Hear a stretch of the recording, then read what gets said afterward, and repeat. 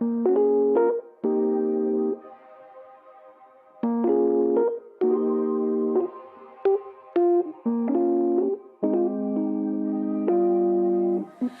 can do what I want when I want to do it. I can do what I need when I need to get through it. When I need someone else, can't be too proud for help, but gotta look after myself. Sometimes it can get lonely, never living in the moment.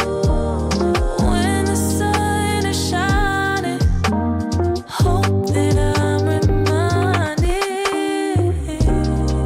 like how the clouds keep changing. I'm always steady rearranging, going back to the basics of what a good day is. What a good day is. And that's exactly what the day is, but it's exactly what you make it.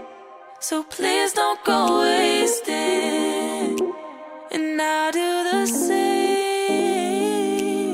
even if it's raining.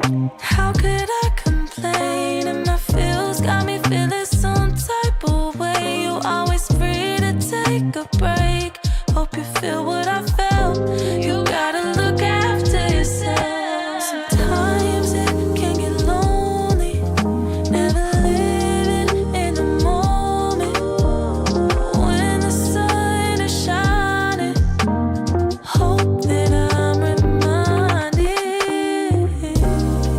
like how the clouds keep changing. I'm always steady rearranging, going back to the basics of what a good day is. Of what a good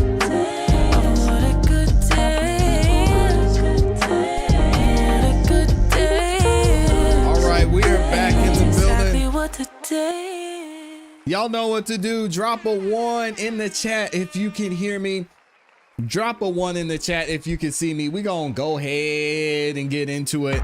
Shout out to Kels for kicking off the show the right way with that beautiful song. That is one of my favorite songs of all time. How's everybody doing? Right Street's feeling it too. All right, let's see how we looking up in here. We should be good on this Thursday morning. Ooh, hoo, hoo. Looking all crispy and clean on the screen. Welcome back, y'all. Welcome back to another YouTube live stream and another episode of the Music Morning Show. As you know, I'm your host, ClassE Beats of ClassEbeats.com. Today, we're getting back into more of this YSL coverage. Man, we're getting close to the end, y'all. Can you believe it? This trial is getting close to the end. The state should be resting today, tomorrow, maybe next week. We'll have to see how everything goes. We've got some interesting things that are going to happen today. Depending on how court goes, we may go back and look at Obama's testimony from yesterday. Thought it was very interesting. And some of y'all are going to be happy about this. It's looking like our guy Sprankles is back on the stand. Oh, man. Anyway, we'll get into it here in a second. Let me say what's up to the people, though. Of course, the awesome, amazing Amy is in here. First thing in the morning, showing some love. Appreciate you, Amy, for being here. Elaine is in the building. We've got Les, JB, Right Street, my dog is up in here. Deborah Lewis, good morning.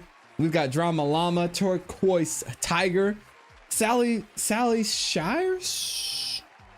I think I said that right. Thank you for becoming a new member. We've got Chunky Fat Boy Pitts is in here. Oh God. Michi's in the building. Miss Hilton Loves Fanny is up in here. We've got Lisa, A Fitz. Oh my gosh. Look at Michi first thing dropping a super chat. Appreciate you, Michi. What did she say with the 10 ball? Thank you, ClassE Beats and Amy, for giving us a great place to come and be a juror in one of the worst trials of the 21st century. You are the best. Y'all are the best. You really make this community what it is. You make this show the amazing place it is as well. So thank you for being here, Michi. And thank you for the support. My guy, Les Cleaver, gifted 5 memberships. If you got a membership from Les, make sure you say thank you. Lavis is here. We got Varmint in the building. Tanya is up in here. Samantha Crumbly, good morning. Kristen Lee's back at it. Deanna, Patrice, Krisha, my guy, Mr. Spiffy, Janelle Brown, Thunderdrop, Satin, Eric H, Man, that's wild. Jasmine Whitfield, Monteresa, Gerald, Dennis, good to see you. And then Linda is in here. I'll be saying good morning to y'all as we get into the show. Let's go ahead and get into this coverage. Court started earlier this morning. Y'all know we're on the replay, gang. It looks like Mr. Sprankle is up there now, but Max and Judge Whitaker had some things they wanted to go over first thing this morning. I'm not going to turn up the sound too much because there's one moment here at the beginning where they're having sound issues. So actually, you know what? I'm going to skip ahead.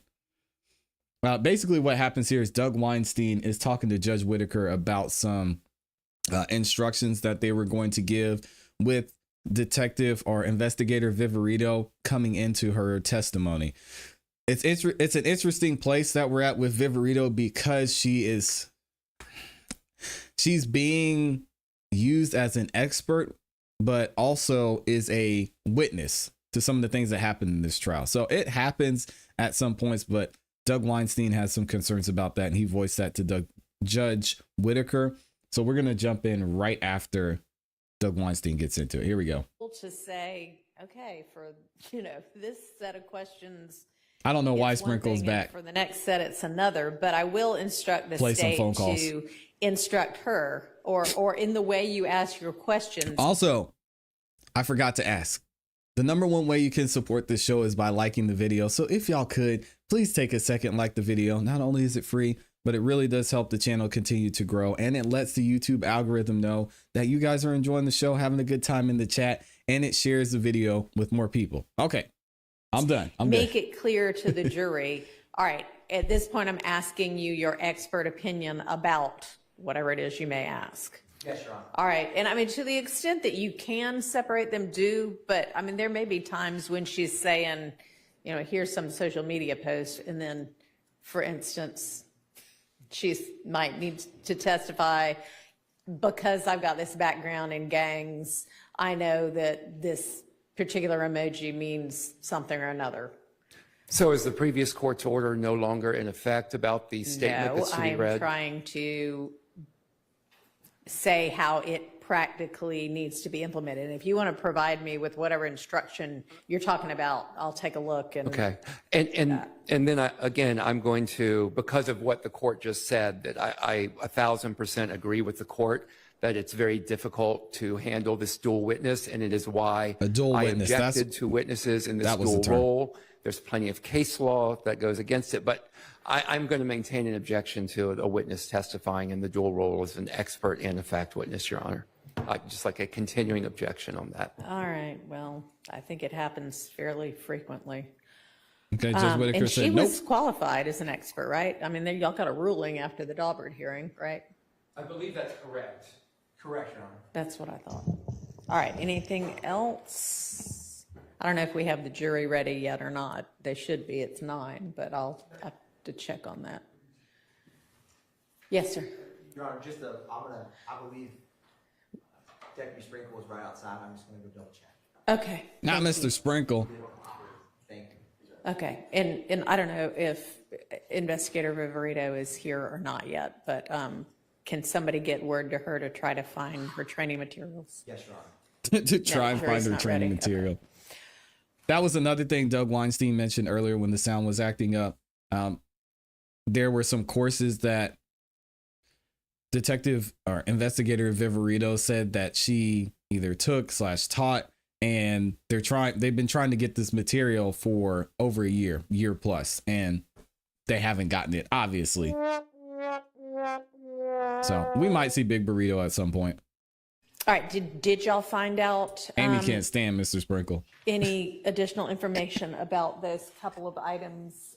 You were going to try to either find out like who the people were, or there were a couple where you were going to try to find out the date it got posted. Do we know the answers to those things? Yes. Okay. We've got the Honorable Attorney Diamante Kendrick in today. Did you get a chance to check the sound? Dripping as usual. We at least believe it's going to be working right when Mr. Sprinkle. Yes, we checked it last All right, great, thanks. Good. Who knows? I want to know if he followed through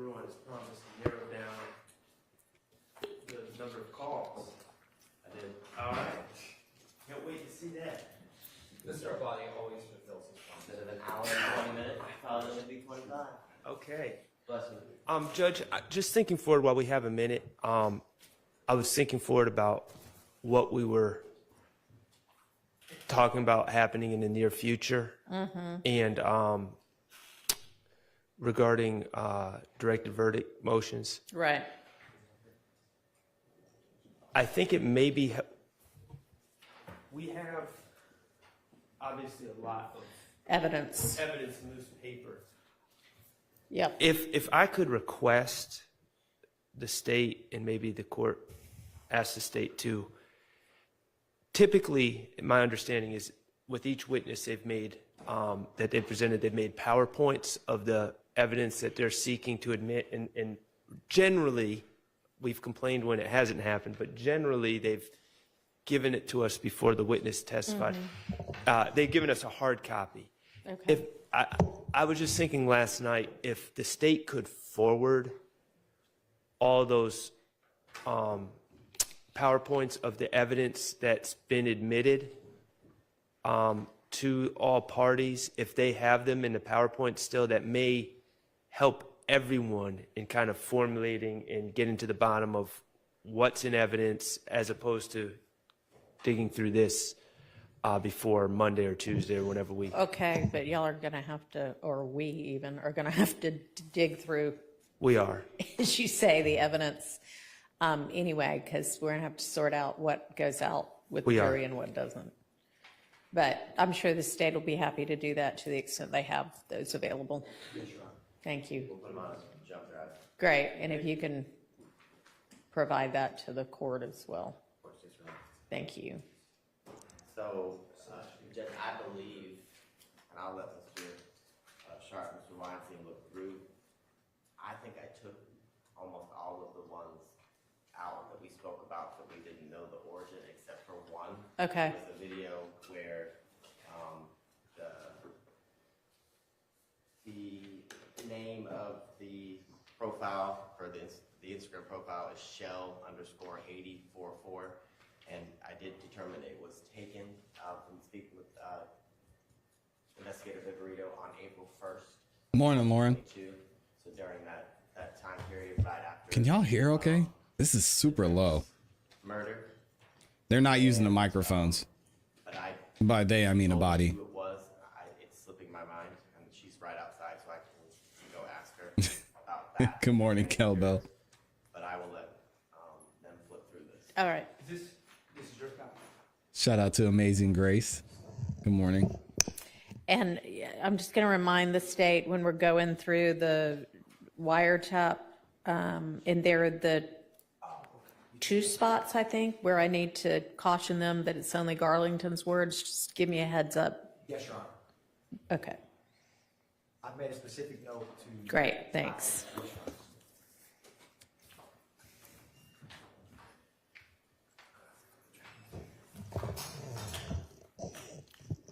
D. Andrew says, good evening.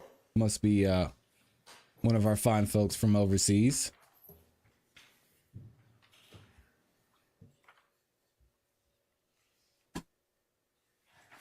Or we'll skip through some of this BS.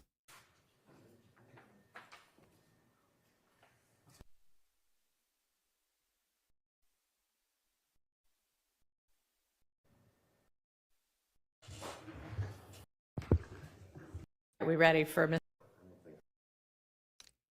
All right, here we go.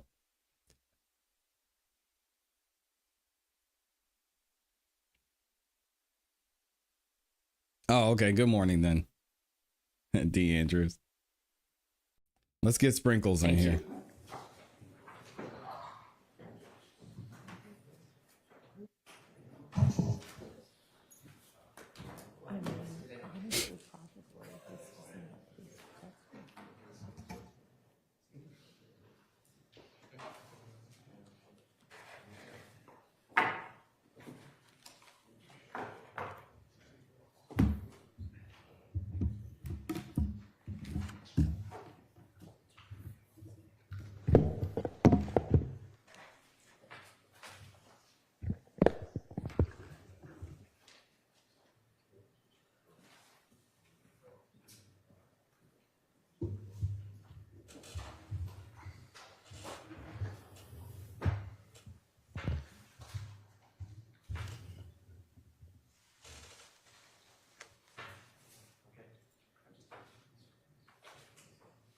All right, Sprinkle, don't let us down today.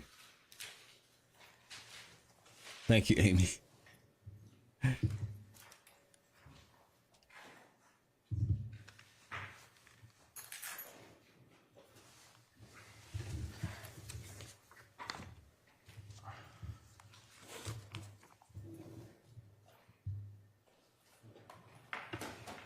Your Honor, while the calls are playing, I'm just asking the court's permission ahead of time to remain seated so I can navigate. Thank you, Your Honor.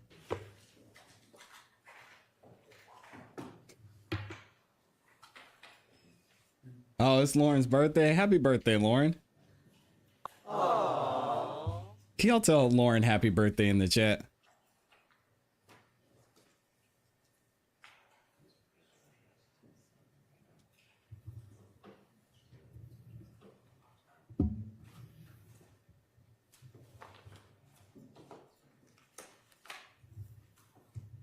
Yep.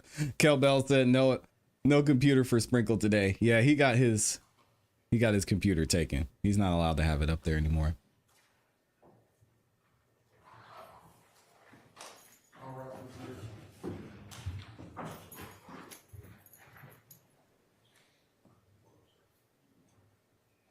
I got you, Lauren.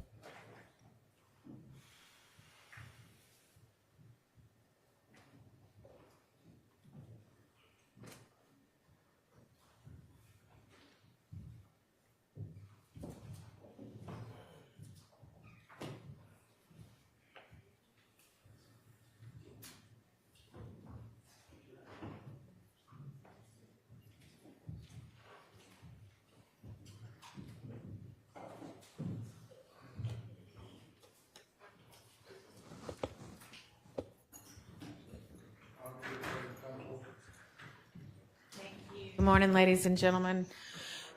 Good morning, Mr. Sprinkle. You are still under oath. I'll just remind you of that. you, Mr. Your Honor. Atkins, go ahead. Thank you, Your Honor. Welcome back, Deputy Sprinkle. Thank you. When you were here last, there was some jail calls that was State Exhibit 590 Yankee that you had reviewed and admitted. Do you recall that? I do.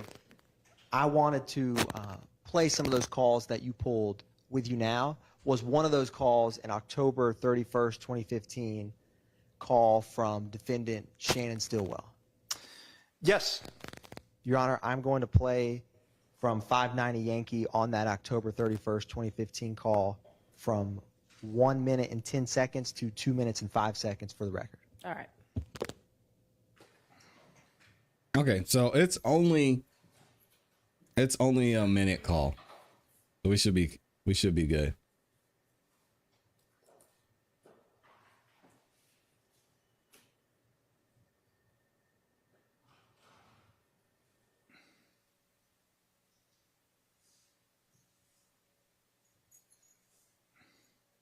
Amber's in the building.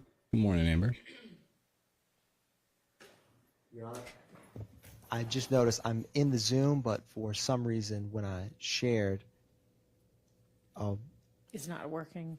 yes, give me one brief second, Your Honor. Okay. Y'all can't fault that man for his last name. Come on now.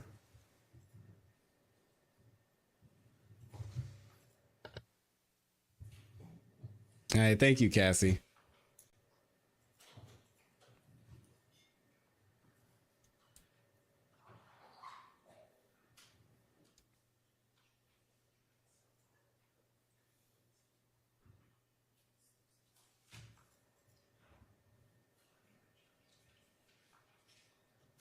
What are we going to learn from Sprinkles today? I shouldn't say Sprinkle, Sprinkle.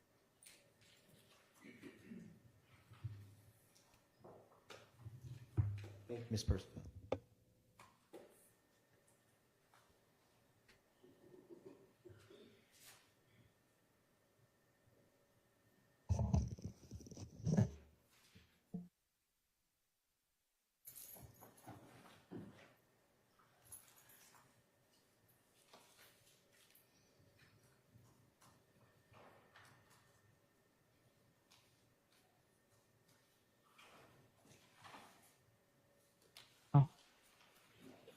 Hello. What's up? Hey. Oh, what happened? Bill sent that lawyer lawyer down here. I had to talk to the lawyer. Oh, okay. Listen. And you just let him know he behind me, everything good. He said, "Don't send him down there so I can interview him to see if I wanted him." And I'm like, if you feel like he handled the case, then I want him. If you feel like he can't, then don't waste my time. Oh, okay. You want him? Well, he talking like he can handle it, like everything. He can handle everything. He said he been working with all type of stars on all type of murder cases and all type of cases. Mm-hmm. Okay. Stopping at 205.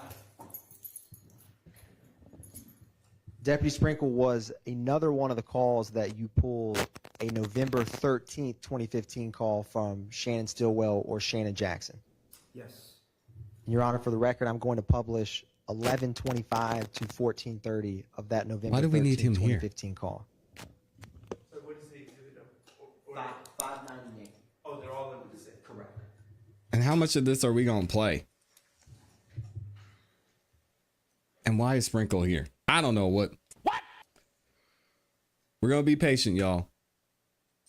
And if things get too crazy, we're going to rewind back to this interview from Obama Just yesterday. for y'all to communicate back and forth, or are there things that we need to? So I've got it loaded up just in case Sprinkle gets out of hand today. Don't worry.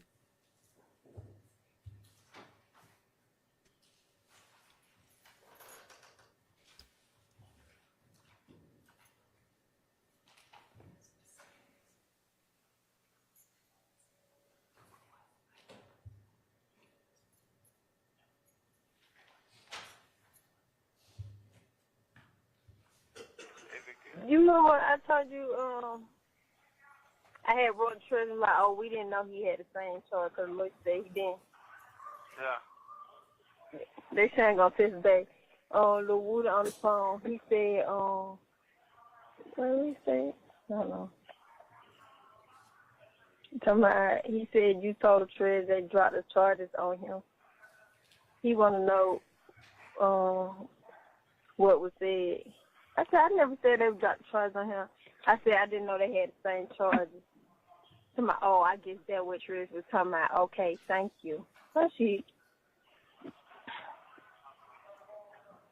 trying to sit up, push that out for a nigga slap. Yeah. I don't think she gets much. I would tell her. Stupid ass bitch. You and your pussy ass baby daddy got in there, fuck ass. Y'all both y'all on that lane, suck ass, little boy ass shit. Hey, yo. Pussy ass hoe. Dang, relax, man. Can y'all hear that? What the hell? You don't know. Wait till you get your packet. Okay. That fuck nigga envy me anyway, man. These dudes were beefing over chicks Yeah, like got one crazy. crazy relationship. Fuck nigga envy me. You hate this thing I had. Y'all be back rocking with all over. Crazy fuck. I don't want that bitch. I really gotta shoot myself in the face. When y'all go back right, I don't want to fuck that nigga, man.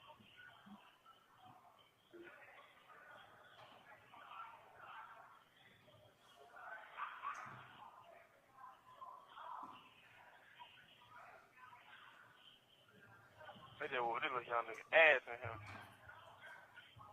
That ain't funny. I know you were laughing. I wasn't laughing. I was just like, eat that baby. Shannon, shit. Oh. Let me find him first. I hear blood and he ain't real right. He what? He ain't real right for his blood. He what? He ain't real right. What? Shit, do you know your own? It be different shit. Like, nigga push up on different niggas. And the wrong way. Nigga pushed up on me the right way. Nigga pushed up on him the wrong way. Like, hey, bro, you got to go and do this. Man, we finna goddamn gonna get at you, man. And that's what they did. they pushed up on me like, shit, bro, you know, they saying, man, listen, man, do you want to talk to these people because you scratching these big homies, but you ain't on the phone with these folks. I got these folks, man, you want to talk to these folks. Yeah, bro. These folks who? I be asking them, I like, bro, you locked up for Ferrari, bro, but you ain't here panhandling, bro.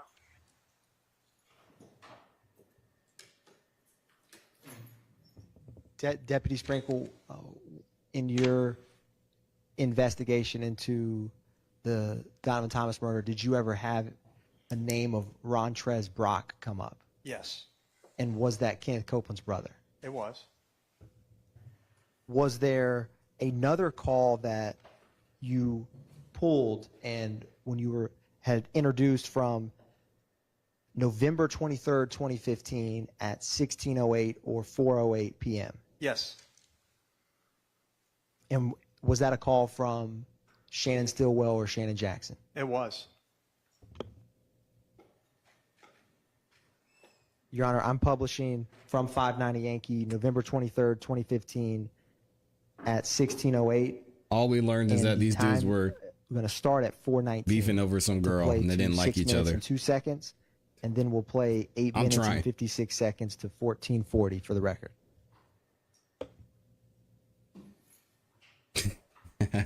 Shout out to Beverly. That was funny. Why would you open the door after you had gunshots? Just look through the peephole and go lay down back in your bed.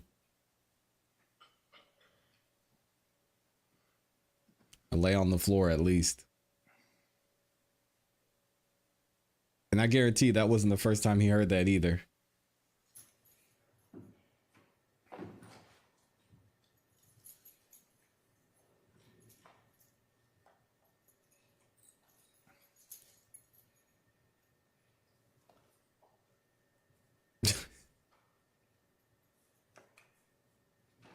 This is the call from Obama up next.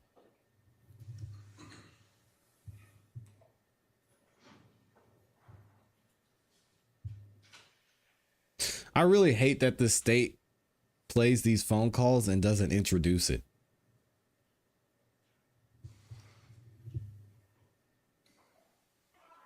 To me, that seems like it would be more efficient. Wouldn't you want to explain to the jury what you're about to hear is such and such and then play it? Or are they not allowed to do that? That's weird to me. Sounds crazy. Yeah, not the police, but they got. Yeah. Nick. Yeah. I am. Everything alright though. How the hell VO did? Huh? How the hell VO did? Yeah. Yeah. Okay. He say, she say. Yeah. Everything alright. See that shit is different from the nigga who they got locked up with him, you hear me? Yeah. Yeah, that too, They Steven. trying to free themselves, so niggas say whatever. But the judge kept saying like, he was just like, they shit, the way they saying, like, that shit don't mean nothing, because that's how they doing it, like, they trying to get the heat out their ass. Yeah, that's what I'm saying, Yeah. So if they do that, that's what they gonna do. Put themselves on the scene. Exactly. That was the little... And that's what they trying not to do. They beating around the bush, they just saying, you did it, and now I mean they can't say you a bitch. They did it. You did it. How you know it? They going. How you know you did? You know how the folks did. You know what's going on. But other than that, you alright though. Yeah, man. I'm just chilling, man. Impossible. What about the health? Oh yeah, everything. You know, everything out here. Well, this shit still like a soap up, but it's not. Do I need to translate? Yeah. It maintained. I'm good. Your Honor, I'm now moving to 8:56 to play to 14:40.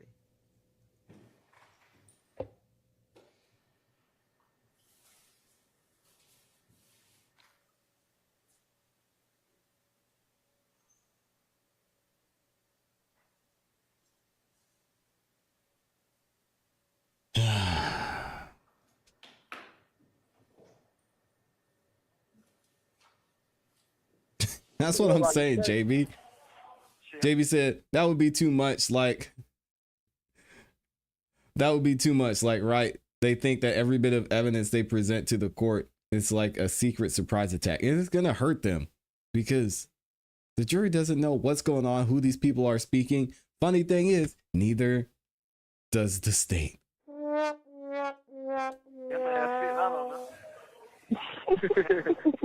How many times have we heard Max say, that's not my client? So when y'all go back to court?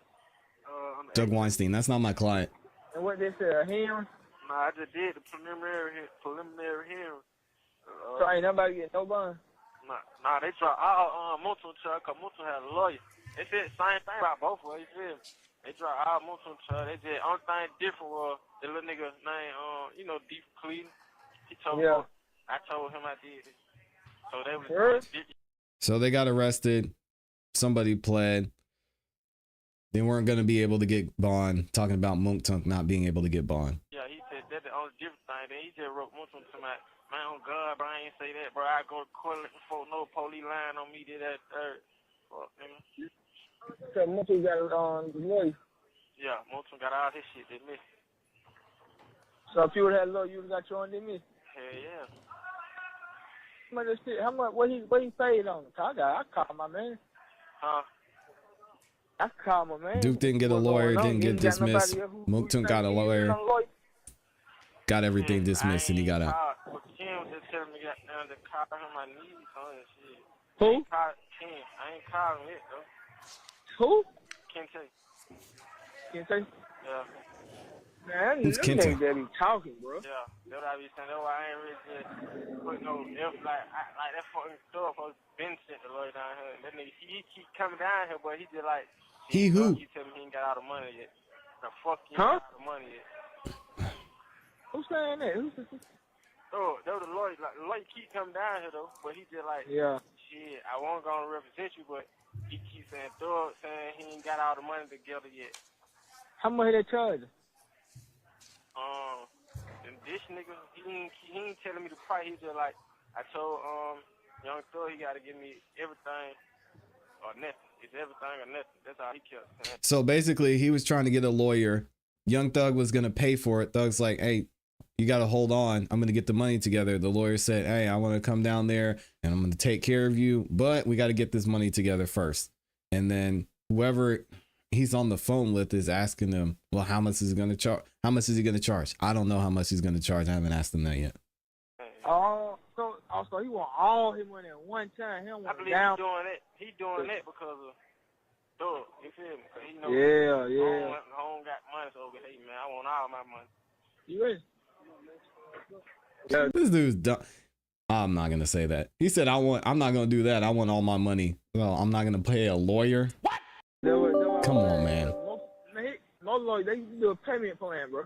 Yeah, exactly. New Wave top some lady and she was like 4,000 some shit. She was 4,000 for it. start. Man, that nigga I had. 4,000 for a criminal lawyer retainer? Sheesh, I'm never committing any crimes. Murder case. You know, I'm cool with it. He don't even want that much. It's official, y'all. I'm never committing a murder. Yeah. I probably give him about $2,500. He probably put me on payment plan like every 2 weeks. Probably pay like $350. Yeah, 4,000 for a retainer is too much. No murders here. Mm-hmm. Hold on, cuz. So, so what he got out here? What he got now? What he got now? Most of they got now, they got all them aggravated assault shit that they had. Aggravated assault, aggravated batteries, all that shit, them gun charges. You know, they had so what part of that truck? That murder charge? Yeah, they just dropped the murder charge off him. Man, that ain't shit. That's aggravated assault, just like that. Yeah. That's how he got like, you know, they got like 9 charges for fee. Brought that murder and stuck it to him on the aggravated assault. Cause they're like 20 years. Yeah, That's what I'm saying. Them aggravated assault charges and all that shit. That shit still the same thing. Yeah. But murder, they just make niggas say, woof, at least I ain't got this. They got to fight the aggravated assault. You know, that shit, they be better though, like the murder, you facing the murder charge and them out of aggravated, that shit better because them folks, aggravated assault. Them folks telling on them, like, the nigga mama, she was like telling them folks, like, yeah, they did that. And then Lil D telling them for like, yeah, home with me that night. And they said Lil D already told him for he did it. And Lil D told him he did it when he left the club. Lil D? Yeah, he told him he did it. And he told them that Monson was with him when he left the club. So they like, shit, he with you, then he had to do that too. He who? Yes, Stephen G. This is a wiretap.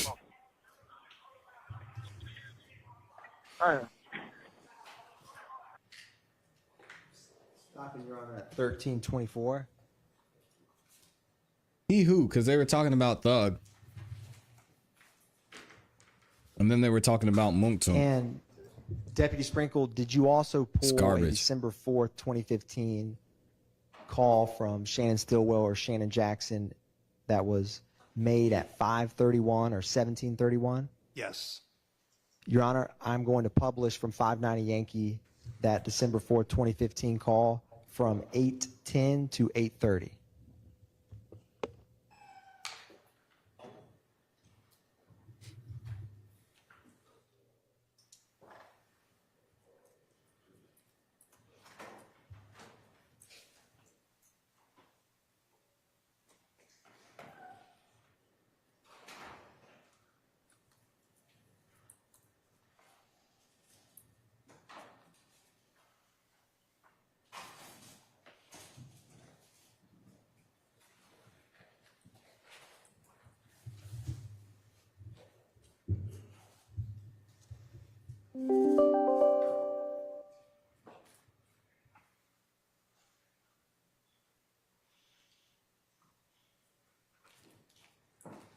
Is y'all fucking with you?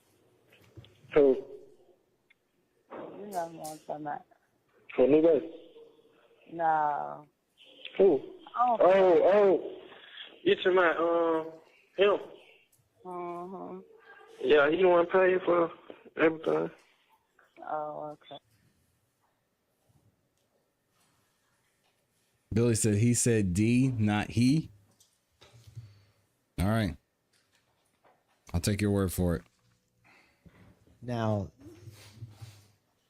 Deputy Sprankle, did you also pull a January 10th, 2015 call at 7:42 p.m.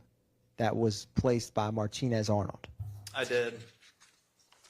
I don't know why they have to have him here to do all this. Bradford. It was. Does he have a nickname of Tuda? He does. I'm going to play that January 10th, 2015 call at this time, Your Honor.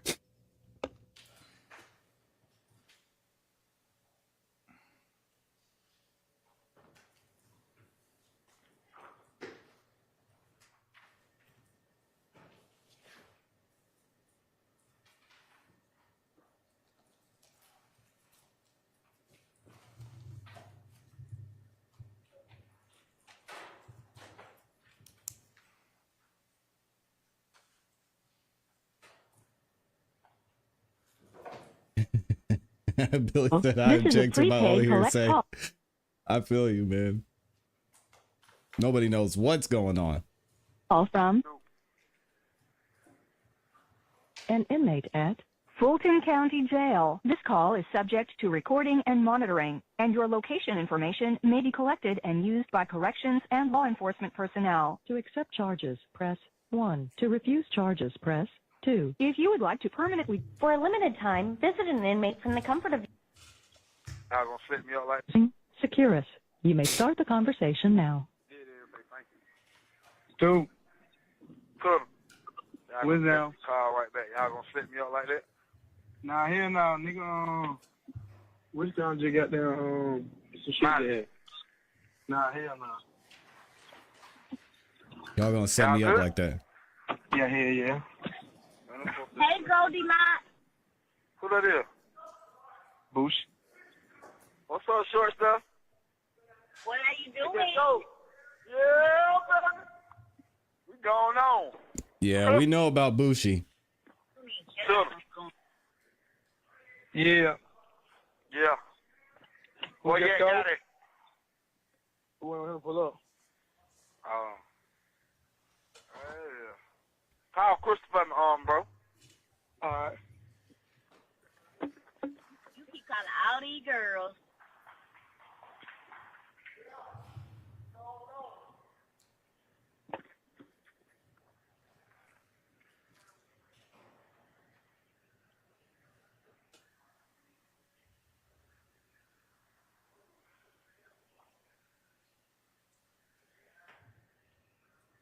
M.A. Yeah. Crystal, Yes. I'm getting on your nerve. No. Why you I don't asking know, me bro. that? No. Oh. You feel like you're getting on my nerves? No, a little bit. No, but I ain't talked to you earlier, so you had them threw me out. You said call you later on. No, because I was at work. Earlier you said they don't want to talk. Call you later. Yeah, she was Because busy I was with. with a client, so. You with a client now? Crystal is my friend.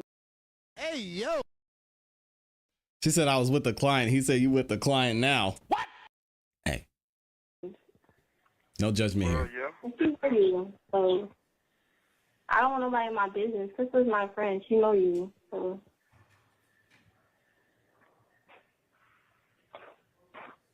I don't know. Y'all Why can't would hear- you ask me something like that? You want me to call Bobby back? Yeah, she answered. She called you back.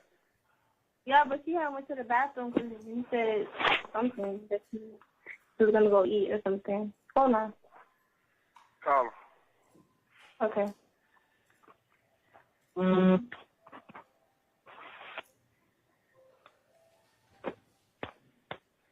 Think Dora at her house too, huh? It's Thug Yeah, sister. her house was slime house.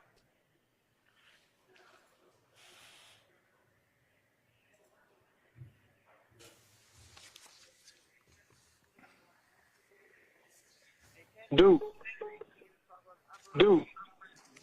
Yeah, yeah. Dude. Yeah. That's She Bushi. hung up. She hung up? Yeah, she probably didn't try to. A slow ass. Damn, Yo bro. slow ass. Huh? Yo slow ass. Who that, Bush? Duh. You got your man out there, man. Yeah, you talking about. Who said it? Who said that? When you coming home? Court Tuesday. They'll give me a bond Tuesday. They had to wait till I go to the judge. Your bun gonna be high? I don't know. See, what's your bond was, too? Mine was 25. They might do 25,000. You did. No, Right, what make you think it's gonna be? What make you think it's gonna be the same as Cutter? Is this the same charge? Aggravated something at 20, 30. I ain't gonna go no higher than 40, 50. It ain't gonna be that high though, 'cause they only do that when you got them, when you dead ass wrong and you don't got them chips on that. Get a lawyer. 300. Oh, gee, baby, I know you didn't just say that. Man. Call Crystal. Okay, dude. Crystal don't want to talk to you, man. They're just talking about bonding out. I ain't gonna talk to you last 2 days. That girl don't want to talk to you. She hung up for a reason. Nah, she happy. Every time I call, she get even happy. You dig what I'm saying?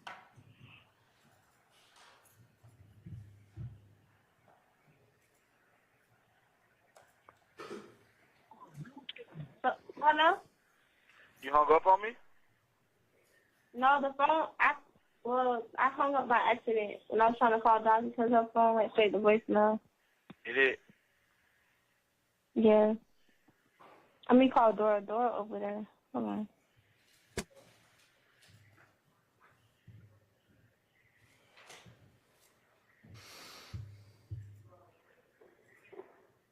Hey, you slide that tray over here, bitch, out. Kick it over here. Yeah. What you say? Hell no, I ain't eating that shit.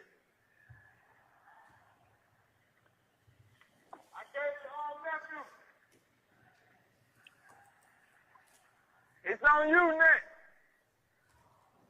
Who's he yelling at? Hello? Yeah. Dora, What up, man? what's up with it, homie? You dig what I'm saying?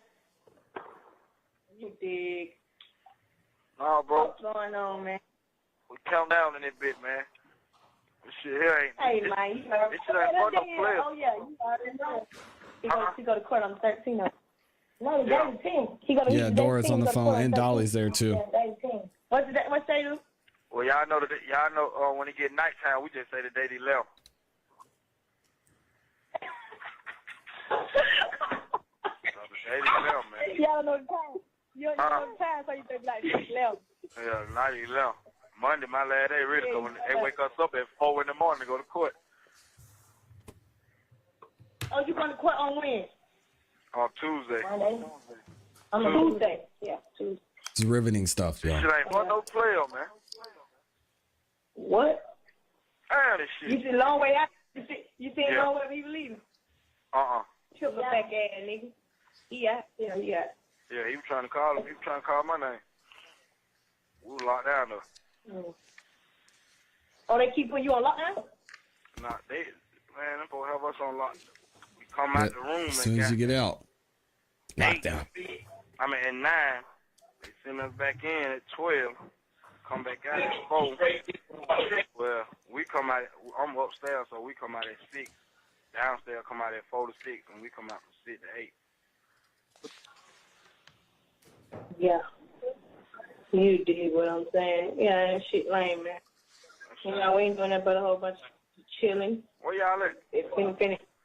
Finna edit this video with at the Yo. Y'all at the Yo? Yeah, we with Bill finna edit this video. What, destroyed? Nah, you probably gonna do that shit. They doing that convention. Yeah, that shit so hard, man. What the hell, Thug at? And I didn't even get to see that booth, that shit, man. I went to the room. Y'all see that? Oh, yeah. The Da Vinci, I went to the room. I didn't know y'all shot you asking Matt when. They shot Da Vinci.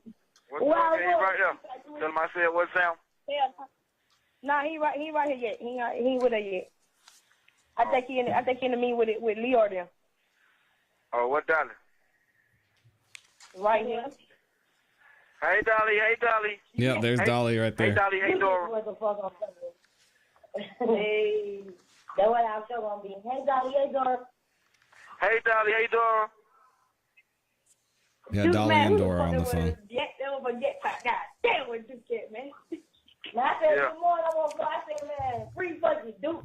Gucci man said, tell this jump that the down payment due date is $250, but it's $5 something out. Let's just say they don't want the down payment of me. What? He said, they don't want the down payment on a down payment for what? My boy. Oh, she go to think she gonna get in like that. No, we gonna pay for her, ho. For the next. She said they just gave her daughter deposit $250 last day. What she trying to have for it? Some place she asked me tonight, but I ain't know no more. Hey, Dolly, they going crazy on my IG, bro? Yeah, you know the folks that keep asking where you at. Answer your phone, bitch. Got a whole lot of money. The folks trying to figure out what's up. Why you can't pay money? Who money? See, nigga ain't talking about no money. They'll get knocked out.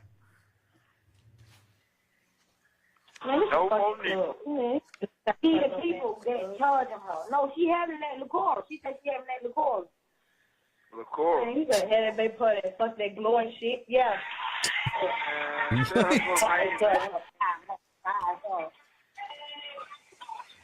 they just brought us some things. Hey, Dora. Yeah. They just brought us. Hey, Chris. Let him do what he gonna do to his own kid. They just brought some beans. They just brought some beans, some red beans and rice. Red beans and rice, man. Man, they just brought some red beans and rice with no sauce, no seasoning. It tastes like water. When I just tasted a little bit, I just licked a little bit. It just tastes like, listen, them folks, they really gave us some dog food on the sandwich. They gave us 2 wheat bread. They gave us like 3 pieces of salad. 3 pieces of salad with the dressing already on it. What? And a big dry ass cake. Fill up the whole one side of the tray. Man, I said, man, listen, bro. This ain't that ain't it, bro.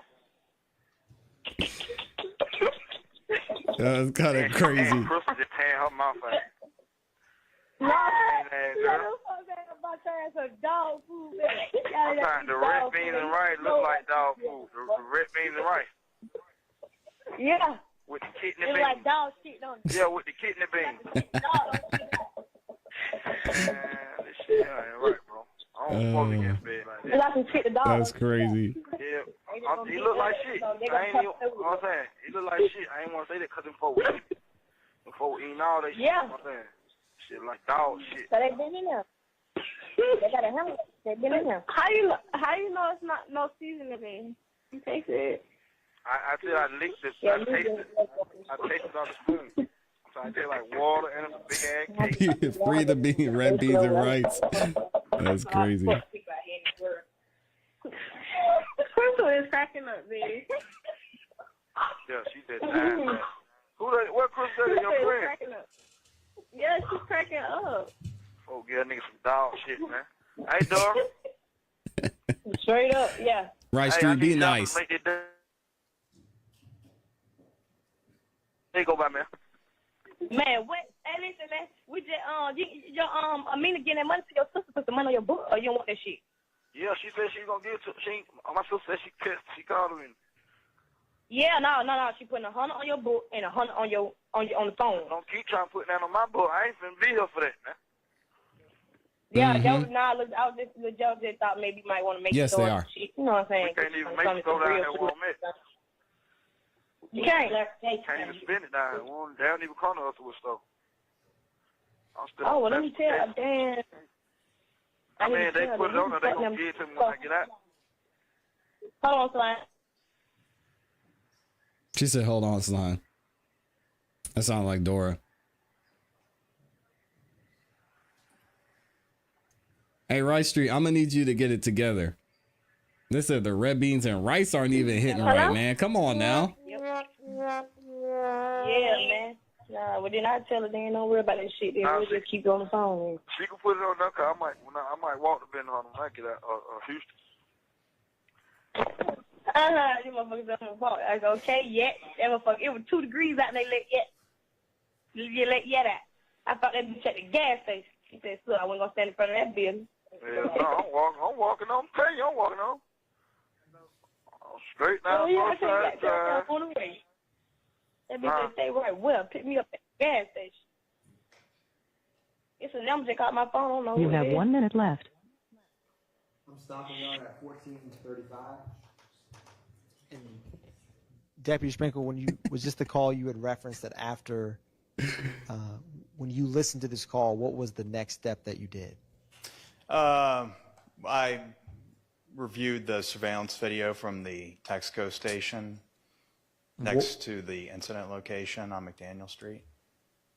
And was the one of the other calls that you pulled a October 4th, 2015 call from Diamante Kendrick? Yes. Your Honor, the state is going to play from 590 Yankee.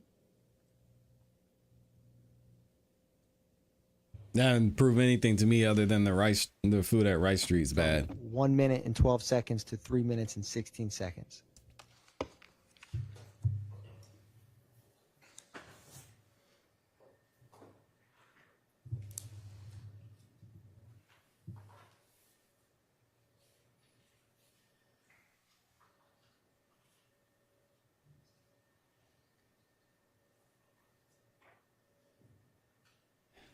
Oh, it's been over for a while, Elijah. We're just waiting on Judge Whitaker to call it, to be honest.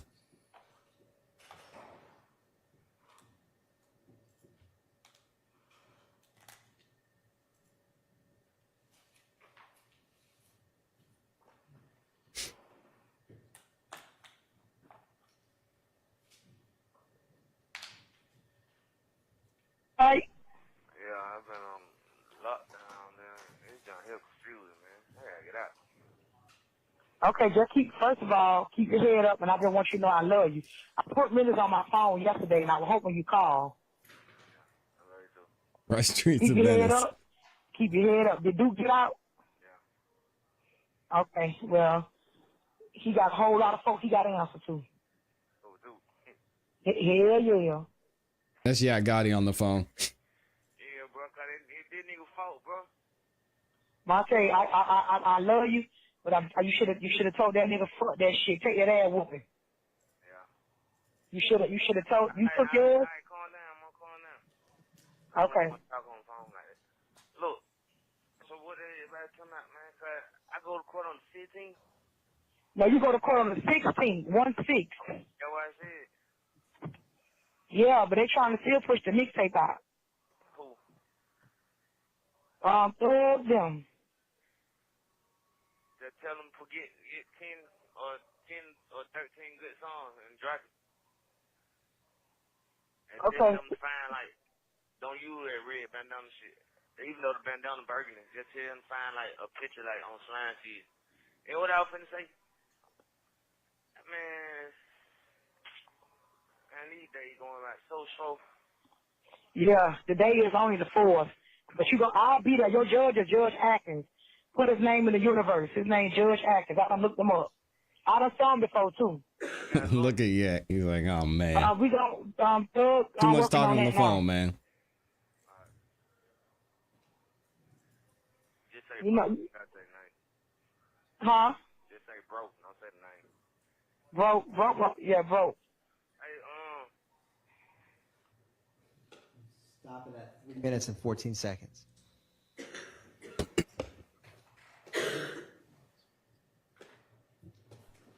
Thank you, Deputy Sprankle. No more questions by the state, Your Honor. Oh, thank goodness. Mr. Sprankle. Yes. Good morning. Good morning. How are you? I'm all right. How are you? Very well, thank you. Okay. Mr. Sprankle, I want to talk to you about the phone calls from the jail with my client, Shannon Stillwell, on them, okay? Okay. And I know you testified before about this briefly. How many total calls did you review involving Shannon Stillwell? I don't know how many I reviewed. It would probably been around 30 to 50, somewhere in there. I downloaded over 700, though. 700, good Lord. The first call that we heard was 590Y. What date was that first call that we heard? Well, if we're talking about today, it was October 31st, 2015. Okay. And that was right after Mr. Stillwell had been, you're aware that Mr. Stillwell was It's a lot. victim in a case where Tierra Jones was shot and killed. Yes. And you're aware that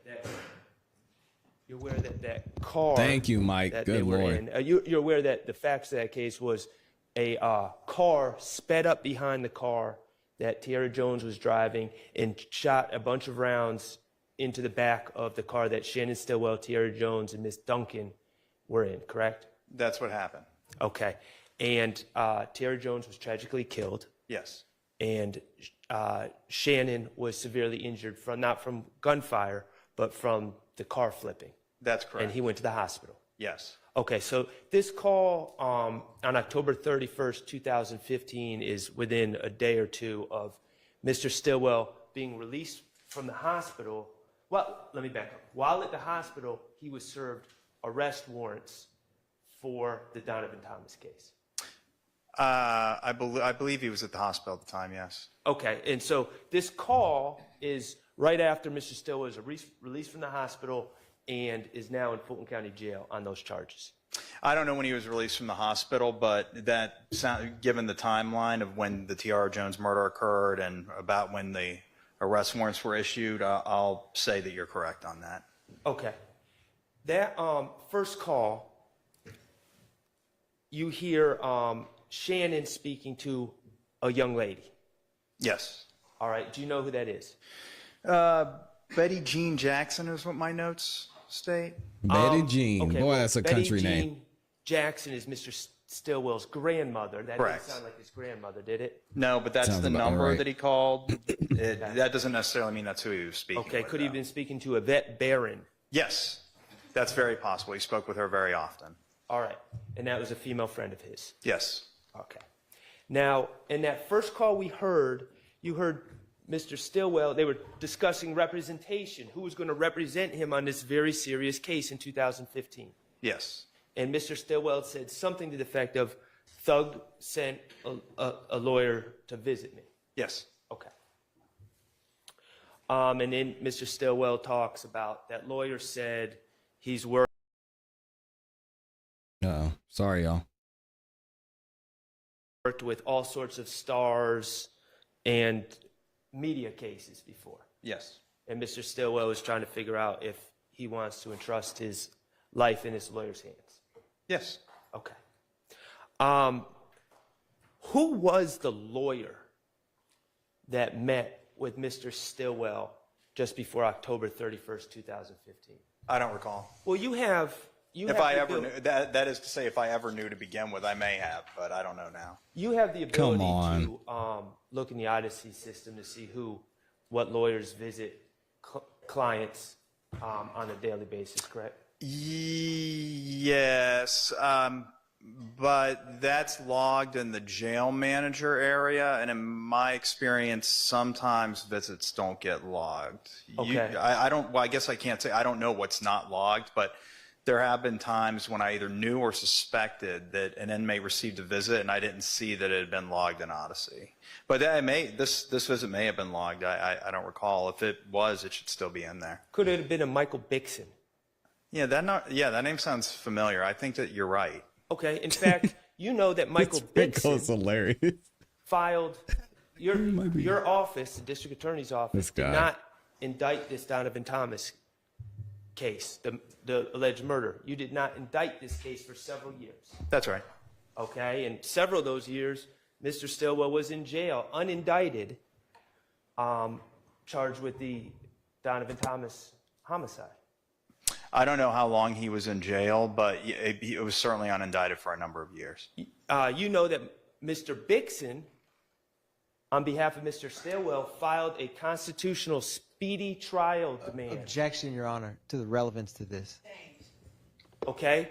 Are you aware that Michael Bixon filed objection, Your Honor. motions? Sustained. Do you have any evidence that I, Max Shard, went to visit Mr. Stillwell in October 31st of 2015? No, I don't believe it would have been you. Okay. You don't have any evidence that I ever spoke to Mr. Stillwell before he was arrested on this RICO indictment in 2022, correct? You have no evidence of that.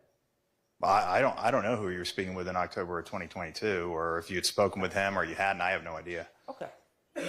But you have no reason to believe that he was speaking about Thug sending me to see him in October 31st of 2015.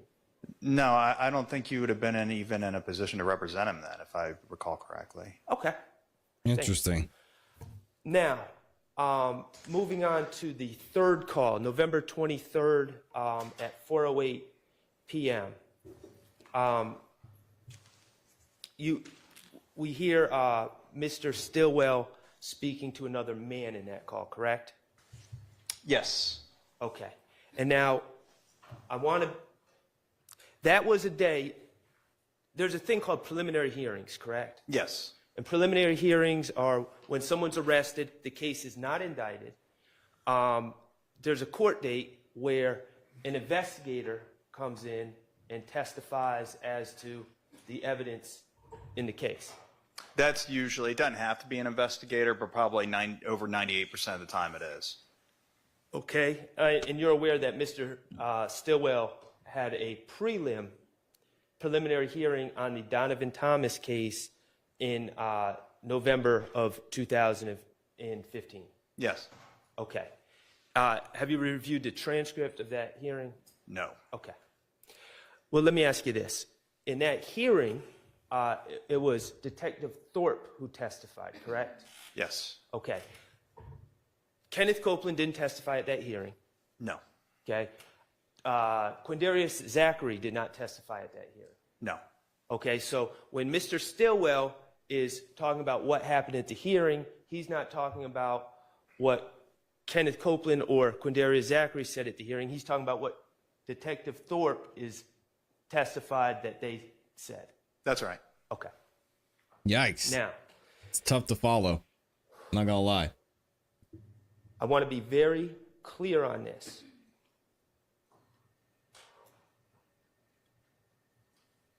On that tape, Mr. Stillwell, and this was after his prelim was held, correct? Yes. This November 23rd phone call?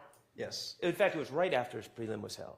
I don't recall the exact date of the prelim. I remember it was in November, and given some of the contextual details of that call, it sounds like it was very close in time to this phone call that we listened to. Okay, and that phone call we just listened to, the volume was a little low and the audio goes in and out a little bit. You would agree? Yes. Okay, I want to be very clear. Shannon, on that phone call to that other gentleman, says, little D, and this is right after the prelim, little D is saying that I said I did it, correct? Yeah, that's right.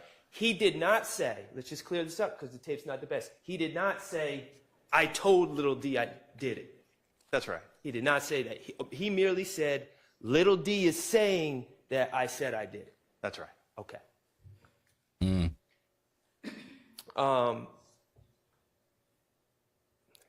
Also in that tape, you hear Mr. Stillwell and this other gentleman talking about what's going on, the predicament that Mr. Stillwell is in, correct? Yes. Okay.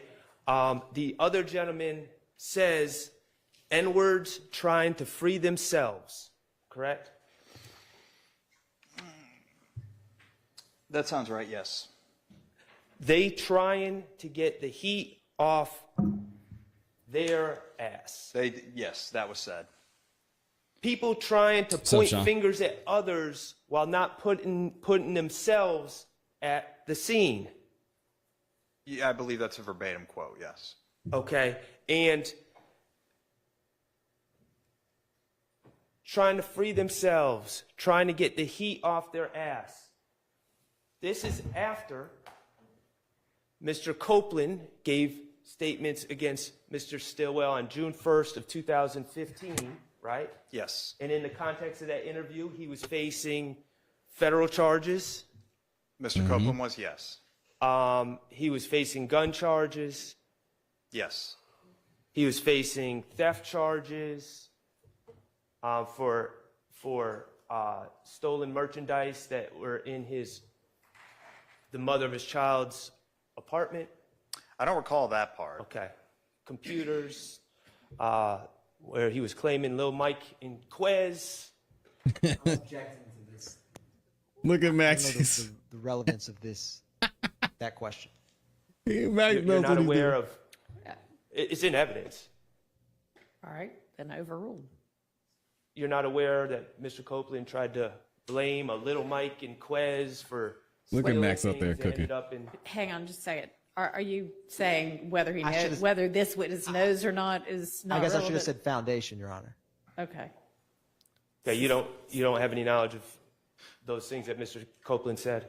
I don't remember that part of his statement now. Okay. Also,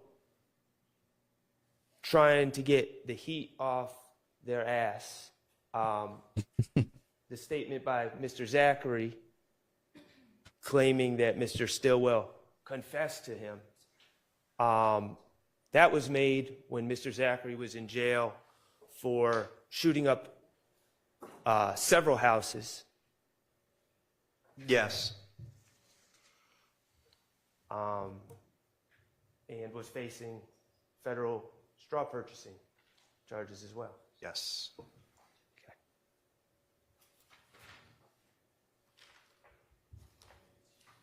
No further questions. Thank you. Ms. Weinstein?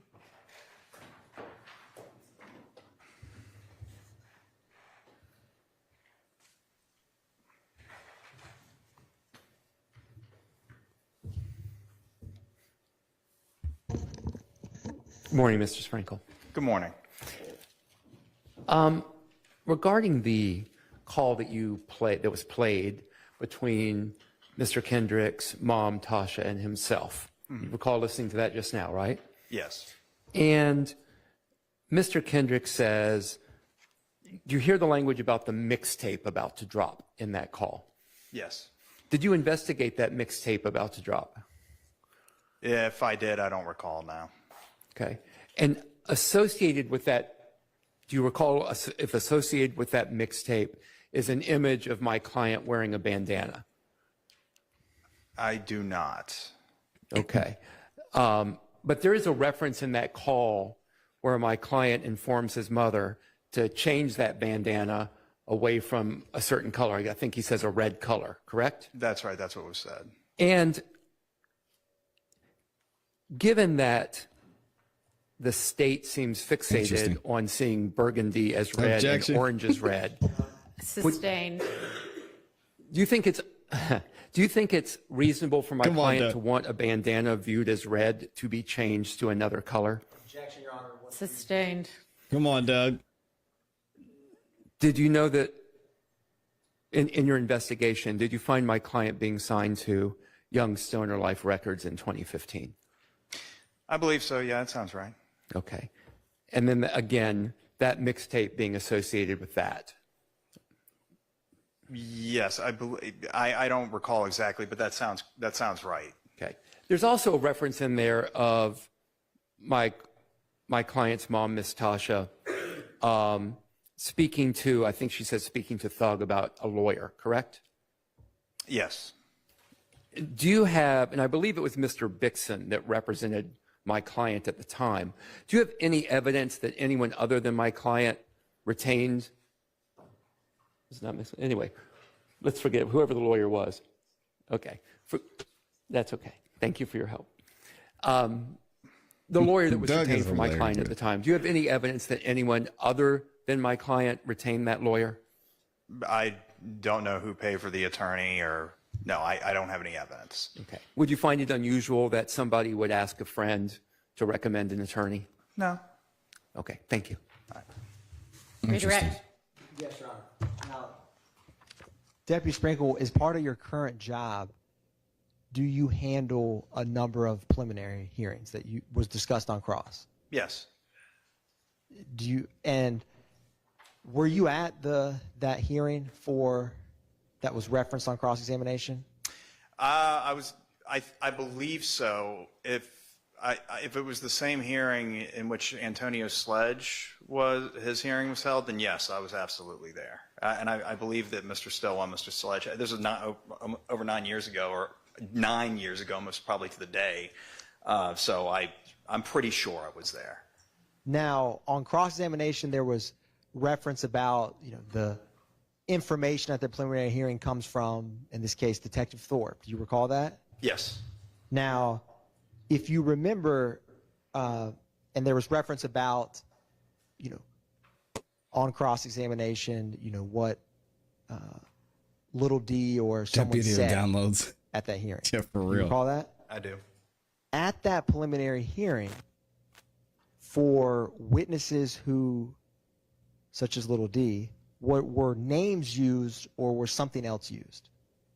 Well, their legal names would have been used. And is there any times in preliminary hearings where witnesses are referenced by something other than their name? Sometimes. Yes, I'll often ask that the detective reference the witnesses by alphanumeric characters like A or 1, because there's a variety of reasons for it, but the basic reason is the case isn't indicted, and so we don't have to turn over the witness list yet, and we're still investigating, etc.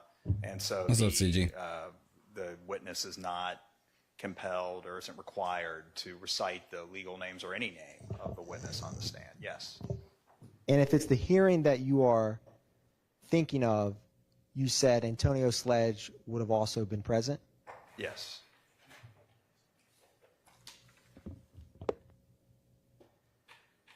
One brief moment, Your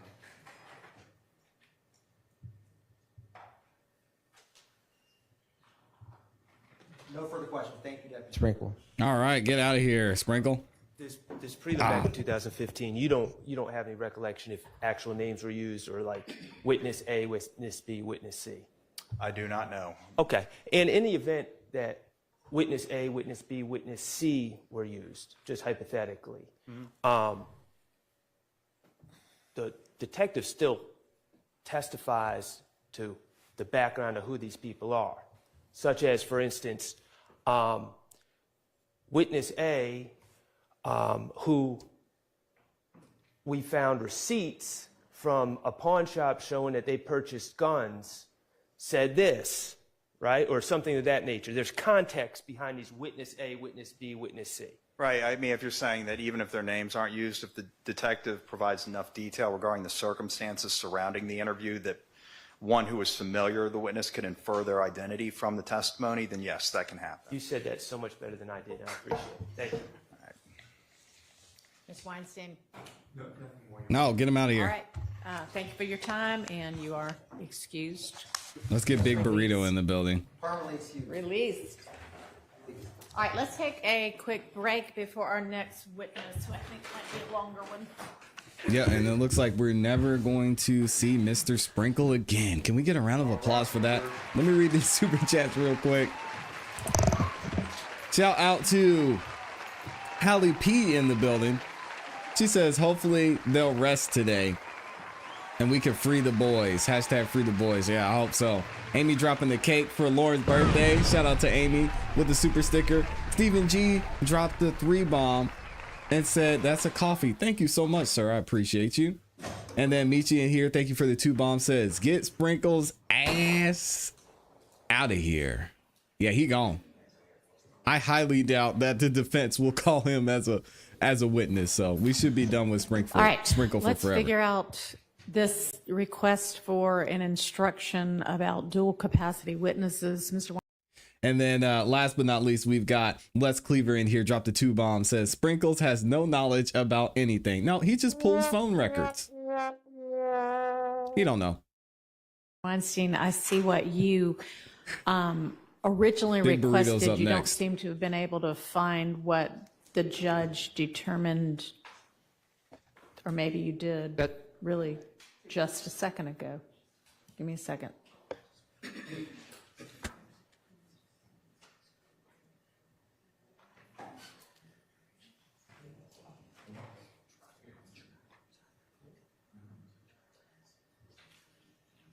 Okay, anyway, you weren't able to find the language that the court apparently decided upon, and this is kind of a fish or cut bait point since we're about to have this witness on the stand. And I think Ms. Persfield has, just in the last few minutes requested if anybody has access to what exactly the language was to come up with it now, but in the absence of that,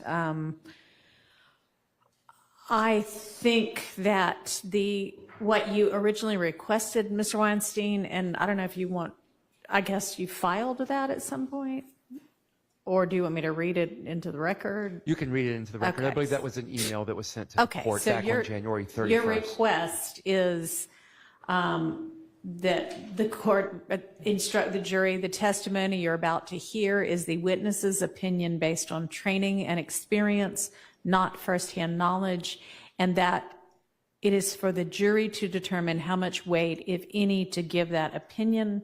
And then after the witness has testified in the dual capacity, to say, you have heard the testimony of this witness who testified to both facts and opinions. Each of these types of testimony should be given the proper weight. As to the testimony to facts, consider the factors discussed earlier in these instructions. As to the testimony on opinions, you do not have to accept the opinion. In deciding how much weight to give it, you should consider the witness's qualifications and how the witness reached their conclusions, along with other factors discussed in these instructions for weighing the credibility of witnesses. One problem with that is we don't have whatever those prior instructions that whomever this court was would have given. So it would be a little not helpful to give them that instruction. Your Honor? Yes. I'm very close to finding the instruction. I found the state's previous, Okay. when Detective Bell that. Okay. So I'm going to forward that to the defense counsel in the court, and I think near that time, I'm hoping to see another email of what the court actually. Okay. But this is the state's That, previous proposal. that would be great. Thank you, Mr. Adkins. I believe that's around January 31st, 2023. So I'm looking. I mean, in the event we can't find it, I've tried to fashion something Thank you. that might work, but first of all, I guess we can see whether it can be located Thank you, Your Honor. quickly. Oh, Yeah, this is going to be, it is kind of confusing though that they do that.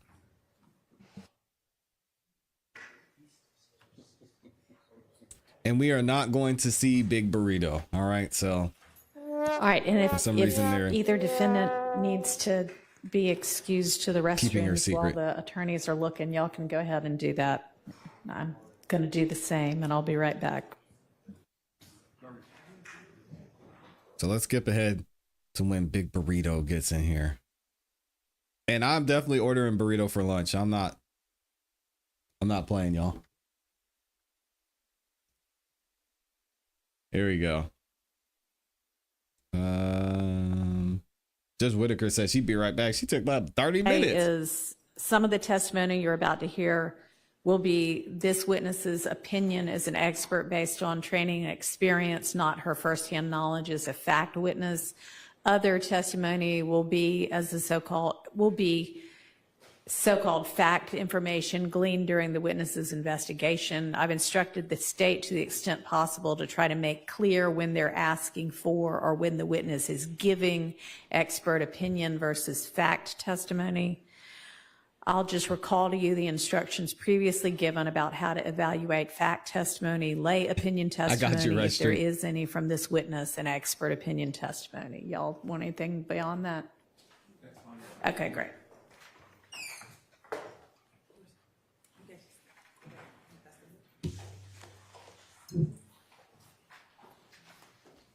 All right, here comes Big Burrito.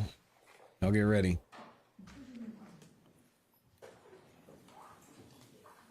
Are we ready for the jury?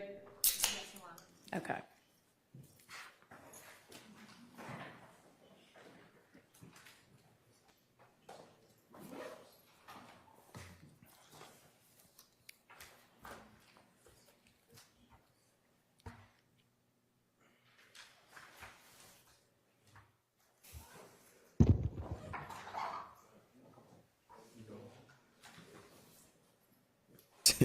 Everybody wants a burrito now.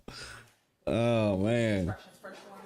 Yeah, I think as soon as they come out, I'll do that. You can tender, then we'll get the witness, and I'll give those instructions, and off we'll go.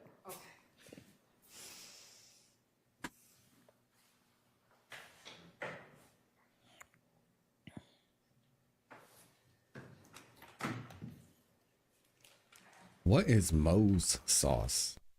Does anybody know what that is?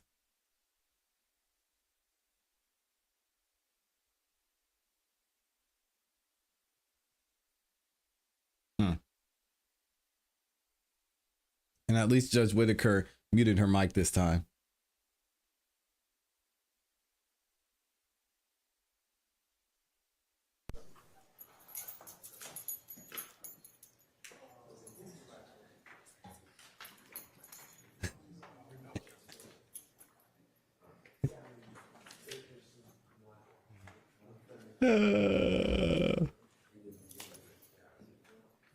That's funny.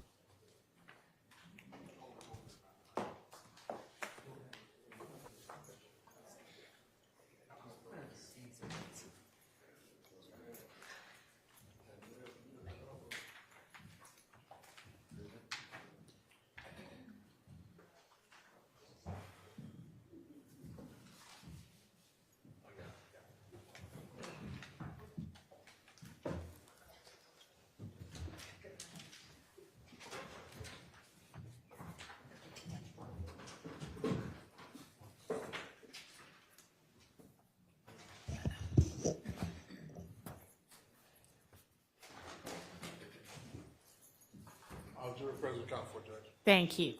All right, ladies and gentlemen, a guilty plea conviction is about to be admitted in this case. A guilty plea conviction of Mr. Kendrick will be admitted for your consideration, and it may be considered by you only against Mr. Kendrick and only as to counts 1 and 63. And let me also take this opportunity to instruct you about the guilty plea convictions of Mr. Stillwell, which had already previously been admitted for your consideration. Those convictions may be considered by you only against Mr. Stillwell and only as to counts 1, 52, and 64.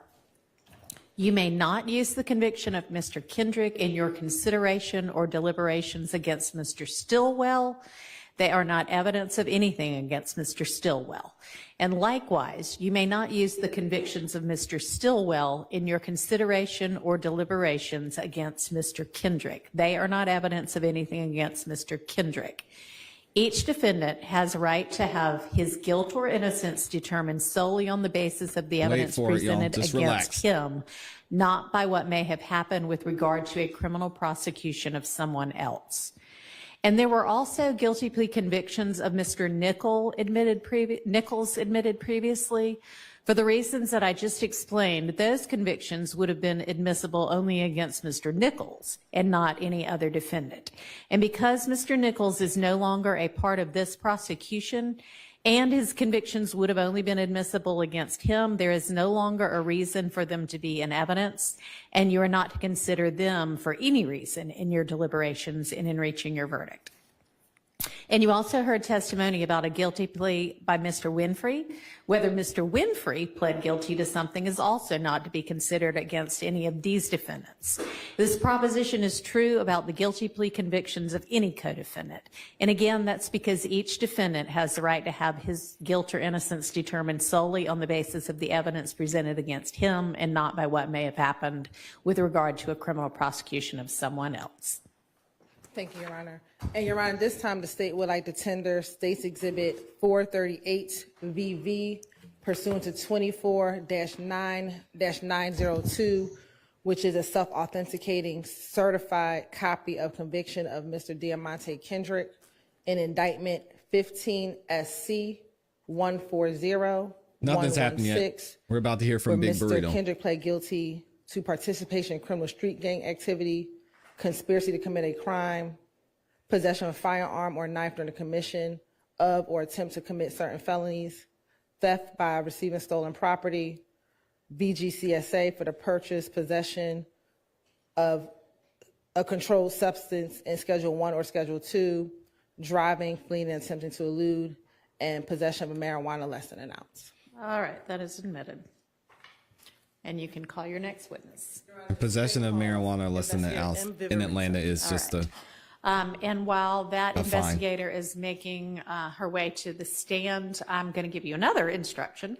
And this is kind of just a reminder instruction. So some of the testimony you're about to hear from this witness will be the witness's opinion as an expert based on training and experience, not her knowledge as a fact witness. But other testimony she's going to give will be so-called fact information gleaned during the witness's investigation. I've instructed this, go ahead. I've instructed the state to the extent possible to try to make it clear when they're asking for or when the witness is giving expert opinion versus fact testimony.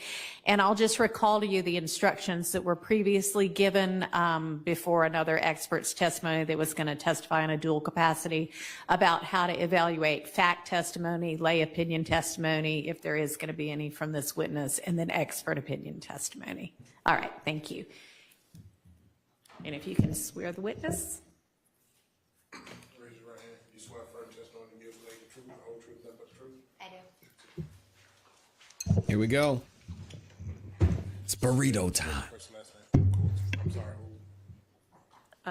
First initial, last name for the courts, okay? Sure. It would be M. Vivarito, Viverito.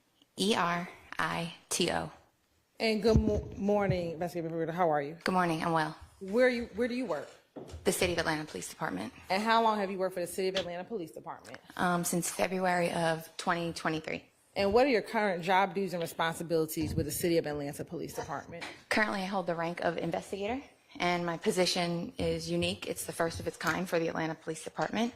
Oh, how It's a move nice. towards intelligence-led investigations. So my official title is an investigative gang analyst. That is where it's basically a hybrid between a detective and a criminal intelligence analyst. So you're fusing the best parts of both worlds to move investigations forward, especially in the gang world. She said, "You get me, you get it all." That's what she just said. Oh my God. I'm gonna let it play. And when you said intelligence-led investigation, just tell the jury briefly, what do you mean?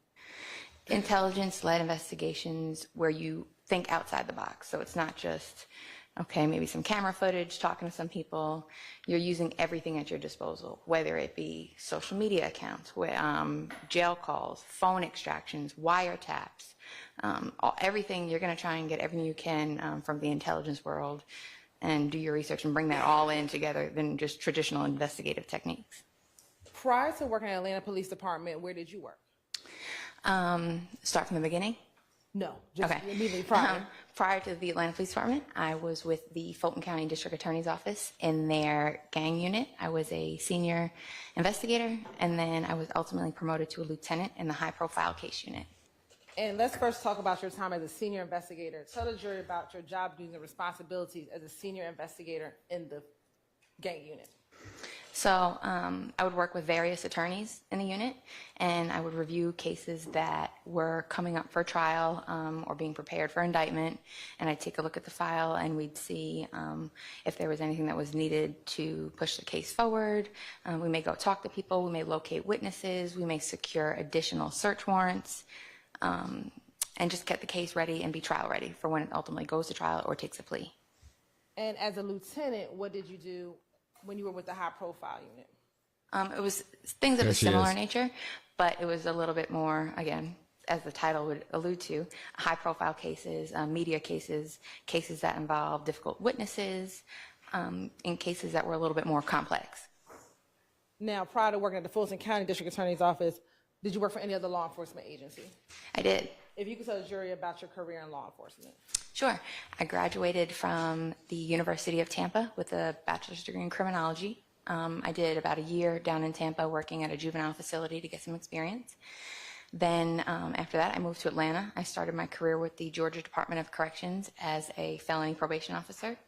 While I was there, my career has exclusively been in the city of Atlanta. While I was there, I started out with a normal caseload. Shortly No, that after was me, after being that, petty. they started a program what was called the Atlanta Community Impact Program. It was a pilot program driven to reduce recidivism for people returning back to the community from prison. So somebody may get sentenced to a prison sentence that includes probation. So they partnered us with, every day we were partnered with Atlanta police officers. We would ride with them. They would come with us to do home visits.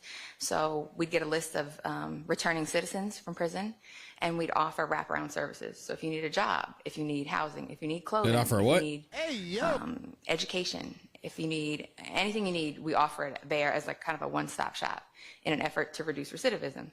So on the other hand, then, if you want to get out of prison and say, you know what, not interested, I'd like to engage in a crime spree, thanks.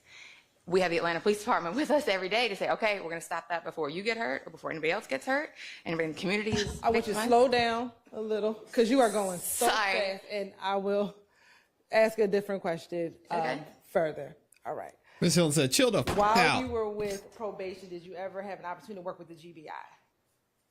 Yes, later on in my career. Okay. So when did you work with the GBI later on in your career? Okay, several years later, I was promoted to probation and parole has there are different ranks. I was promoted to a criminal investigator.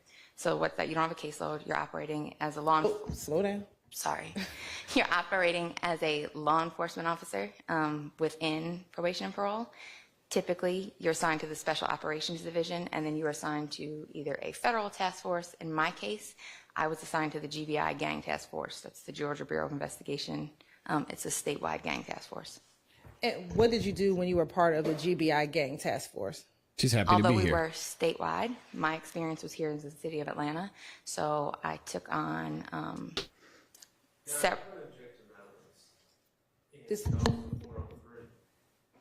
Yvonne, this is her training to qualify her as an expert in gang. Do you want to stipulate to it? To her expertise? I mean, you may.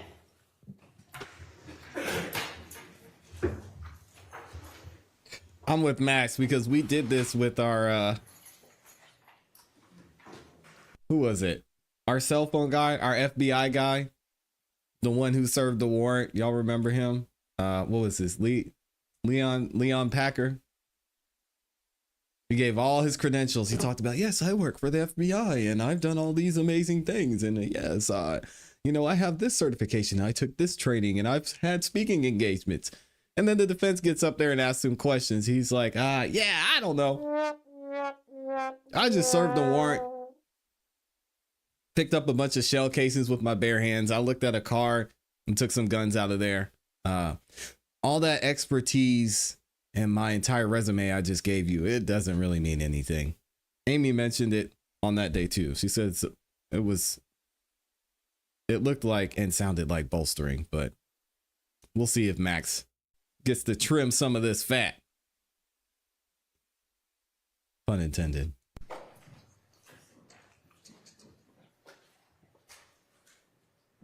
I ordered my burrito too. Y'all think I'm playing? Okay. So specifically going into what you were doing with the GBI Gang Task Force. You can continue. Okay.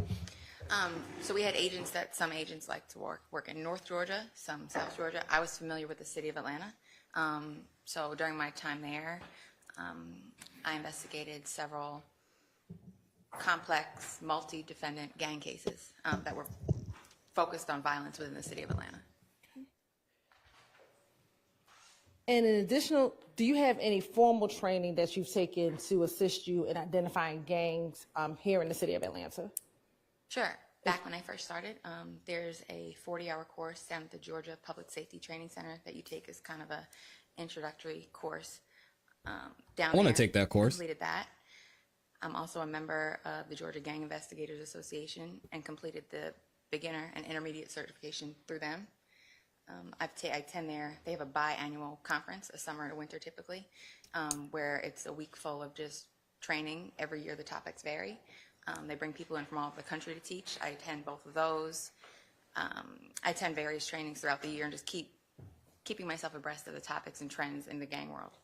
And just briefly tell the jurors, what type of courses are you taking in these training sessions?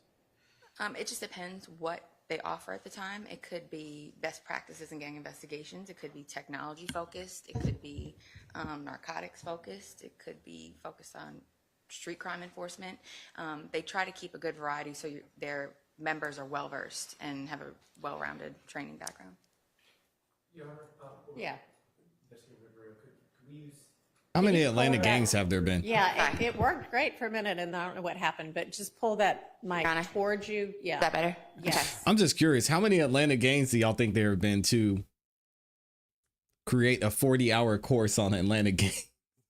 I don't know. Amy's, she's about to cook this lady.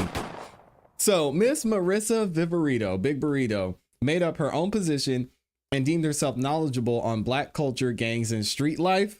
What?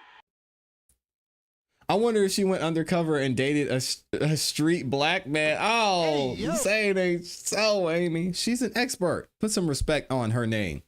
It's the first of it. It's the first of its kind. You've heard of hybrid gangs. She has a hybrid title. Respect. Thank you. In addition to your formal training, do you have any other training or experience to assist you in identifying criminal street gangs and determining gang culture? I'd say my experience here in the city of Atlanta, working here, my career's been exclusively here. Probation and parole gave me a great knowledge base to start my career. I do have a lot of in custody and custodial, non-custodial interviews with people. I like to talk to people. People talk to me. And I listen to a lot wonder of how jail she calls. gets them to talk. A lot of jail calls. I feel they're great to get information, phone extractions, wiretap calls. You kind of learn from the gangs themselves. And you just talked about speaking with individuals.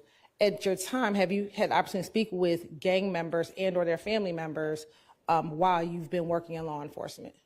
Yes. Multiple times I've talked to gang members. I've talked to the mothers of their children, their mothers, their grandmothers, brothers, sisters. Sometimes I remember one time recently I was out at a crime scene and somebody's sister came up to me and said, "Hey, how you doing?" Sustained. Let me ask you this. Do you gain information to assist you in your investigation? She talked too much. Cases? Absolutely. And then you talked about jail calls and wiretaps, and listening to those jail calls and information you get from the wiretaps or intercepted calls. Does that help provide you information to assist you with your knowledge of gangs and gang investigation? It does. Shout out to Judge Whitaker.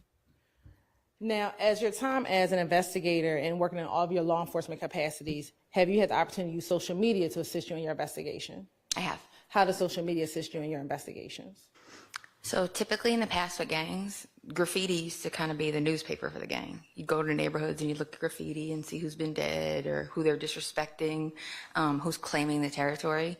Now, modern day, that's all basically shifted to social media.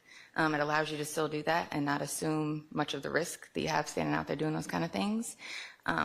Gangs love social media, and it's probably one of the most important things you need to pay attention to in gang investigations. So basically, in case y'all are missing it, Fulton County said, hey, we need to work on this gang situation. Let's make up some title and bring in these gang experts.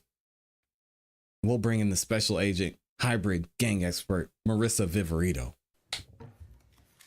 Now, do you use certain tools in order to assist you with investigation that the general public does not have access to? Yes. What are some of those tools?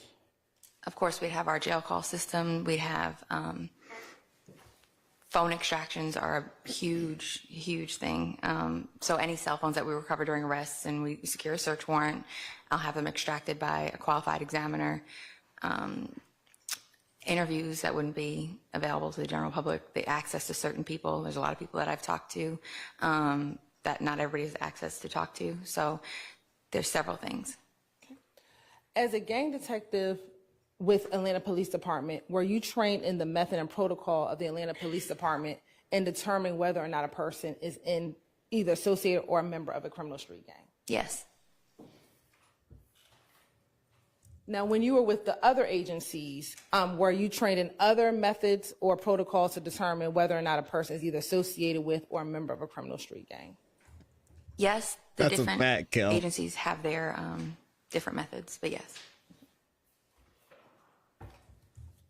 As an investigator, have you had the opportunity through your work in Atlanta to interact with persons who claimed association with a gang called Young Slime Life? Yes. Can you just tell the jury generally about your interactions with individuals regarding the Young Slime Life gang? Objection, Your Honor. Hearsay. Sustained. Let me just ask generally, then I'll go specifically. Have you had conversations with individuals who are a member of Young Slime Life? Yes. Have you had the opportunity or occasion to review social That's media still accounts hearsay. of individuals who claim affiliation with Young Slime Life? Yes. Have you had the opportunity to listen to jail calls of individuals who associate themselves with Young Slime Life? Yes. And have you had the opportunity to intercept phone calls with individuals who associate themselves with Young Slime Life? Yes. Now, I want to ask you, through your work as well in Atlanta, have you had the opportunity to interact with individuals who claimed association with a gang called YFN? Yes, I have. And I ask the same series of questions. Have you had the opportunity to listen to jail calls of individuals who associate themselves with YFN? Yes, I helped investigate and was part of the team for the YFN RICO indictment, and jail calls were an integral part of our investigation. She's a social media expert. And we're going to talk about that indictment in a moment. Have you had the opportunity to look at social media of individuals who claim affiliation with YFN? Yes. Man, Fulton County, let me be a social media expert. And what about interception of cellular phone calls? Have you had that opportunity with individuals associated with YFN? Not as YFN as the target, but it's happened with other cases. And when you say not with YFN as a target, what do you mean? When you intercept phone calls, you have a target phone number that you're intercepting the calls from. I haven't had a wiretap case. I've done a few of them. I haven't had one where a YFN person was a target.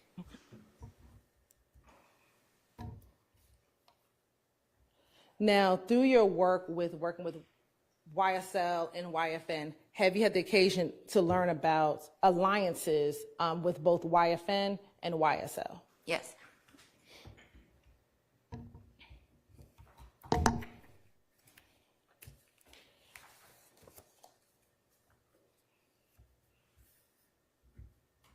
Now, I think you mentioned briefly GGIA, but if you can explain to the jury, what is GGIA?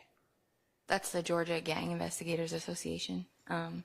Many of us are members and we attend the conferences. They offer great trainings and certifications throughout the year. And like I said, they have a winter and a summer conference. You can go there, you can meet gang experts from throughout the country will come present and just learn from a variety of experienced individuals. And I think briefly you mentioned, have you had the opportunity to teach courses in gangs? I have. What type of courses have you taught? I serve as an adjunct instructor for the Georgia Gang Investigators Association. Typically, I teach social media investigations and advanced investigative techniques. What?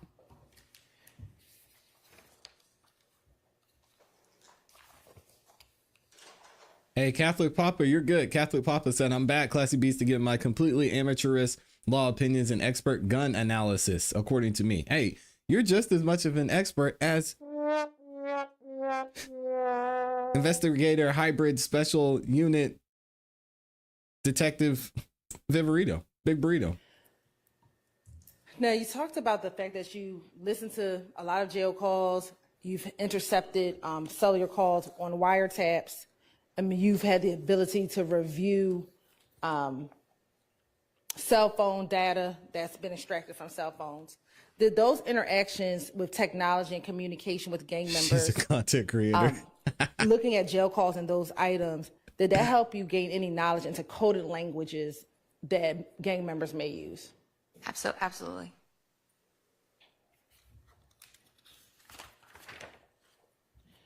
Have you had any training on gangs and music? Haven't we all? At the Georgia Gang Investigators Association, I believe a few years ago, they had some blocks on music and gangs. And have you had the occasion in your experience to investigate gangs with people who have ties to the music industry? I have. In Atlanta, it is very common. And is YSL and YFN both of those gangs that you've been able to investigate? Yes. And have you listened to music of individuals associated with both those gangs, both YSL and YFN? I have. And are you familiar with gang references in music? I am. Your Honor, this time the state would like to tender Investigator Vivarito as a witness, as an expert in criminal street gangs and criminal street gang activity, Your Honor. All right. She's so qualified and may testify as an expert in those areas. Now, while you've either been at Atlanta Police Department or the Fulton County District Attorney's Office, have you had the opportunity to lead any gang investigations? I have. And specifically, I want to direct your attention to this particular case, this indictment here, where you wanted to lead investigators on this indictment when you were at the Fulton County District Attorney's Office. Yes, I was.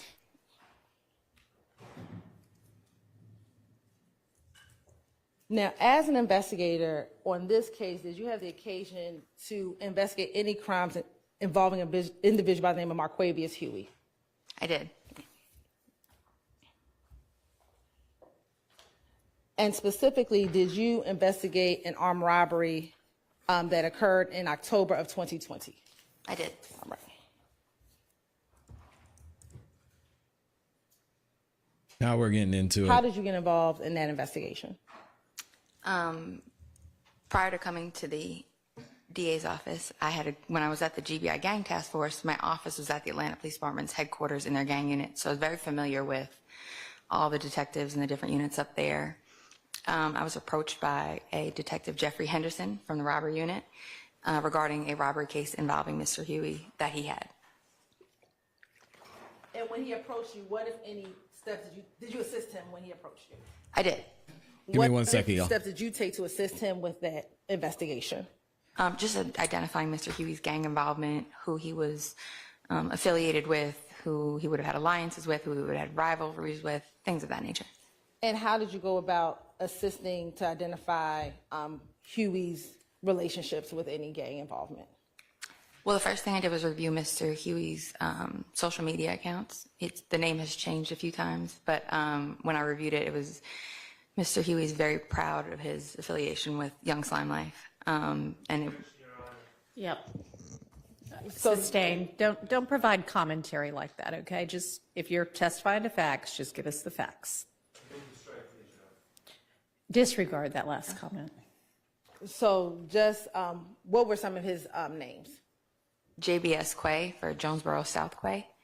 I can't remember the rest of them off the top of my head, but it changed a few times. And when you looked at his social media, did you also do any other investigation to assist Investigator Henderson? When Investigator Henderson, following Mr. Huey's arrest, obtained his cellular devices, Investigator Henderson did a search warrant for his devices with a scope of 30 days. So what that means is when the phone is extracted, it's permissible to review 30 days worth of data. I think the time frame was just around the time of the robbery. Within that time frame, there were additional crimes and evidence in the phone. I secured search warrants to expand the scope of what was allowed to be searched to the entire phone, on 2 phones. And once you were able to secure a search warrant, did you then look into the phone, the expanded phone? I did. And in preparation for your testimony today, have you had the opportunity to look at some of the contents in that phone? I have. You want permission to approach? You may.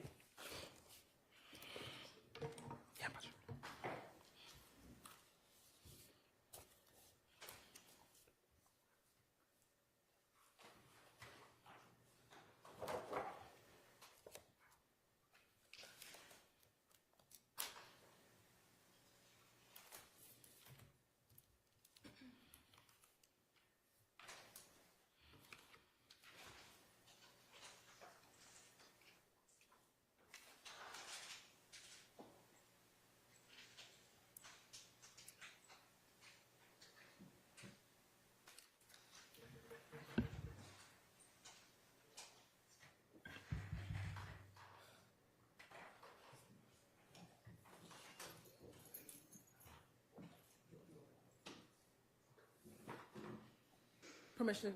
You may. Thank you. I'm going to show you what's been marked as State's Exhibit 227 VV2A, 227 VV2B, 227 VV2C, and 227 VV2D. If you can look at those and tell me if you recognize those items. Sure.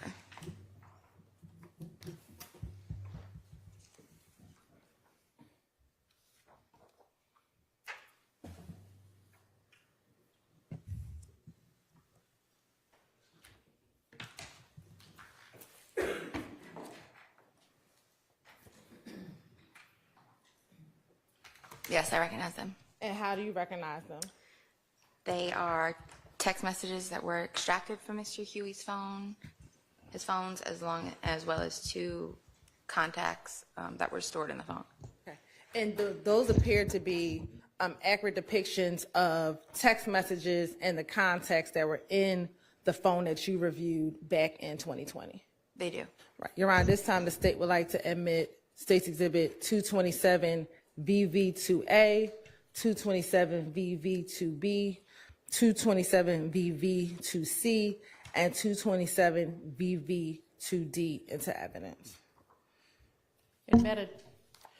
Now, Investigator Vivarito, when looking through the phone, well, let me ask you this. Prior to getting involved with this investigation with Marquavius Huey, did you have any knowledge of any beefs between YFN and YSL? Yes, since 2015, YSL and YFN had an ongoing conflict. overruled. And when you were working with the GBI task force in 2000, This mic placement is terrible. I'm sorry, y'all. Now, when you looked inside of Mr. Huey's phone, did you see any conversations in his phone regarding an individual by the name of Lucci? I did. Okay. And generally, what information was in the phone that you saw about an individual Lucci? What did you see in the phone?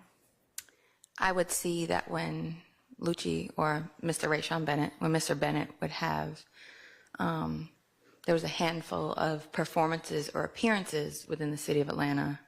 The flyer would be shared either by Mr. Williams or Mr. Huey, and Mr. Huey would talk about going to handle that. And would be told or asked to go handle that. And you said he would be talking to Mr. Williams. How did you know, when you're saying Mr. Williams, who are you referring to? Jeffrey Williams, also known as Young Thug. How did you know he was speaking with Jeffrey Williams? Based on the phone numbers that he was in communication with, as well as how they were named in the phone, but the phone numbers themselves. I'm going to first show you what's been admitted as 227 VV2C. Okay. And it should come up on your screen in a moment.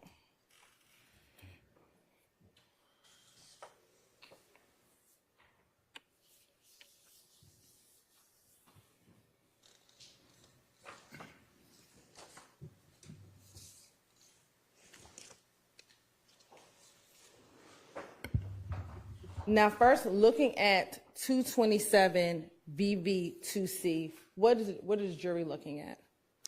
You're looking at when you extract a phone. If you go to your address book in your phone, you'll pull up contacts or a contact card. This is what it looks like when the phone is extracted. When you receive it back on a hard drive and you're going through the phone, this is what it's going to appear as. So you may have mom, a phone number, and that information. This is how it appears in a forensic phone extraction.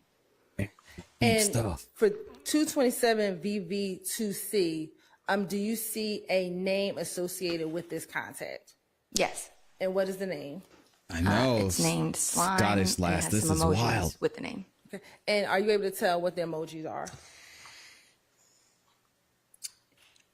It looks like a snake emoji, and I don't know if you guys can see. It should be like the iPhone emoji. And then in this phone, when it says deleted, do you know what that means? I would assume that I don't see it on my copy where it says deleted.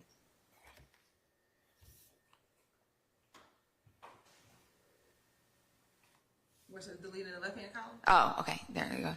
So, yeah, that would be, I would assume that means that contact was deleted or removed from the device at some point, but still stored in the memory of the device somewhere.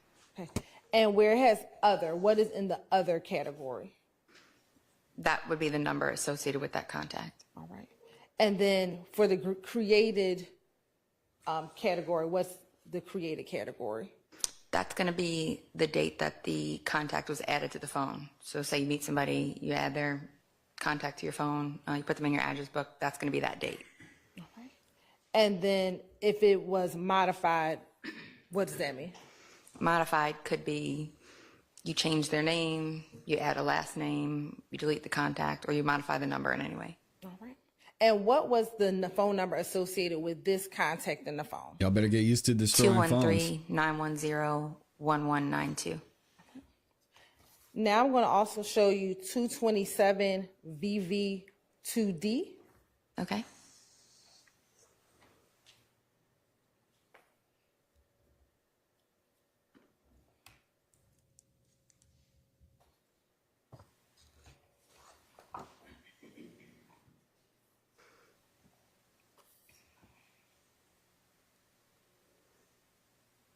First, I want to start with the other. What is the phone number associated with this contact? 213-910-1192. And is that the same phone number from 227 VV2C? It is. Right. And when you look at the name, what is in the name section? So here, it's going to appear as almost like a bug type emoji, but I had a chance to review the physical device. It is a spider emoji. That's just how it translates to, I don't know if you have friends, if you have an iPhone, your friends, the Android, sometimes the emojis don't translate correctly. When you extract the phone, that's what happens here. So when you look at the physical device, it's going to be a spider. And then what was the created and modified date on 227 VV2D? March 1st of 2019 is created and modified November 22nd of 2020. And through your investigation, did you associate this contact with an individual? I did. And who was that? Jeffrey Williams. All right. Now I'm going to publish 227 VV2A.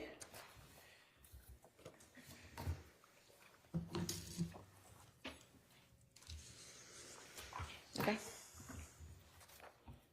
And I want to go to slide 2.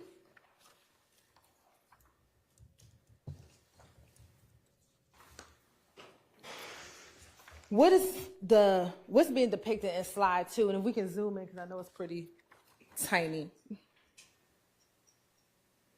So just like in your phone when you send a message, typically the message you're sending is going to be in green for iPhones, blue if they have, the sent recipient has an iPhone.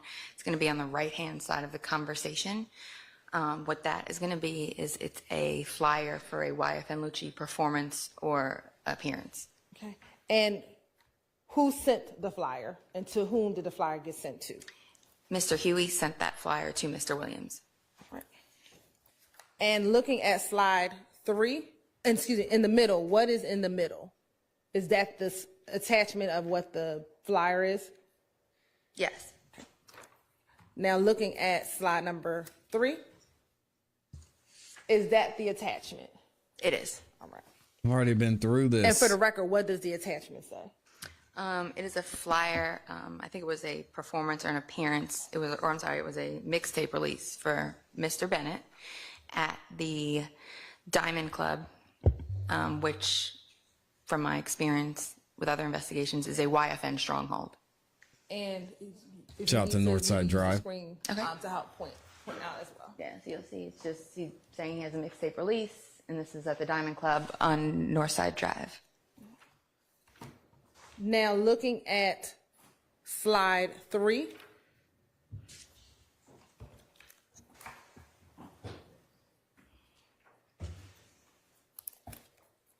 Okay. Slide 4, excuse me. Starting at slide 4. And if you can either read from the screen behind you or from your paper, or read from the screen behind you, and so we can show the jury, tell the jurors about the conversation that is happening as a result of this flyer. So it's a little confusing, but at the time, if you look at the time and dates these messages are sent, the flyer and the initial conversation is started on Mr. Williams' phone that has a 213 area code or a Los Angeles area code. Once the flyer is sent by Mr. Huey, Mr. Williams switches to his Atlanta phone number, and they engage in conversation to where Mr. Williams tells him, handle that tonight, and follows it up with slat. And then Mr. Huey responds, slat. Amy. And you said that this was Mr. Williams' Atlanta number. That's funny. On the left-hand side, it says slime. Would that be the contact, how the contact is saved in Mr. Huey's phone? Yes, that's how it would appear in the phone. Okay. And what is the Atlanta phone number? It is 404-789-1371. And what is the date, roughly the date and times of these text messages? January 19th, 2020.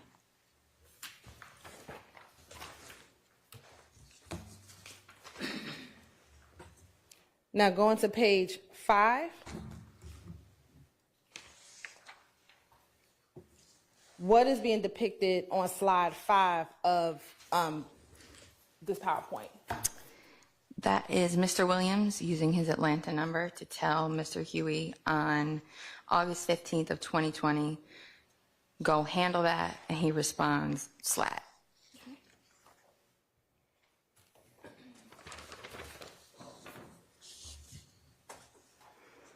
Now, looking at page 6, or slide 6, excuse me.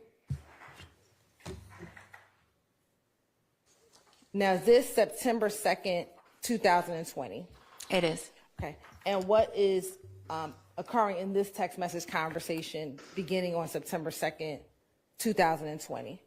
Okay, so several months later, Mr. Huey is going to send another flyer for a YFN Lucci appearance or performance. And Mr. Williams responds, "Where's that at?"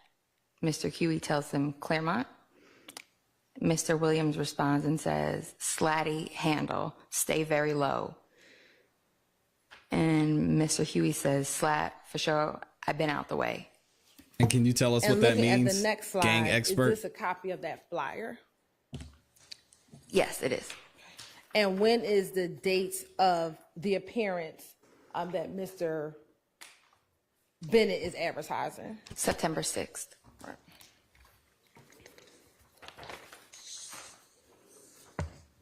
Now, going to the next slide. Does that conversation continue? It does. Okay. And if you could say for the record what the conversation is as it continues. Mr. Huey tells Mr. Williams, "I appreciate you for everything, my brother. Never about money with me. I'm built on loyalty." He sends the 100 emoji, which kind of means like, I'm for real about it. Mr. Williams says, "Slat, handle that, I got you." Mr. Huey responds, "Slat."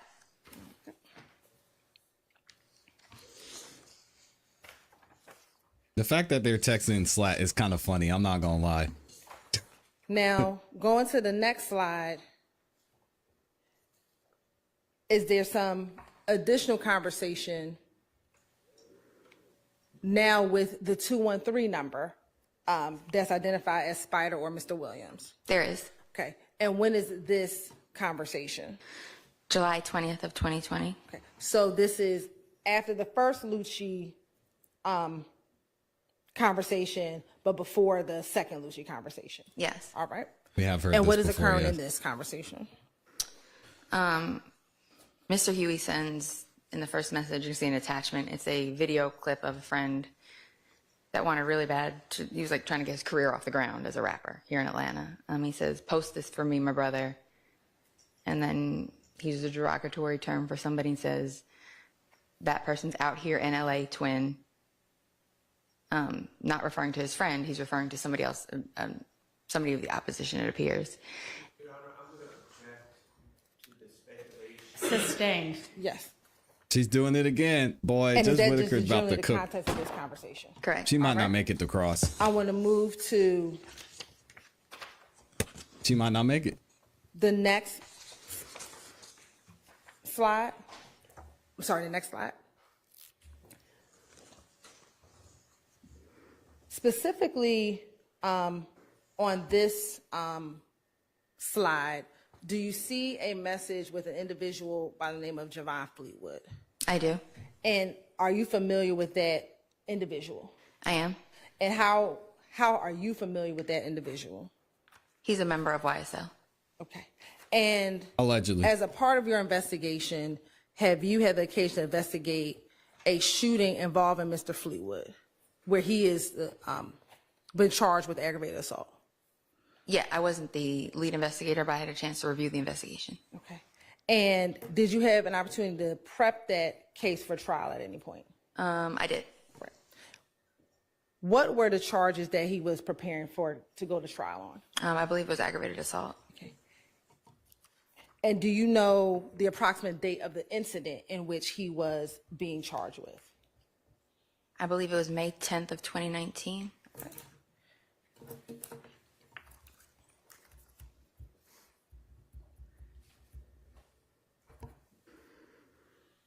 And in that May 10th, 2019, was there a vehicle associated with that ag assault? There was. Well, we haven't heard it yet, but She already answered. avoid hearsay. Yes. As a part of your investigation, when you were investigating that case for trial, I'm going to object to hearsay. Don't elicit hearsay. I won't elicit hearsay. Because right now it sounds like she's testifying as a fact witness, right? Yes, Your Honor. Okay. Did you get social media account for Mr. Fleetwood? I didn't obtain records for it, but I reviewed some posts from his account. From his public account? Correct. And have you had the opportunity to view those posts prior to your testimony today? I have. All right.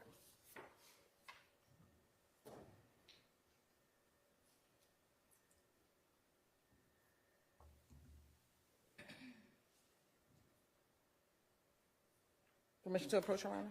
You may. I'm going to show you what's been marked as State's Exhibit 479 VV. Tell me if you recognize 479 VV. We haven't do. learned And how do anything you new at recognize this point. 479 VV. That's a photo of Mr. Javon Fleetwood from his Instagram account. And is that from his public Instagram account? It is. Right. And was that pulled in preparation for this indictment here that we are referencing, 22 SC 183572? It was. Right. Your Honor, this time the state would like to tender and admit 478 VV into evidence. Admitted. Oh, excuse me, 479 VV. All right. Admitted.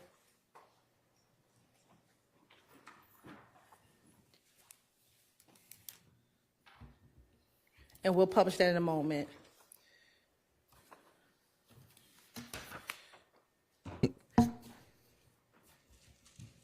Based on your investigation, do you know if Mr. Huey and Mr. Fleetwood had a friendship? Yes. Right. And had you seen any public social media accounts with both Mr. Fleetwood and Mr. Huey in those together? I believe there were a few posts of them together that I reviewed. Right.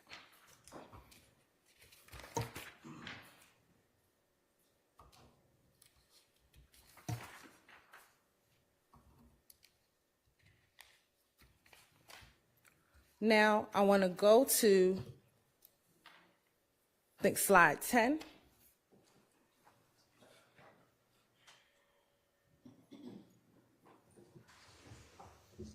And we're going to now publish 469 VV.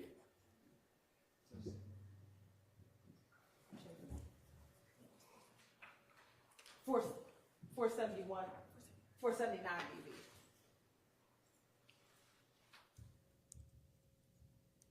Yeah, Max is ready to go. Looking forward to this. Uh-oh. And is that Mr. Fleetwood? That is. Okay. And what was his Instagram name? _TB World. And I want to zoom into his face. Do you see any tattoos? That was the wrong picture.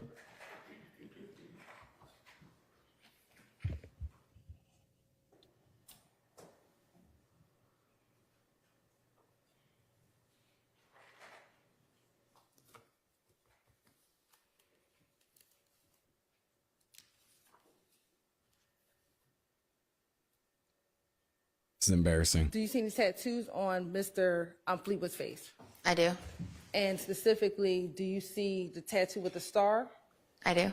What is the tattoo next to the tattoo with the star? So down the right side of his face by his temple, you'll see he has YSL tattooed on the right side of his face.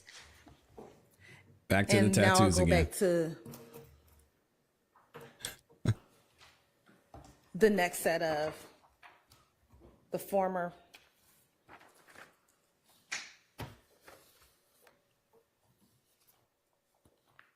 State's Exhibit 227 VV2A. Tried to tell him, Co.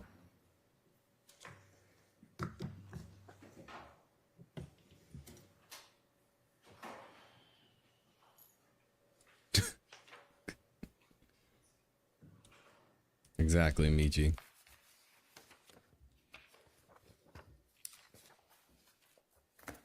Now I want to go to this conversation that starts on February 25th, 2020. Okay. Who is Mr. Huey speaking with? Mr. Williams using his Los Angeles area code phone number. And looking at this post, generally, what is the context of this text message conversation? He sends a social media post of somebody else to Mr. Williams and says, "What's up with him? Is he cool?" Okay. And then what was his next message to Mr. Williams' phone? He's inquiring if the gentleman is cool, it looks, because he says he posted that racial expletive, Bloody J. And are you familiar with that name? Or Racial expletive? Yes. Okay. And Judge are Whitaker you aware said, if he's you can say. associated with These any, niggas lacking. gang? Yes. What gang is that? He's associated with the YFN, or Atlanta Blood Gang, criminal street gangs. And do you know Bloody J's given name? Yes, it's Justin Ushery. And have you had any investigation involving Mr. Ushery? I have.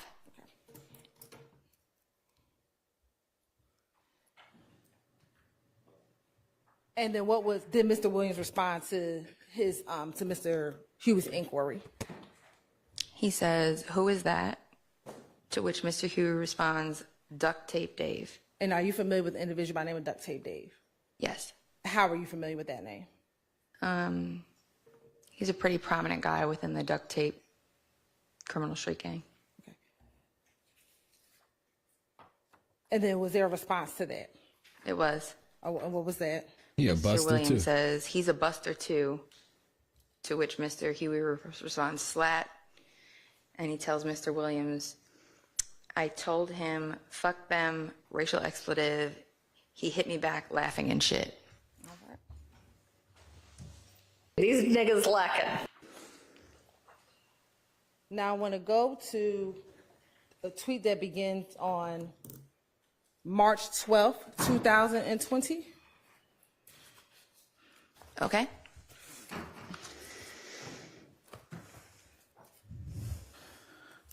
Now, what is going on within this group of text messages on March 12th, 2020? Mr. Williams initiates a conversation with Mr. Huey. Okay. And what does Mr. Williams say in his initiation? What y'all got going on? Okay. And then is there a response? He says, "Them, racial expletive, no, I ain't play no part in that slime." All right. And then is there a response from Mr. Williams back to Mr. Huey? He says, "Take that shit back." And is there a response from Mr. Huey back to Mr. Williams? Mr. Huey says, "I ain't get nothing out of that. I ain't even pull no gun on nobody. I'm finna tell them, though." All right.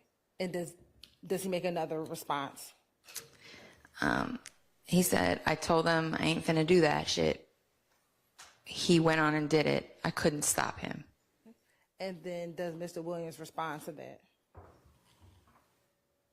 Mr. Williams says, "If he don't take it back, he's gonna die." And looking at not a this threat. text message, without going into detail, were you aware of any police reports around this event of March 12, 2020? Overruled. Were you aware of any police reports regarding any incidents around this date? I was. Okay. This is important stuff, John. Now I want to go to 227 VV2B.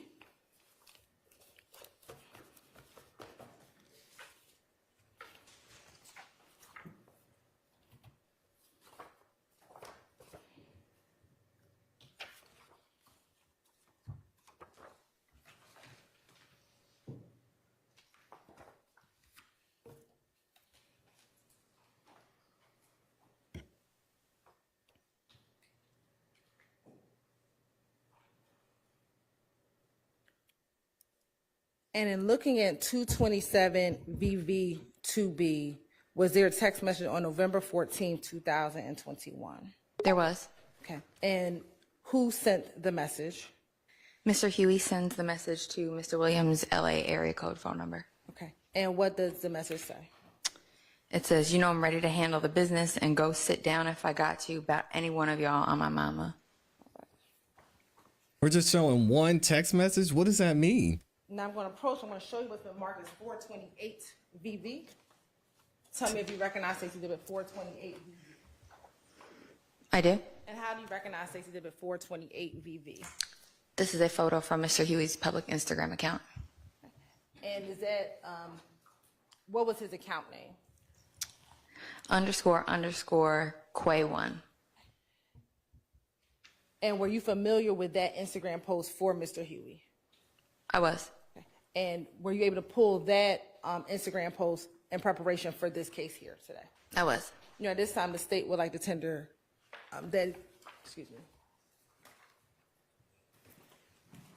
tender 428 VV into evidence. I'm sorry, 28? 428 VV. Okay. Admitted. And permission to publish. You may.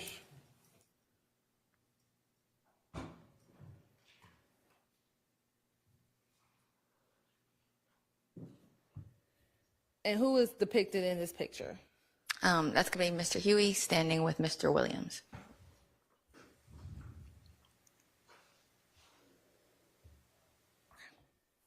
And is there a caption? There is. What's the caption? It reads, "From lockdown to a jet, slap biz." And is there a date to that post? September 4th. And what does that even mean? Now, in looking at Mr. Huey's phone, we talked about there being this ongoing beef with YFN since about 2015.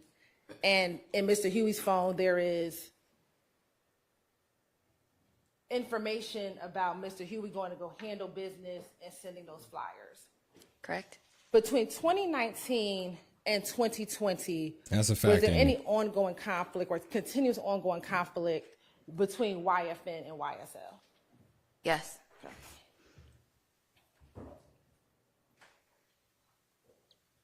And through your investigation, were you made aware of incidents that occurred between 2019 and 2020 between those two groups? Yes, several. How did you learn about those incidents? In 2019, when I was working, at that time, I wasn't yet promoted to the gang task force, so I was assigned to the Atlanta Police Department's gang unit as a probation officer with a gang caseload. So I worked on their investigations with them. And then in 2020, when I was with the GBI gang task force, I worked some of the actual investigations.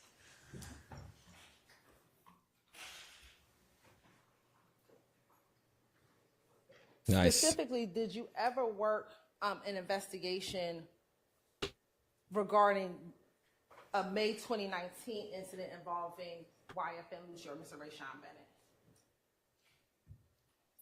I was aware of the incident, but I was not an investigator on it. Okay. Did you investigate any shots fired call from May 22nd, 2019 in the Cleveland Avenue area? Yes. How were you involved in that investigation? Can I refer to a timeline? Yes.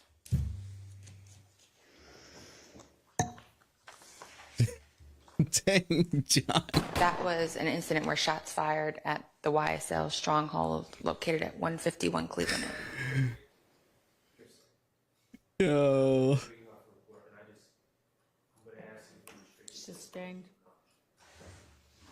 Are you familiar with 151 Cleveland Avenue? I am. How are you familiar with 151 Cleveland Avenue?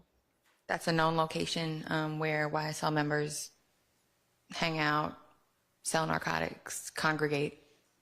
How'd she know? And have you had your own opportunity to investigate crimes that occurred in that area of 151 Cleveland? I have.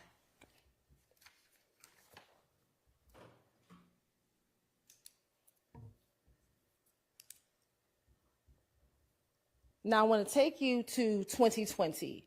Did you have the occasion to investigate any specific incidents involving YFN incidents towards YSL members or YSL members towards YFN members? I did. Okay. In 2020, how many such incidents did you yourself were part of the investigation? There were numerous incidents that we worked on as a team.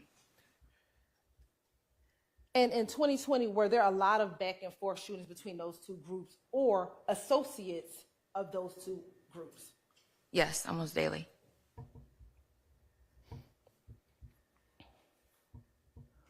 In 2020, were there also social media posts of antagonizing between one group, posting on social media, antagonizing the other group? Yes.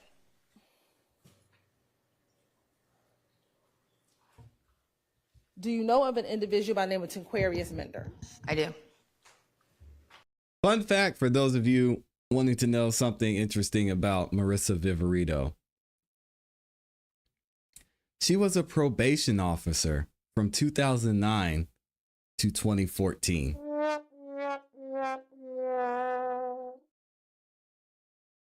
Think about that for a second.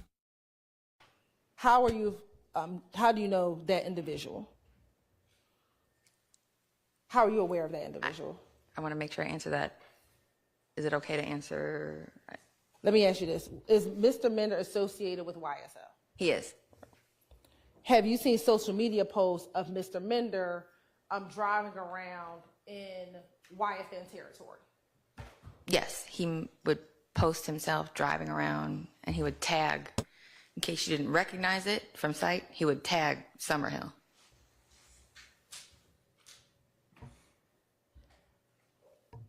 And why would that be considered antagonizing for Mr. Mender to be driving around in Summerhill? Because Mr. Member was also a member of YSL.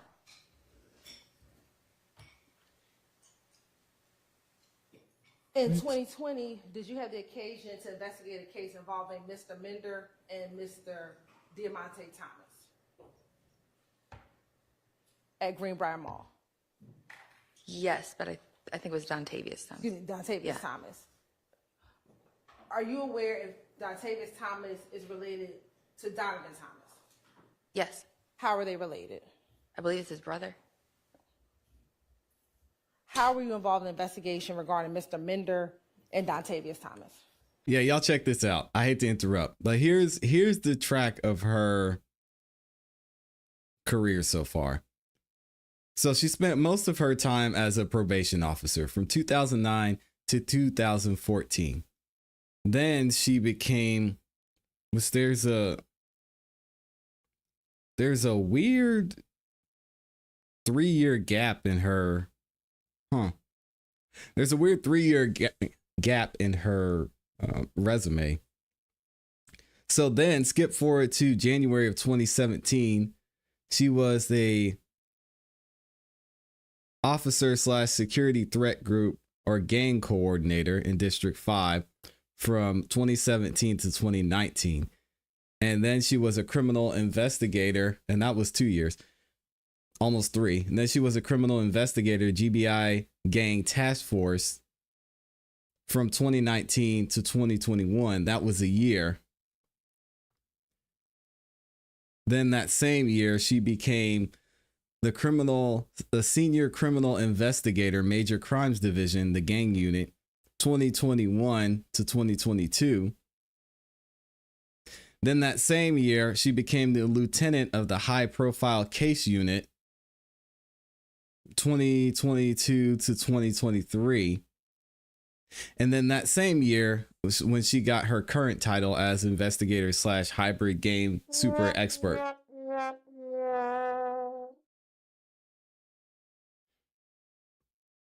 Interesting. What question Ms. Hilton How are asked? they related? I believe Is related to Donovan Thomas. yes. How are they related? I believe it's his brother. How were you involved in the investigation regarding Mr. Mender and Dontavius Thomas? What's up with that 3-year gap? At that time, like I said, there was a conflict. The conflict had reignited.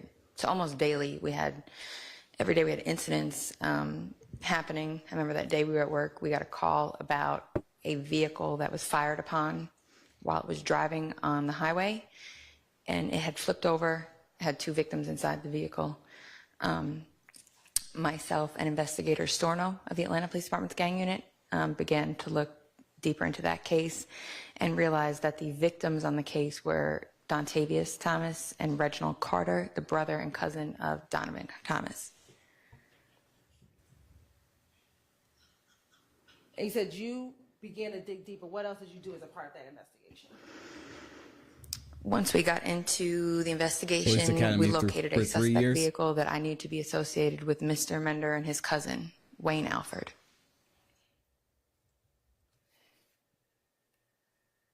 And what else did you do? That makes sense. We would pull phone records, we got video, we spoke to witnesses, and ultimately were able to charge that case appropriately.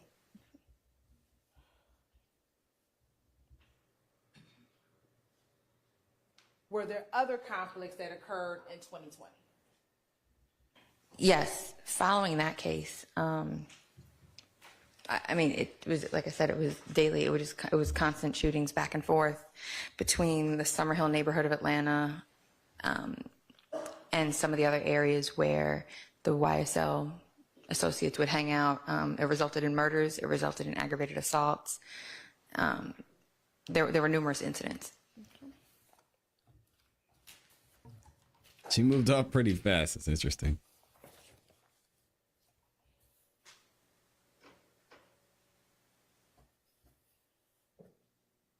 Now, in 2021, did you learn of the arrest of Rayshawn Bennett? I did. Okay. And when he was arrested, where was he housed? At the Fulton County Jail. And while he was in the Fulton County Jail, did you learn of a stabbing of Mr. Lucci in February of 2022? I did. Right. How did you become aware of that incident? I believe one of the investigators from the Fulton County Jail had mentioned it to me. Okay. And once you learned about the incident, what, if anything, did you do? Once I learned about the incident, I inquired about who the suspect was, and I found out that it was a Mr. Jaden Myrick.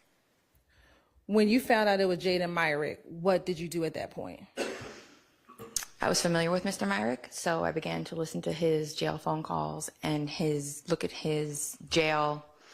In the jail, I don't know if they still do, they used to have tablets they could rent, and they could text friends and family members through the system with the tablets. So I began to review his text messages as well. And you said you were familiar with Mr. Myrick. How were you familiar with him? His involvement in the case that we had at the office. Okay. And we say the office, talking about the Fulton County District Attorney's Office. And in your understanding of who Mr. Myrick was, did you know if he was associated with any gang? I knew he was a blood gang member that was associated with YSL. Now, you said that you started looking at their tablets. Were you able to get the contents of that tablet? No. The text messages of the tablet? Well, when you log into the system, you can review their text messages. So I was able to review some of the text messages from that relevant time period. And have you had the opportunity to review some of those text messages in preparation for your testimony today? I have.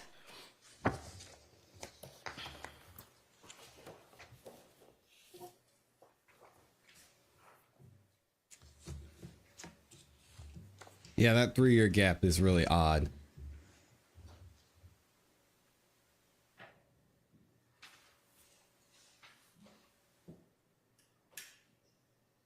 Makes me want to do some investigating.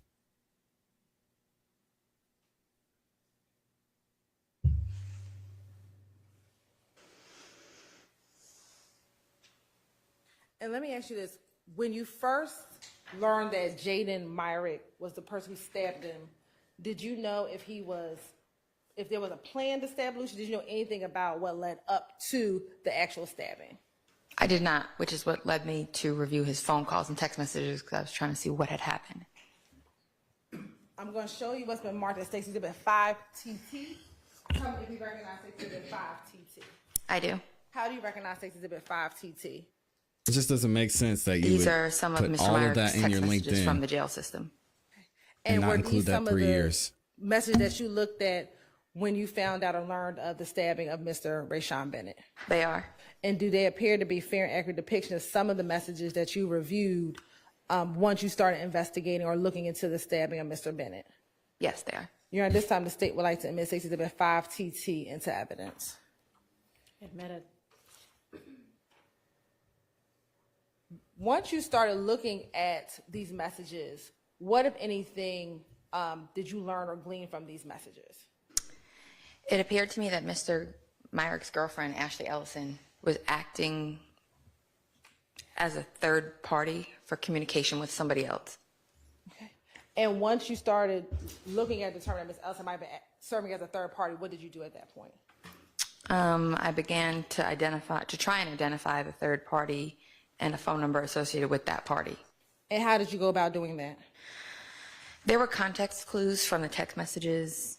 On a text message from February 6th, she says, your folks, this message is from your folks, 706, which is an area code that I know. So I think, okay, maybe that's a clue. Maybe that's the person has a 706 area code. Okay. And what did the text say? It does. So Miss Ellison is conveying the message from the 706 area code to Mr. Myrick. And she says, and the person is telling her to tell him, tell lil bro, I talked to the biggest, just now waiting on the news. He thinks we're flexing. I talked to the biggest, he thinks we're playing because the racial expletive in the same house and it ain't handled. I done put the food on the table. Make me proud. My name is on the line on this one, so don't make me look bad. And what was the date and time of that message? February 9th, 2020 at 11:32 p.m. Is it 2020? I'm sorry, 2022. Okay.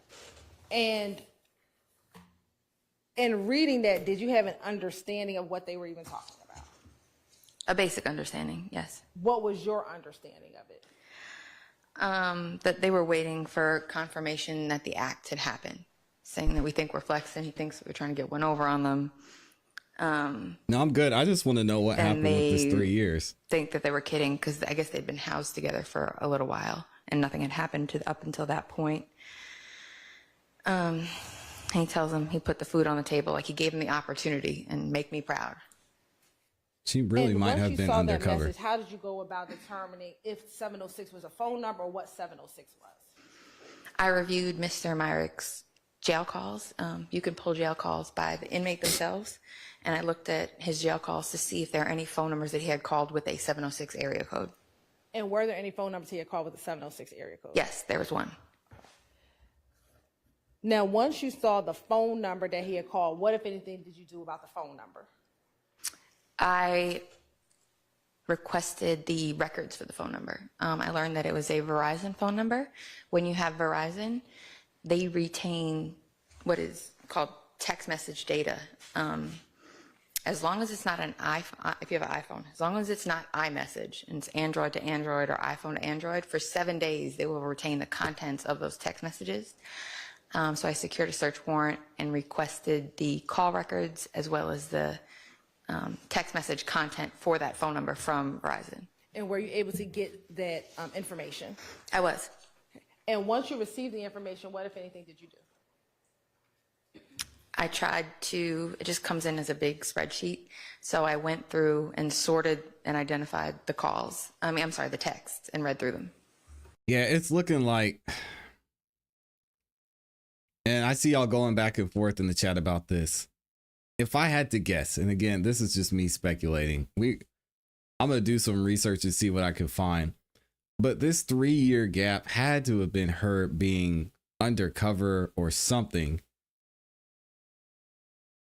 Because then she came right back in and became the officer for security threat group or gang coordinator after 3 years of being off. So it sounds like she did a lot of favors doing her undercover work, and then they came back and said, hey, we're going to take care of you now that you're not undercover. Maybe is that why they're not showing her, even though we can find pictures of her? It kind of makes sense. Yeah, she's seen some things. And when you said you sorted, how did you go about sorting and identifying the text messages? To make it comprehensible and able to be read, I color-coded the messages from each person so people could kind of track and follow along with what was being said. And have you had an opportunity to review a copy of a demonstrative showing how you kind of color-coded those text messages to help determine what people were talking? I have.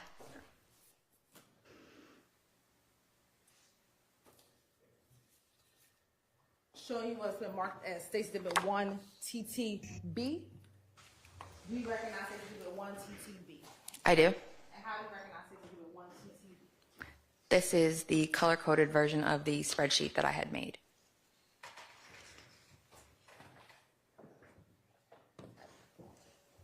And I'm going to show you here States Exhibit 1 TTC1, 1 TTC2, 1 TTC3, and 1 TTC4.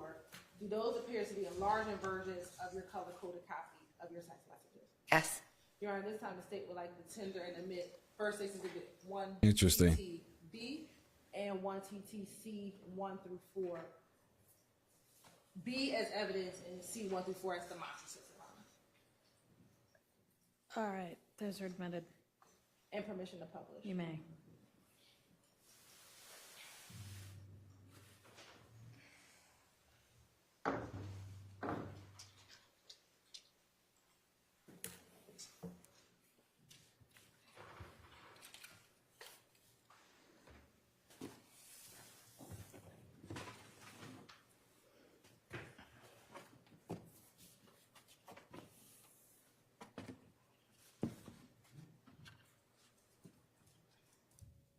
Interesting.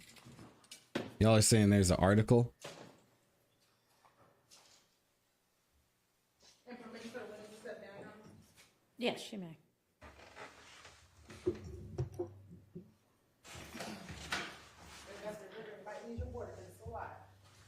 So, first, orient the jurors as to the colors and who, when you have dark green, who are you highlighting, light green, the pink, and the red. So first, orient the jurors. Okay.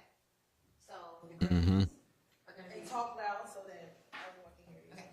So the greens are going to be members of or somebody associated would appear to be YSL. So make it easy. I associated that stuff with green. Why did you say that it appeared that they were associated with YSL? Based on the context of the conversation, what was being discussed, how people were being referred to, things like that. Okay. I want to know the story, man.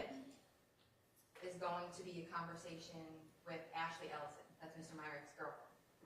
So the darker red, you'll see the originating number. It's going to be Mr. Myrick. And then the lighter, the pink is going to be Miss Ellison. And then the yellow was an unknown number that was inserted into the conversation. It was still the bottom. And when you went back and started investigating the case, what do you recall what day the stabbing occurred? February 9th. So when you went back, why did you start at February 6, 2022? Because that's what the jail text messages, that's kind of when they had started. So I wanted to go back to get, usually when a crime happens, sometimes it's premeditated, sometimes it's not. But I wanted to catch the planning phase if there was any planning phase. And did you ever associate any of the other phone numbers? Interesting. For example, this 404-293-3244. Did you ever, at some point, identify that phone number? I did. And who did you identify that phone number to belong to? That belonged to Demikion Garlington. And did Demikion Garlington have a nickname? D for Little D. And It's all making sense now. with his social media accounts. I was. And did he ever go by the social media account Scarface? He did. Sorry about the low sound, y'all. Let me try and turn it up. Let's start with, on February 6, 2022, is there a text message? Let me know if that's better. Phone associated with the Demikion Garlington to that 706 number? No, it's going to come from the 706 number to Mr. Garlington. Okay. And thank you for clarifying that for me. The 706 number, let me ask you this. Did you ever identify that individual? I did. And who was that? That's going to be a gentleman that goes by the name Khalif Adams. He's an inmate with the Georgia Department of Corrections. He also goes by the name Bobby Hunt. That's his nickname, his moniker he likes to go by. No one's using their mics. Based on your investigation, was he conducting these text messages while he was incarcerated in prison? He was. All right. Now, looking at the first message, what is the date and time of the first message? February 6, 2022 at 10:22 a.m. 10:20 19:25. Okay, so that's 7:20 p.m.? Yes. All right, and what is the text message? It says, yo, And is there a response from the phone associate, Mr. Garlington, to the phone associate, Mr. Adams or Bobby? yes, Mr. Garlington says, who is this? Or who's this? All right, and is there a response? He says, hun. Now, you have a red call here, what does that signify? That's gonna be a text message from Ashley Ellison, Mr. Myrick's girlfriend. And who is she communicating with? She's sending a message to Mr. Hunt, the gentleman in prison. And what does she say? She said, hey, this is Red, Sectric Ruby, can you talk? He wanted me to call you. Now, Sectric, do you know who that is? Mr. Myrick, that's the nickname that he goes by, Sectric. And have you ever heard the term, this is Red Sectric Ruby? Do you have heard of that term before? Yeah, Ruby is a slang term or a name that's given to a female friend or associate of a blood gang. They go by a Ruby, like somebody Ruby. And at any point did Mr. Adams respond to her?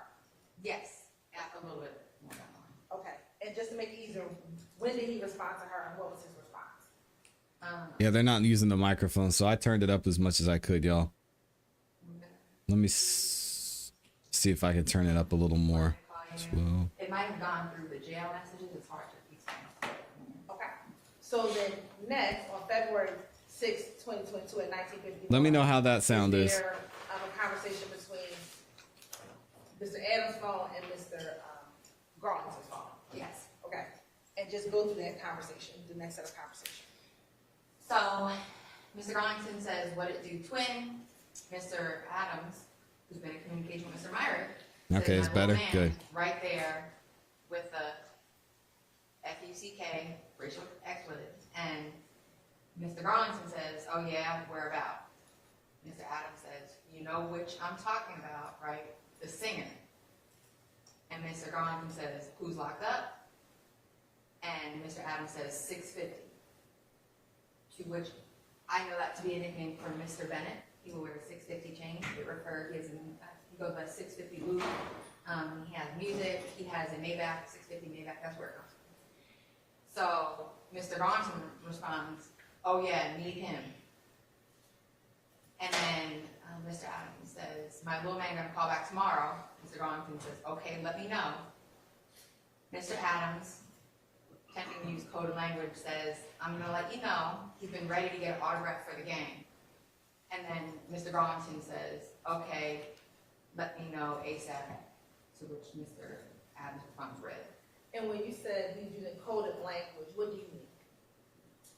Instead of saying, my buddy's ready to kill him, my buddy's ready to attack him, I would get his contraband phone gets.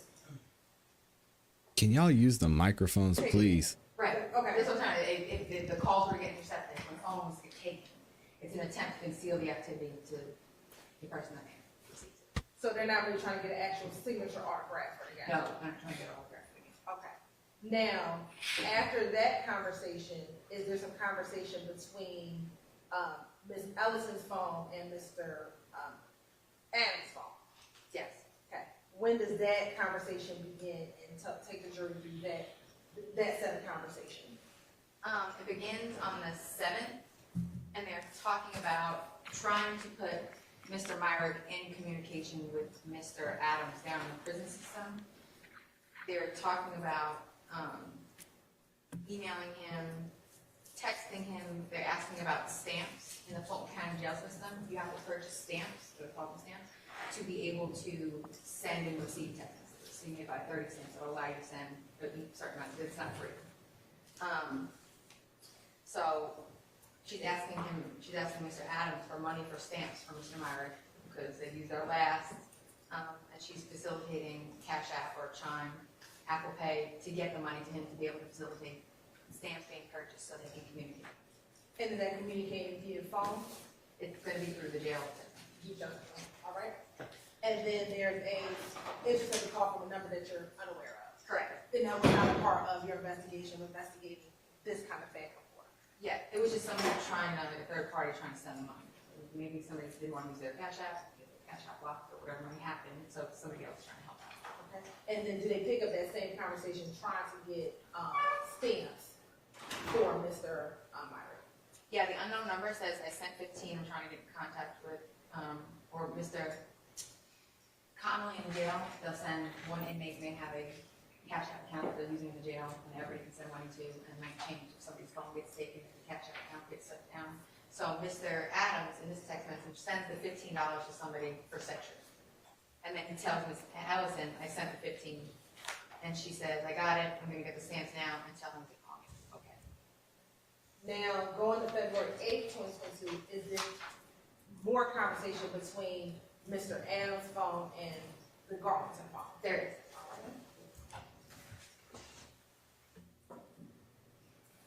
I feel you. Hood Inc.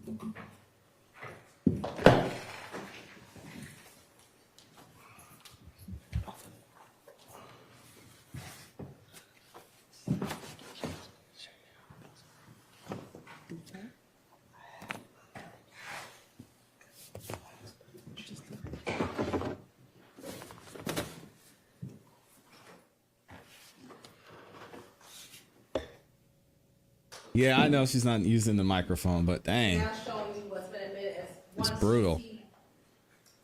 C2.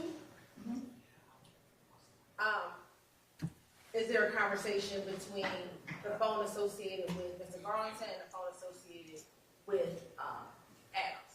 There is. Okay. And what is said on February 8th, 2022? On February 8th, 2022, there's a message that goes out from Mr. Adams to Mr. Garlington where he says, I talked to little bro, he's gonna hit me when the food is done. And does that mean when the food is actually cooked or finished or something else? No. Speculation. Is this your Sustained. Is this your understanding of coded language as well? It is. And is your understanding? I want to know how she gained this understanding. To be coded language. It does. All right. Now, is there conversation then between Ms. Allison's phone number or Allison's phone number and Adam's phone number? Yes. Okay. I think she knows more than she's saying, and she just can't say, which is unfortunate. Generally the date and time, and what's the general context of what's going back and forth between them two? So it starts on February 8th, and you'll see Miss Ellison saying, Cedric wanted me to tell you Chris got locked back up, and he made the news last night. And he says, I seen it when it happened, that shit's crazy. Now, in your understanding and investigating, do you know what they're referencing? I do. And what is it? They are referencing the incident where Christian Effinger shot off to David Rogers, and he was arrested for that. I believe it was on February 7th, so that means. She had to have been undercover. And he says, see when it happened, and Miss Ellison says, I'm gonna get her on the channel. I'm gonna interview her. saying that Mr. Myers said, he said, ain't shorty a rat. And Mr. Adams says, tell him to leave that be between him. And Mr. Adams says, focus on the bag. F all the other shit we worried about. It's nothing but business. Go ahead. What's this? The person.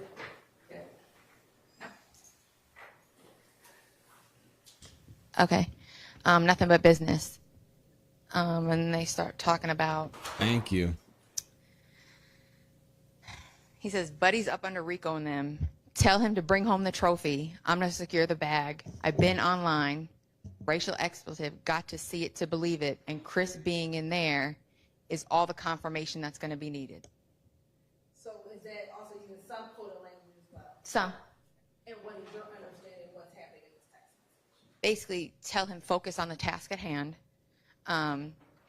And that people are going to get confirmation of it because Eppinger's in there. He's going to be able to vouch for it and say, no, it's happened. I'm here. It actually happened. And then does that generally the context that's happening between Ms. Allison passing messages to Myrick from Adams in this February 8th conversation? It is. All right. Now, February, She knows because she was there, probably. is there any She's seen it. messages between Mr. Adams and Mr. Garland? He just reaches out to him To me, it appears that maybe Mr. Garlington may have attempted to call him and he couldn't answer. And he says, yo, 12 is on the floor. 12 being a slang term for police. When you're in the prison system, the guards should come around, do rounds. If that's happening, he wouldn't have been able to answer his phone if the call came in. And then are there conversations between Ellison and Adams, also now on February 9th, 2022? Yes. Okay. And tell us the general, what's the conversation happening here on February 9th, 2022? Mr. Adams is engaged in a conversation with Miss Ellison, and he says, yo, and she says, what's up? And he says, tell Lil Bro, I talked to the biggest, just now waiting on the news, they think we're flexing. And she says, okay, I'll text this to him. And then She wasn't with his interrogation. Yep. Adams says, my name's on the line on this one, don't make me look bad. Oh, it's a follow-up. So, yeah, my name's on this line. I'm sorry, the text messages, sometimes they come in a little bit out of order. It says, my name is on the line, so on this one, don't make me look bad. He said, I talked to the biggest, he thinks we're playing because the racial expletive is in the same house and it ain't handled. I done put the food on the table, make me proud. Now, is this similar to the same text message that you saw in the JPay system when you were first just trying to pull the case? Is that same text message that was in the JPay system? Yes. And is that the same text message you read a few moments ago? Yes. All right. And is there any further conversation between Ellison and Adams and her passing that information on somebody? It looks like there was based on the context, there was I think, and there's a phone call that happens where there's a three-way call that's attempting to happen. Isn't great service in most of these prisons. So he wasn't able to hear him. So they're trying to get the message across about what had happened in the payment and things like that. And you'll even see he texted this yellow number. He says, nothing, just trying to get confirmation of this thing. And is that confirmation, is your understanding that's a confirmation of the stabbing? Correct. And what day did the stabbing occur? May 9th. May 9th? I'm sorry, February 9th.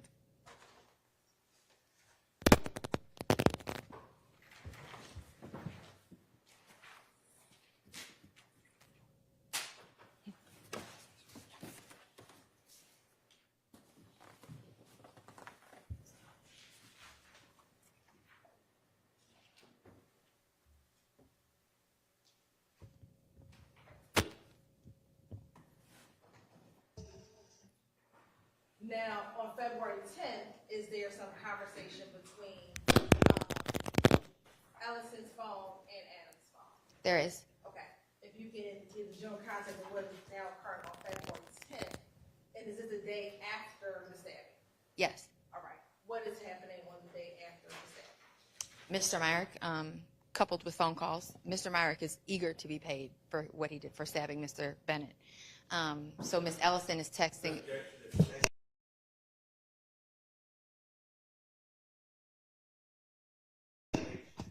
Yeah, I mean, I already instructed you once to not include your commentary and just provide the facts. Can I lay some foundation?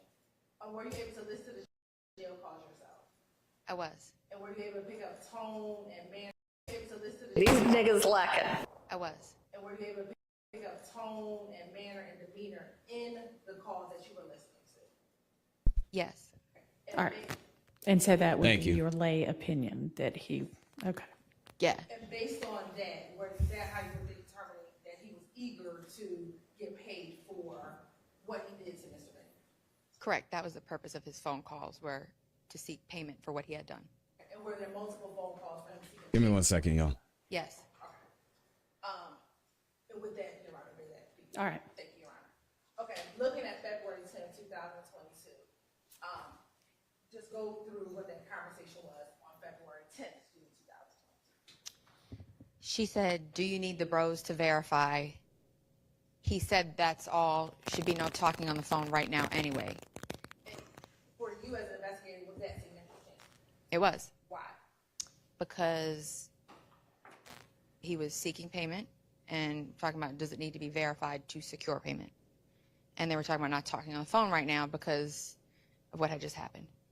It being the stabbing that just happened? Correct. All right. And when you say not talking on the phone, for that, not talking on the jail phones? Correct. Okay.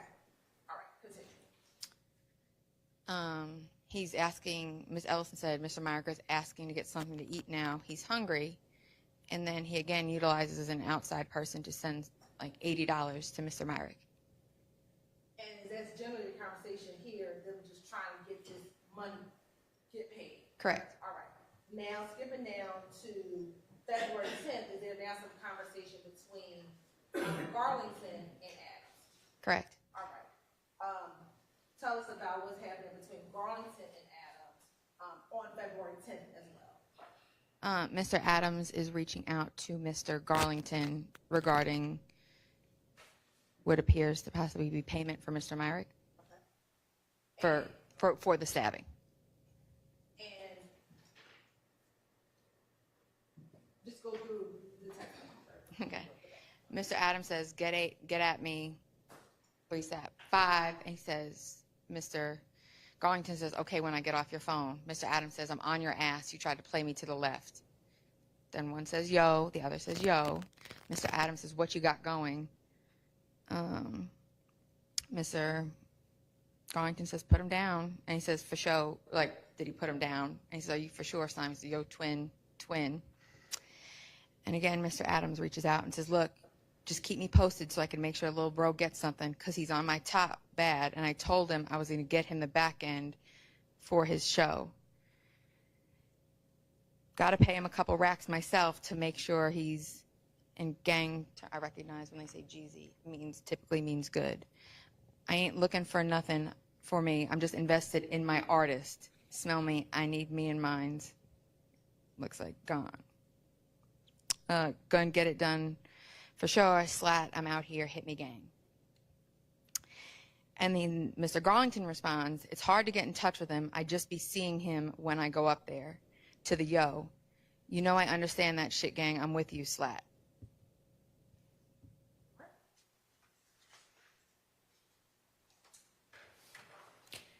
Miss Hilton, you don't have to do it right now, but be kind of thinking about when a good lunch break would be. This is the last one, so I'll All put it right here. Sounds good.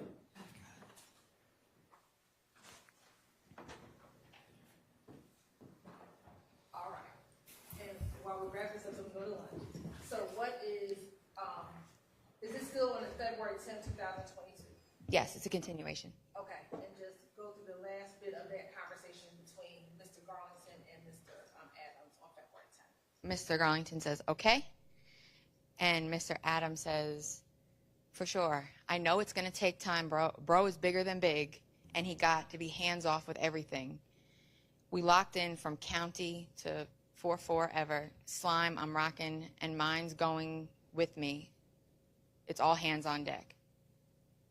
And does that text message repeat itself? It does. All right. And from your investigation and understanding, when he says, for sure, I know it's going to take time, bro, bigger than big, and got to be hands-on with everything.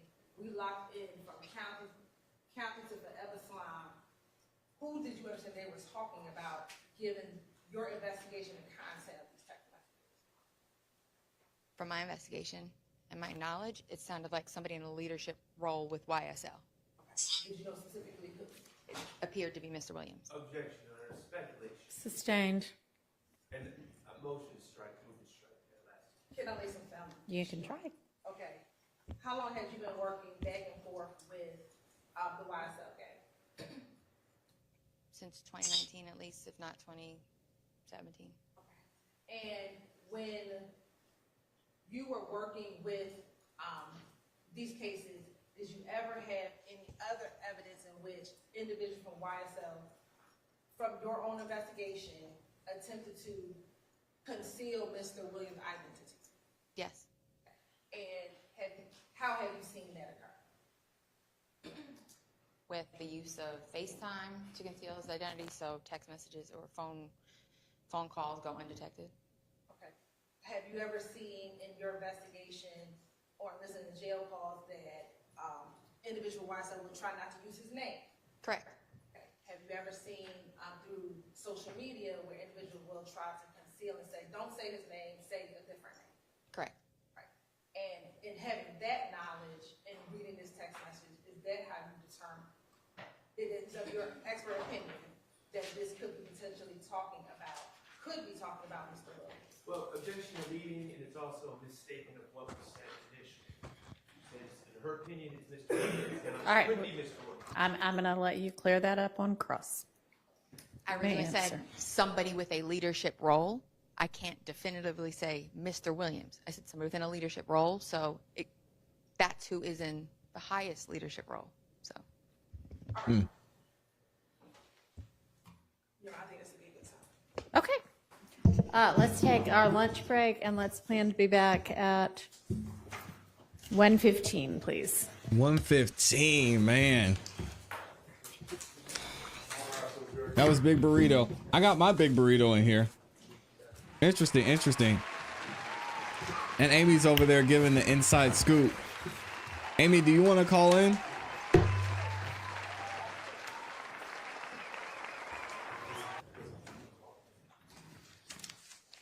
Y'all want to see my Big Burrito? Hey, yo. I need to chill. I gotta rephrase that. Oh yeah, this thing's gonna be amazing. We're not going anywhere either. I really want to hear this cross. All right, just stay where you are for a minute. Is there anything we need to take up before we break for lunch?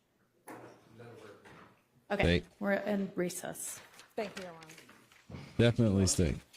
It's nothing to take up, but This is a big burrito. Oh my gosh. two cases that made two cases the state won. Grace, get out of here. I want to see this. Okay, thanks. Look at this thing. Y'all thought I was playing.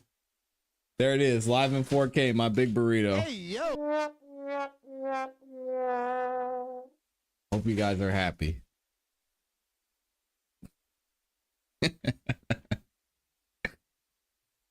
Oh man. All right, so what we're gonna do is let me see if Amy's gonna call in. Amy, you gonna call in or what? Yeah, everybody's jealous now, but I gotta wait because we have to finish going through this. And let me see this article. This although we did get some insight into what happened during this 3-year gap, I want to know what happened. What actually happened? Amy's rolling her eyes, so I guess she's not calling in. She's being a chat warrior today. So we appreciate, shout out to Amy for all the work that she puts in. Y'all pressure Amy to call in. All right, let me read some super chats, and then we have a couple other things we're gonna go over. Stephen G said, "ClassE, get that burrito." I got it. It's here. Les Cleaver says, with the 5-bomb, CEB chat family are more qualified as experts than all the witnesses in this trial. Ain't that the truth? Shout out to D Klein for becoming a new member. Thank you. I appreciate you for being on the member side. And then Harp City with the 5-bomb says, how many unrelated events is the state, trying to pin on defendants? The jury must be like, what the hell? What? And then Harp City in here says, she just said 2019, if not 2017. 3 years?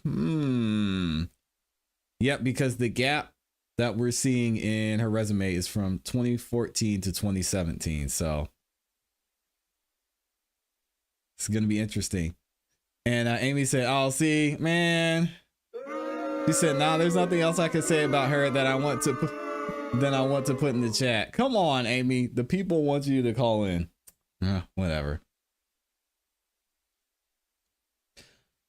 Well, Amy's not going to call in. So what we're going to do is, while we're on break, I want to go back and look at some of this interview from yesterday from Obama, because our guy Obama got on the stand and he was shook. And I don't know what was going on. Let's go ahead. She said they're coming back at 1:15, so we can watch about 20 minutes of this. So let me see if I can get to the right spot here.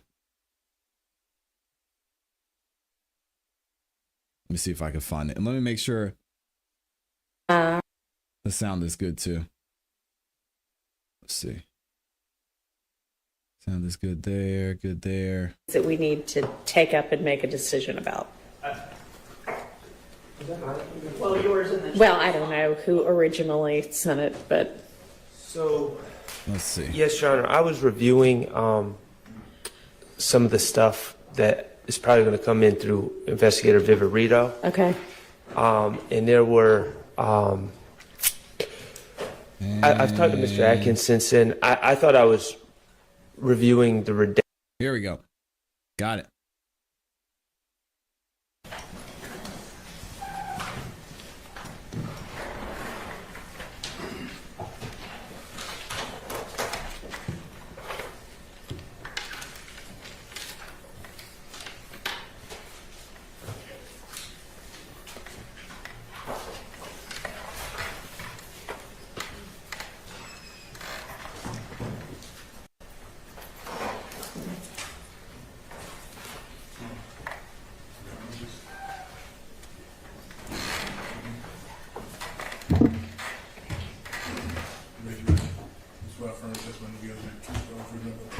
Yes, sir.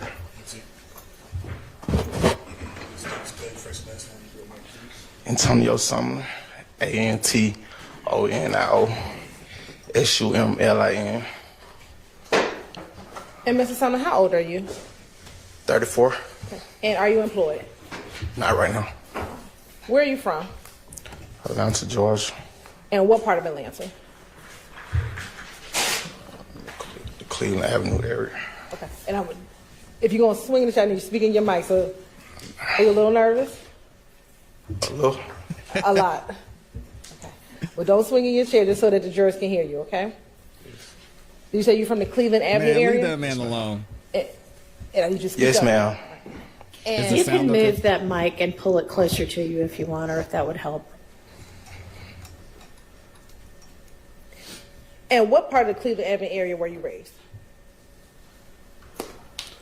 I mean, like the Mount Zion. Okay. And do you have a nickname? Yes, What's your nickname? Obama. And how'd you get the nickname Oh, Obama? How'd you get the nickname Obama? really, we was there He's presidential. playing around, growing up, and it just stuck with me. It just stuck. As you were growing up in the Cleveland Avenue area, did you ever hear of a gang called Rock Crew? Yes, I heard the Rock Crew. Okay. And how did you know about Rock Crew? I mean, it was just a little, it was popular where I was from, like where I was growing up. Were you part of Rock Crew? Yes, ma'am. Okay. Did you know someone by the name of Quentin Porter? Yes. And did you also call him Boo or Big Boo? Yes, ma'am. When did you join or become affiliated with Rock Crew? 2006, 2007, How old were you? 16, 17. And at some point, did Rock Crew transition into YSL? Some people stayed. Thought Obama was a gas station? No. Rock Crew, some people went YSL. Okay. What did you do? I mean, both of them from the area, so, I mean, I never really picked a side. I really just... Did you ultimately just claim both? I'm Rock Crew and I'm YSL. I mean, yeah, okay. Yes, ma'am. Okay.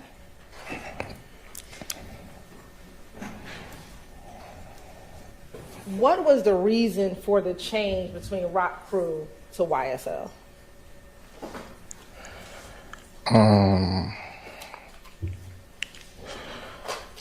I really think, like, from my...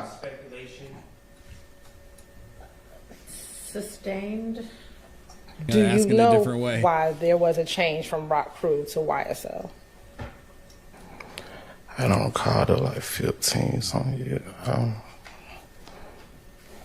I didn't hear you. I say I don't recall. It was like 15 something years ago. Okay. Now, is YSL a gang? Me personally, I never looked at it as a gang. Okay. What did you look at it as? I had a friend that when I came home from prison, he was successful. So I thought I was a part of something successful. When did you go to prison? Young, successful life. 2013. Was YSL formed before you went to prison? Yes, yes. And the person that you're saying, a friend who was successful, who are you speaking of? Mr. Williams. Is that Jeffrey Williams? Yes. Now, you went to prison in 2013. Before going to prison, was he successful? He had a buzz. I wouldn't say successful, but he most definitely had a buzz. Like, his name was getting out there. And was YSL formed before he had the buzz? I don't know, call it. I don't know.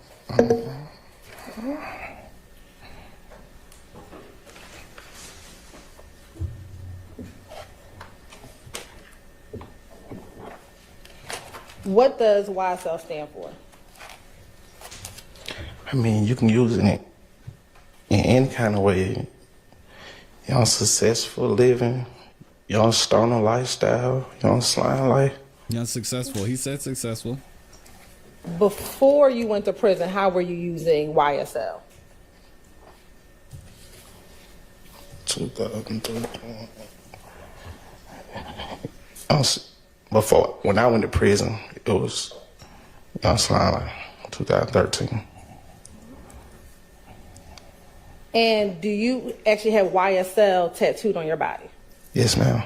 And do you have Slime Life tattooed on your body? Yes, ma'am. Permission to approach? No, not more tattoos. Here we go.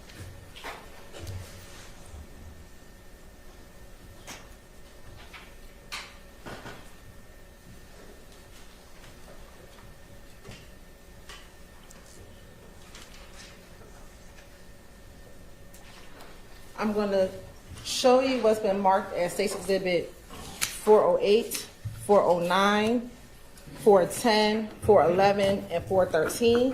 Have you had an opportunity to look at this before you came and testified today? Yes, ma'am. And did I show those to you earlier? Yes, ma'am. And without saying what's in the picture, well, strike that. What are you looking at in those pictures? Myself. And does it appear to be yourself in all of those pictures? Yes, ma'am. All right. Your Honor, this time the state would like to tender State's Exhibit 408, 409, 410, 411, and 413 as evidence. Admitted. And Mr. Sumlin, I'm going to take those back from you, and you can look either on the TV, on the screen in front of you or the screen behind you. These pictures are going to come up on this.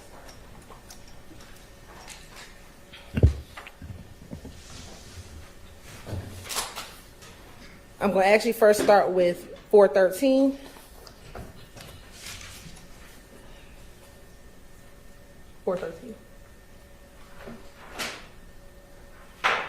Looking at State's Exhibit 413, is this an Instagram post?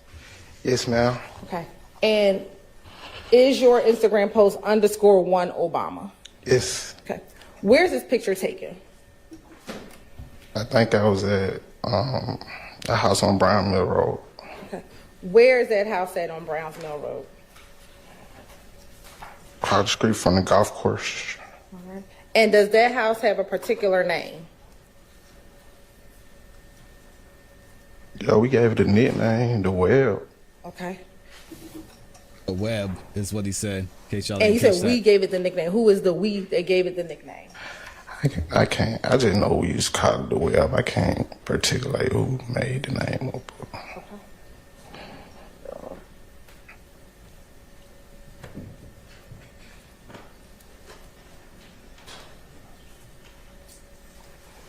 Permission to approach again, Your Honor? You may. I'm going to show you what's been marked as Exhibit 426 and 427. Tell me if you recognize what's inside of 426 and 427.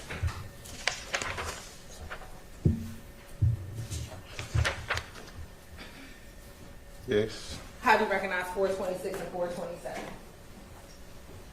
That's the living room. Of where? The house on Brownmill.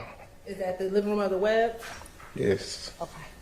Your Honor, this time the state would like to admit 426 and 427 into evidence. They're admitted. Now, Mr.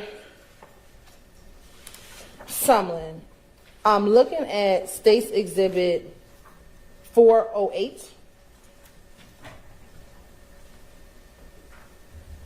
Is that the YSL tattoo that we just talked about earlier? Yes, ma'am. When did you get that tattoo?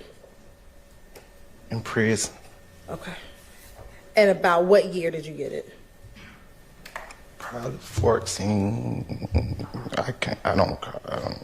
All right. What y'all think about the tattoo? Now, looking at State's Exhibit 409. And I'll zoom in, please. What is that tattoo of on your, which arm is that? Yeah, I'll see if I can find it. My right arm. Okay. And what is depicted on your right arm?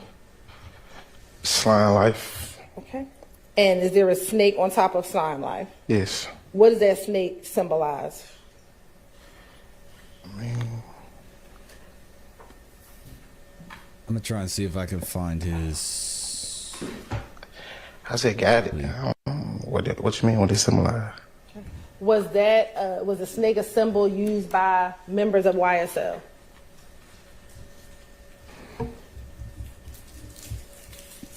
Yes. Okay. And when it says slime life, what does slime life mean? Slime life. I just got it when I was in prison. I was hearing good things about. So, I was just getting stuff really. That was so long ago. I was trying to put all that behind me. I'm going to show you what's been marked as Exhibit 410 VV. VV? Why'd she say it like that? VV? Like she's French. And I'll zoom in a little. Where Thank is you. his What is video? depicted, and is this on your left arm?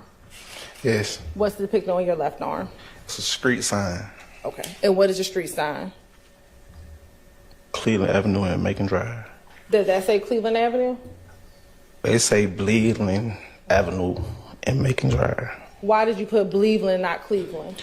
Cause that's just like, around that time, that's the slang we were using. It was just some slang, we were just using it. I was just young and just getting tattooed. And did you also get this tattoo while you were in prison? Yes, ma'am. Okay. And looking at State's Exhibit 411 VV, what is depicted in 411 VV? It's a 5 with 5 stars. And what was that? What did that symbolize? The 5 and the 5 stars.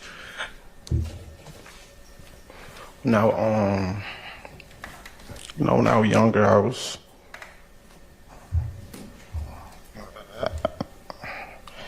When I was younger, I was claiming blood. When I was younger, like 15, 2000. I had it before I went to prison, so they like 2010. And you said when you were younger, around 2000, you claimed the blood. I claimed blood. Okay. Was there a specific blood set that you claimed? No, I don't even think I was real blood. And I just know it came to Atlanta, and I was just saying I was a blood. Okay. How many 5-point star tattoos do you have on your body? On my body? On your body. I don't know how many on my body. Do you have more than what's just depicted in this picture? Crazy. Yes. Do you have some 5-point stars on like your stomach area? Yes. Do you have 5-point stars on your other arm? Yes, man. 5-point stars is really like fill-in work. You just. It was the 5-point stars significant to your affiliation with claiming the blood? Not all. I ain't gonna say all on. Someone was just really fill-in work just to make the tattoo look full. What made you choose 5-point stars over something else? I don't call. Now, do you have any tattoos with Stoner Life? Stoner Life? Yes. No, ma'am. What about any tattoos with Successful Life? I mean, the one on my chest can stand for all of them. You don't say none in particular. Do you have anything similar to your Slime Life tattoo? Do you have anything similar like Successful Life? Spelled Interesting. No, ma'am. So check this out. Y'all know I talk about it all the time. Shout out to Thugger Daily for the inside scoop. Oh boy, I'm not going to be able to read this. I don't know why I pulled this up. I'm blind. So Thugger Daily says another probation revocation. What? Co-defendant Antonio Sumlin, the testimony we're watching right now, aka Obama, is alleged to have been caught shoplifting in August, violating his probation. So he did take a plea deal, and I'm still trying to locate the plea deal. The state is now asking Judge Whitaker to revoke his probation. Obama was expected to be called as a witness in the near future. And of course, Thugger Daily posted that a couple weeks ago. I'm going to still see if I can find it. Either way, crazy stuff. Probation is a trap. Now, did there ever come a point in time where you would call yourself the original Slime? Or a group of you all to be the original Slime?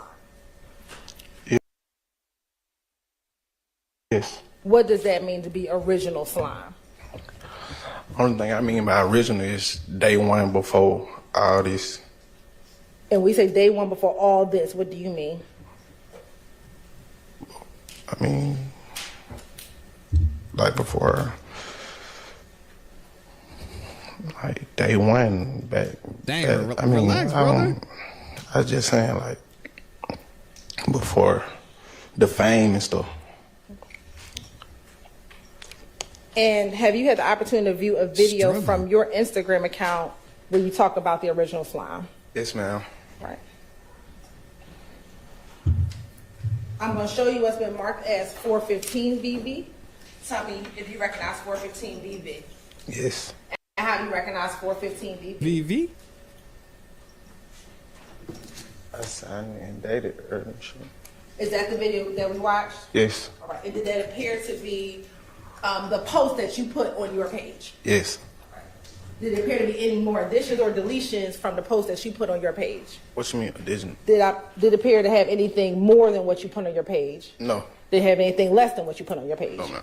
All right. Your Honor, this time the state would like to admit 415 VV into evidence. All right, that's admitted.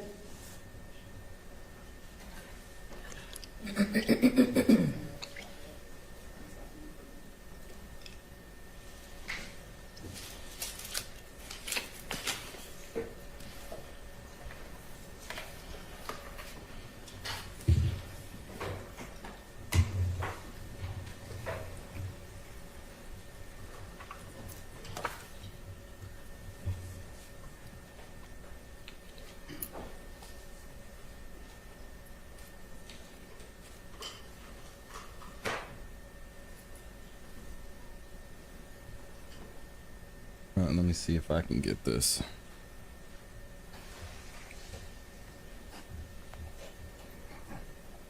And before we play, what does the caption say on this IG post? God bless you. Original Slime shit. And are there emojis?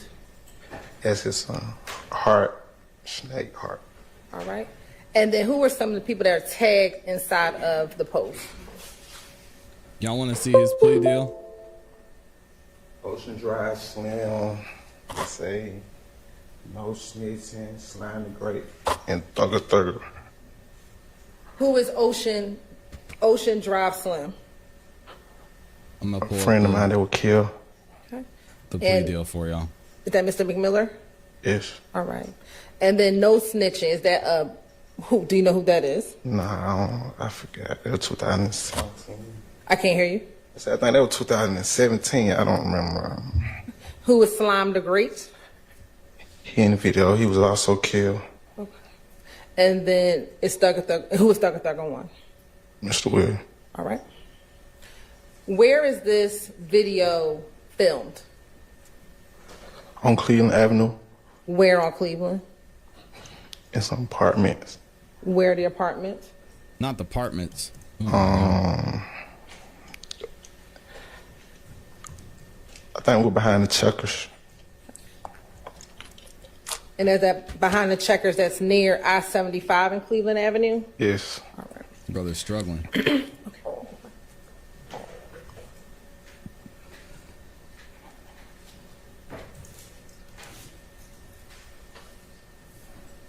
All right, here we go. I've got his plea deal. And shout out to Amy for getting this to me. Y'all want to look at this? Let me see if I can zoom in. Oh, yeah. Here we go. All right, let me make sure y'all can see this. No, you cannot. So I need to, we might have to zoom out a little bit. Oof. This, let me see if I could center it a little bit. Zoom in a little bit more. All right, cool. Here we go. Antonio Sumlin booking. Now this is the this is the plea deal that he allegedly violated, or the state is trying to say violated. What is he charged with? Conspiracy to violate the Racketeering, Influence, and Corruption Organization Act. Guilty. All right. What is his sentence? 15 years on probation. Conspiracy to commit a crime. That's wild. Guilty, 15 years on probation. Concurrent with count 1. Participating in a criminal street gang activity. 15 years probation. Concurrent. Conspiracy to commit a crime, 15 years probation. And that is concurrent with count 1. All these he pled guilty to. The defendant is a judge. The defendant is a judge guilty or sentenced under a first offender / conditional discharge for the above stated offense. The court sentences the defendant to the confinement in such institution as the commissioner of the State Department of Corrections may direct, with the period of confinement to be computed as provided by the law. Okay, 15 years. That's how long he was sentenced to. Then let me see if we can get this in here. The above sentence may be served on probation, provided the defendant shall comply with the conditions of probation imposed by the court as a part of his sentence. Well, we all know that that didn't happen. Dang. We've read these general conditions of probation, which still haunt me to this day. And then it looks like he had some other special conditions as well. So these are going to be interesting. Let's see what these special conditions are. And y'all should be able to see there. There we go. Let me double check this. You shall abide in full by each and all the terms negotiated of this negotiated agreement that the state agreed to. Defendant's failure to abide by any terms of this agreement shall constitute a violation of this agreement. Well, they're saying he already did that. You shall testify truthfully about all matters relating to this case upon which he is questioned at any trial or judicial proceeding stemming from the facts alleged in this indictment, but reserve your right to assert your Fifth Amendment privilege against self-incrimination. In accordance with testifying truthfully about all matters relating to this case, defendant acknowledges that each and all the statements contained within the defendant's factual acknowledgement section of this agreement are true, and the defendant shall testify about those statements and any matters related to this case when asked to do so.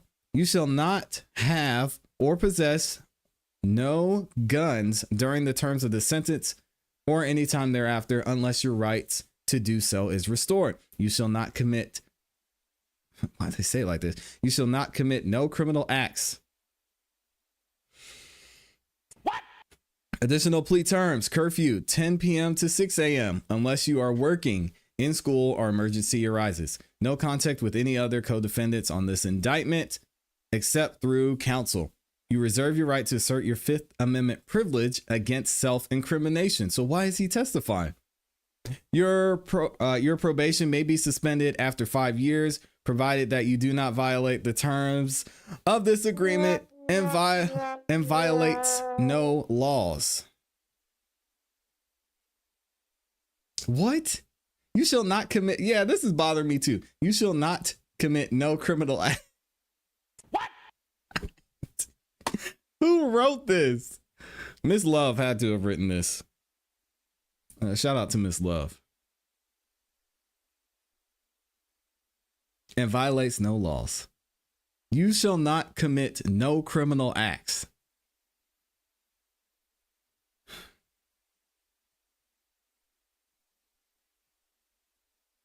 So does that mean he shall commit criminal acts? You shall not. Good Lord. I mean, I know I can't read, but this is bad. All right, I'm gonna let that one go. Your probation may terminate after 10 years, provided that you did not violate the terms of this agreement and violate no laws. Don't violate no laws. Good Lord. All right, and there we go. We've got the court reporter, Christina Weaver, because this was back when Judge Glanville was here, and that was signed by just Judge Glanville. We'll say that. Anyway, interesting there. Shout out to Amy for sending that in. What else does she, let me see. Says, witness Antonio Sumlin, Obama charged with RICO. Okay, we just read that. He took a first offender plea deal with 15 years of probation, meaning if he steals a pack of Skittles, which they're alleging that he did, he's going to jail for 15 years. Part of his agreement is to testify truthfully. Yep. However, he reserved the right to plead the fifth, which why hasn't he? The alleged crime. Here we go. She says he was the one that called from the jail asking permission from Jeffrey to harm wife and Lucci and to, well, y'all know, a person named Mr. Head. He also has a jail phone. He also has jail phone calls and other things. Brian Steele had admitted a motion to exclude the body cam video, which I have that motion here as well. Recorded jail phone calls between Mr. Eppinger and the nameless female and Shannon Stillwell supposedly throwing a bag out of a car. Interesting. All right, so it looks like Mr. Sumlin is cooked. I want to see, let me go back and see if I could find this from Thugger Daily. If there was any other information on that.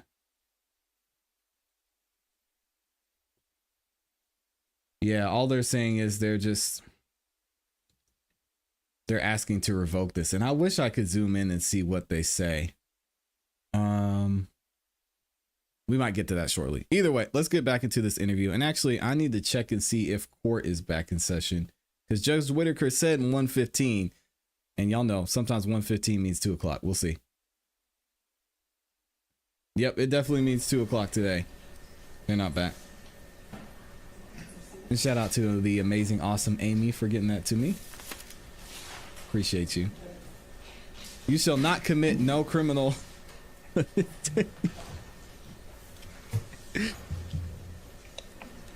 You shall not commit no criminal acts. Good Lord. That's crazy.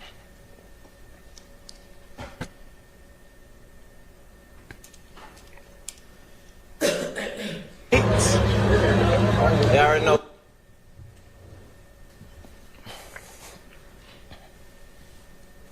They already know YSL we dead and pale, bitch. Murder gang, bitch. Yeah. Slick.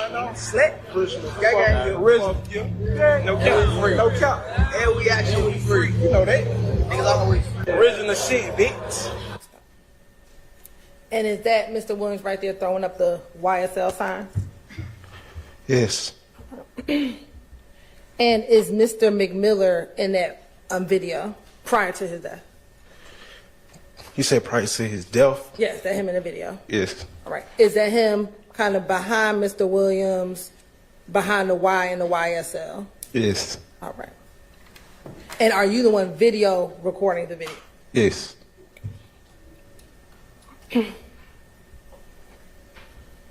The young man the other young man who passed away, what was his name? His name was Tay. I know his name was Tay. And is he related at all to Quindarius Xander? Yes. How? It's blood, brother.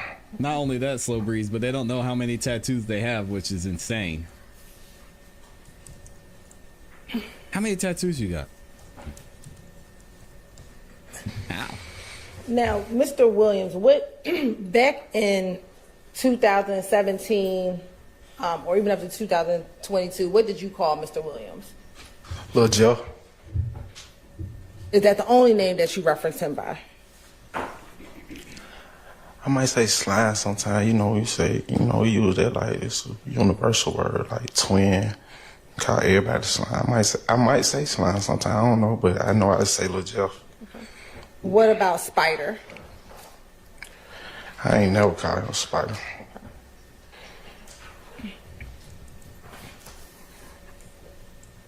How long have you known Mr. Williams? 2007, 2008. And did you all grow up together in Cleveland Avenue? Yes. Did y'all go to school together? No, I don't think we went to school together, but we grew up in the same area. Okay. Yeah, Floyd makes a good point. You think they said, hey, man, you about to get your probation revoked. You better be nice. Floyd said he's trying to go up there because he wants grace for them violating. That's the thing, though. It's not up to the state. It's up to Judge Whitaker now because Judge Glanville's not going to be there. Yeesh. Judge Whitaker doesn't care if he testifies or not. You know Shannon Jackson, also known as Shannon Stillwell. Yes, ma'am. In number of years, how long have you known him? I've been knowing Shannon 20, 25 years. Dang.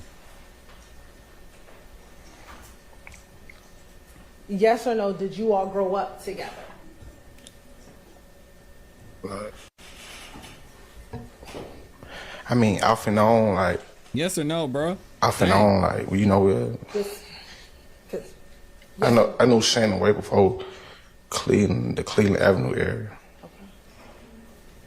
It's not that hard. Yes or no, do you consider Shannon as a part of the original slime crew?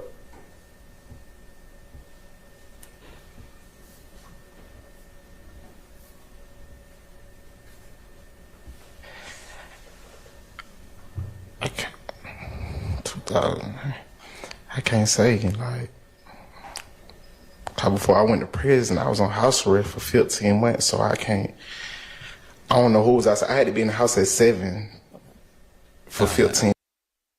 For 15 years. All right, we got it. Man, shout out to Antonio Sumlin. He's cooked. All right. He's going to be back over there with our guy Monkton.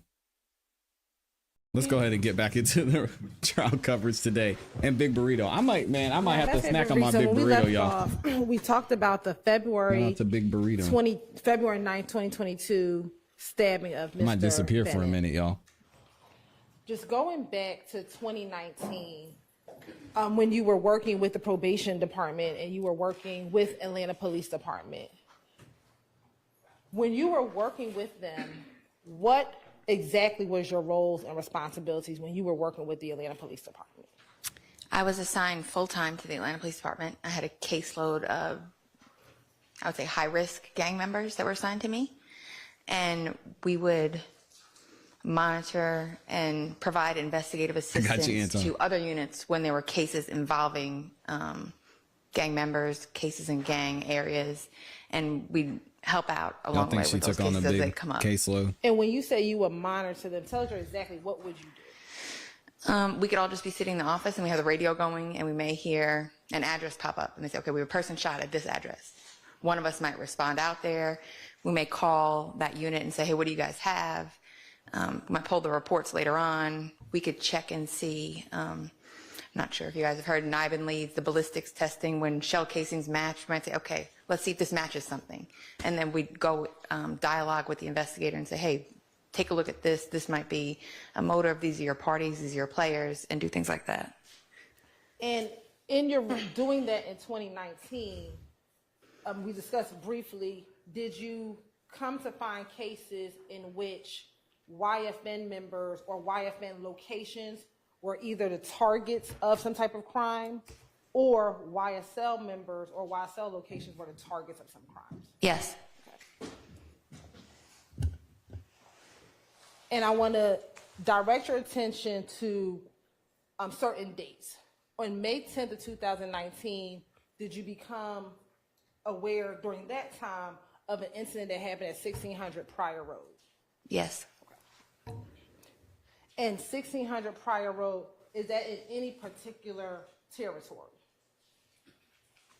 It borders on what would be the Summerhill neighborhood, leading to the Summerhill neighborhood, which is where YFN would be frequenting. And as a part of knowing about that investigation, did you learn there was a victim in that case? There was. Okay, who was the victim? A gentleman named Milton Howard. And were you familiar through your investigation with an individual by the name of Milton Howard? Once I took a look at the case and spoke with the investigators, I learned that. Sustained. Okay. Without telling me what you learned or what anyone told you, did you determine if that person was associated with a gang? Objection, hearsay. Overruled. Yes. What gang was Milton Howard associated with? YFN. And was anyone ever arrested for that incident? Yes. Who? Javon Fleetwood. Is that the same Javon Fleetwood we talked about earlier? Yes. Is that the same Javon Fleetwood that had the YSL tattoo on his face? Yes.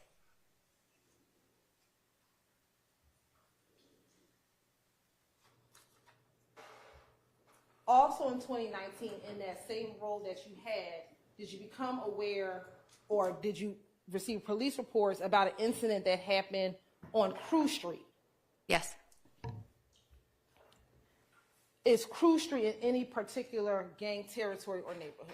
It's in the Summerhill neighborhood of Atlanta. Say that one more time. It's in the Summerhill neighborhood of Atlanta. And is that the neighborhood affiliated with YFN? Yes.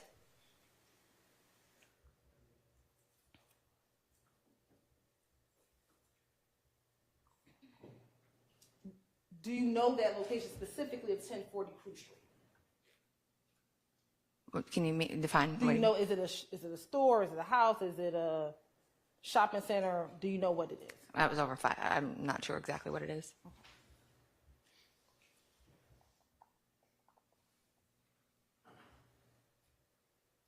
And were there any victims at the location? I believe there were. You want to rephrase? Yeah. Sitting here today, are you familiar specifically with that incident? Can I look at my notes to refresh my Do recollection? you have notes regarding a timeline of events that occurred in 2019? I do. Will looking at your notes help refresh your memory as to that particular incident? It would. Yes. Uh-huh.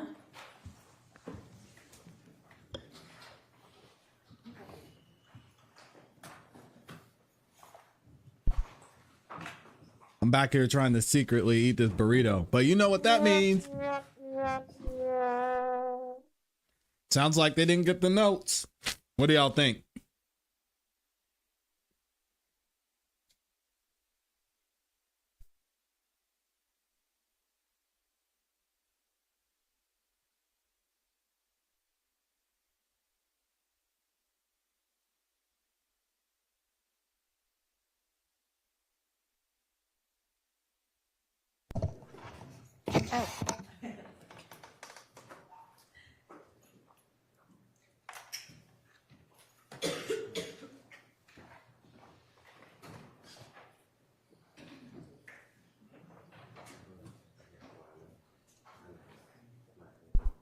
I bet that's exactly what happened. They didn't get the notes.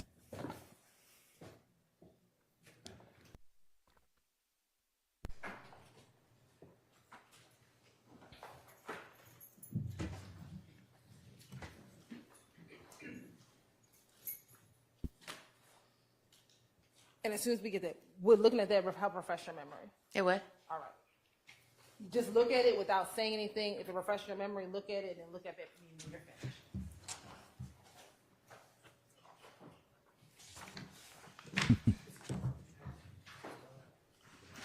Okay. Okay. Did that help refresh your memory as to whether or not there were any victims at the location? Yes.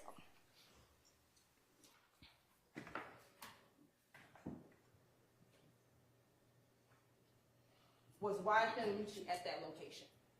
I learned through the investigation that he was present. He'd been seen at the location, yes. And was that incident on May 22nd, 2019? It was. On that same day, did you learn of or did you have the case to investigate a shooting at 151 Cleveland Avenue? I learned that there was shots fired there, yes. Okay. And was that also on May 22nd, 2019? Yes. And as we talked about earlier, that's in the Cleveland Yeah, area. Max is dying over there.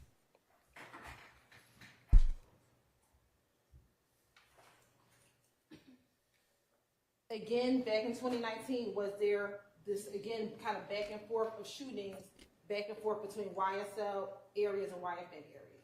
Correct. On May 25th, 2019, was there a shooting at 211 Cleveland Avenue? I believe there was a shots fired call that came up at that location, yes. Yeah. Okay.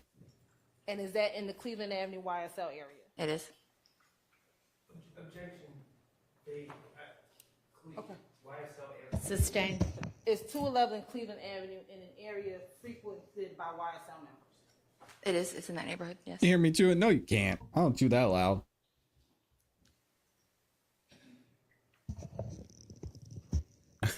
In May 27, 2019, was there another shooting at 355 Bellegarde Place? I'll share, Amy. Come on.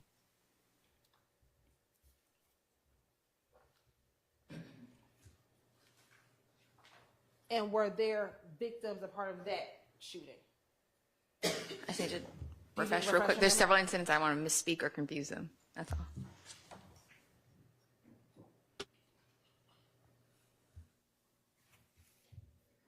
Yes. And were there victims in that shooting? There were 2 people present. Nobody was struck, I believe. Also didn't realize Max was left-handed.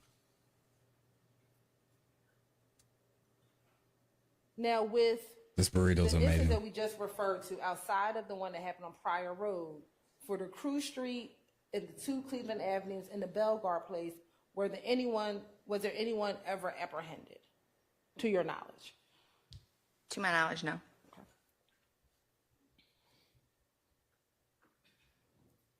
Now, taking you to June of 2019, did you ever learn of an incident in which the grave of Donovan Thompson was defaced? Yes. And was there a police report associated with that defacing? I believe there was an information report taken. What's Nasty the difference work. between an information report and a police report? I mean, it's a type of police report where just information was given, and they wanted the incident documented.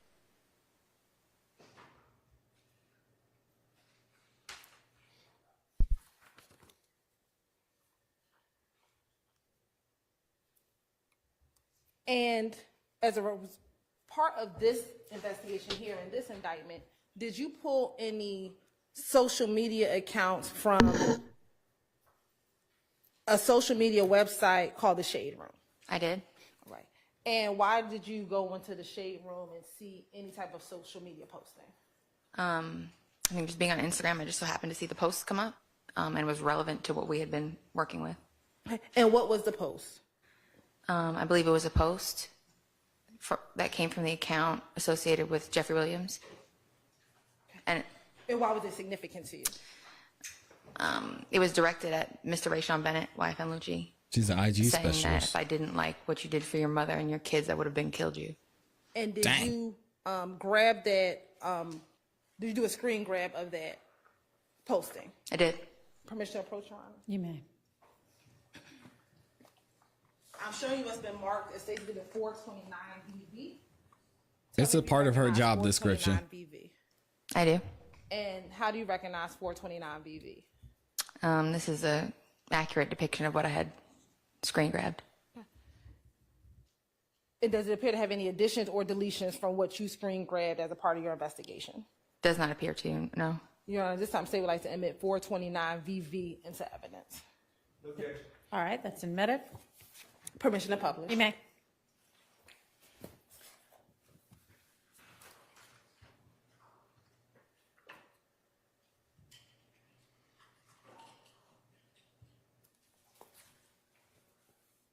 And what was the date of the post? When it was posted on the Shade Room, I believe it was August 19th of 2019. That's the date that they had reposted it, and it's saying 46 minutes ago on the original post, but I can't give you an exact timing of the original post. This is when I saw this. And you said August 19th. I see a date on there. It's August 18th. 18th, I'm sorry, 2019. Okay. And do you know, to your knowledge at all, if that particular post was ever deleted from the actual account of Thugger Thugger 1's account? I believe it was. And do you know if this was captured in a Shade Room just prior to it being deleted or before it was deleted off of the Thugger Thugger 1 account? I believe right before it was. Shout out to the Shade Room. They're getting all the clout today. Or jealous. Around the time of August 2019. Oh, she did. Is that towards the end of this back and forth that we just discussed? Yes. Social media investigation expert. Now, you talked about in 2020 there was some transition in employment or what you were doing initially in 2019, and then you transitioned to something, a new role in 2020. What was that transition in 2020? What was your new role? So I had been promoted to criminal investigator, and I was sent to the special operations section, to where typically once you arrive there, you're assigned out to a task force. Could be the ATF, the FBI, the DEA. GBI. I went to the GBI gang task force. I then went through a police academy associated with that position. I graduated and then went to, because my whole career had been spent in Atlanta, I was assigned to the Atlanta Police Department, and I worked out of their gang unit. And what were you able to do now that you weren't able to do in 2019 with those 2019 cases? What were you able to do with the 2020 cases? I was freed up from supervising an actual caseload, so I was free to, and now that I'd been through the academy with them, charge and work criminal cases. And did you end up then working criminal cases, again, associated with the conflict that was happening between YSL and YFN? I did.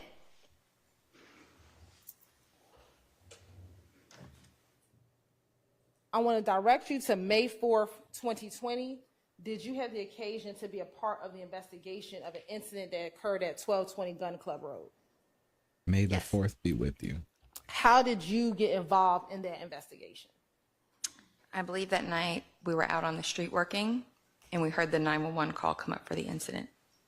Once you heard the 911 call come up, what was the incident that came up? There was I think it was described on radio as like a active shootout up and down Gun Club Road happening at that moment. Okay. What did you do once you received the call? Or heard the call over the radio? I believe we reached out to the aggravated assault unit to find out who the victim suspects were. And who were the victim suspects? Let me ask you this. Once you learned about who the victim suspects were, what did you do? I looked at their social media accounts. Whose social media accounts did you look at? Mr. Tanquarius Mender. And had that name come up before? Were you familiar with that name? I was. How were you familiar with Tanquarius Mender? I'd worked with him previously in my other roles, and I'd spoken to him before in non-custodial settings, custodial settings, so I had a pretty decent rapport with him at that point. And we spoke of him earlier. Was he associated with a gang? Yes, YSL. And did he have another association with another gang? He did. What was that? The Rolling 60s Neighborhood Crips. Uh-oh. Amy mentioned this earlier. And did Mr. Mender have a nickname? He had two. What are his nicknames? He would either go by Nard or Stunna. Stunner is a dope nickname. Not gonna lie.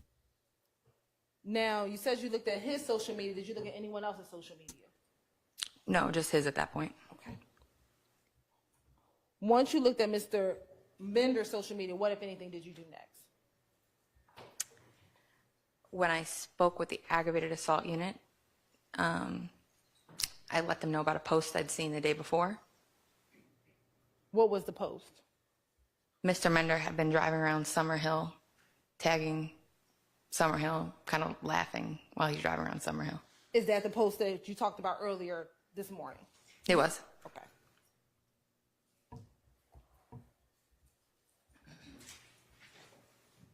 Once you informed the ag assault detective, did you do anything else as related to this case?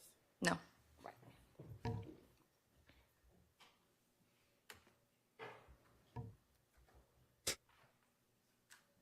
Did you ever look in Marquavius Huey's phone around the time of this investigation? No.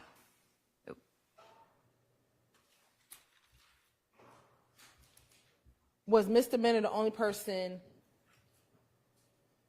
associated with this case on Gun Club Road?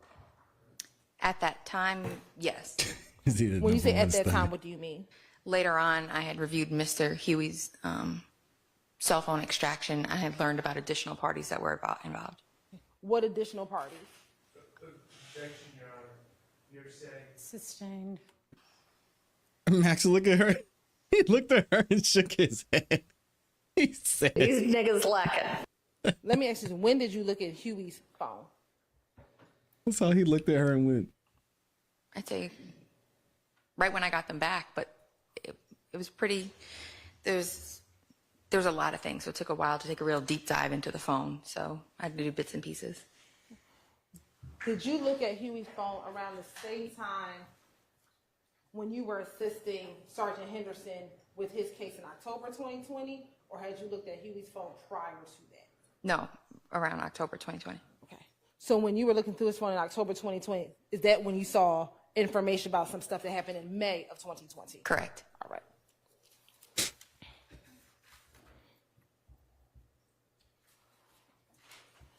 After looking through Mr. Huey's phone, did you ever look at Mr. Huey's social media account? Yes.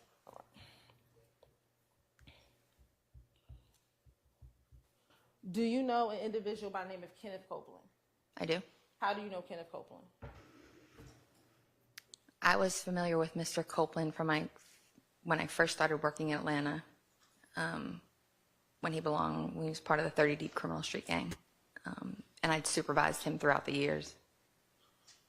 Probation officer. Were you familiar with his social media account? I was. Woody versus Woody. In looking at Mr. Menders, Huey, and Mr. Copeland's social media account, did you see any pictures of any of them on each other's social media accounts? Yes.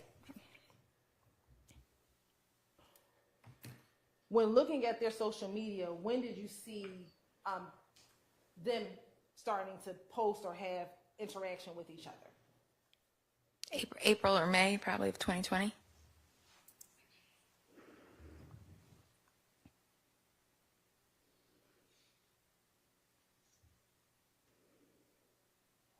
As it relates to the incident in May of 2020 at Gun Club Road, was there anyone ever arrested for that incident?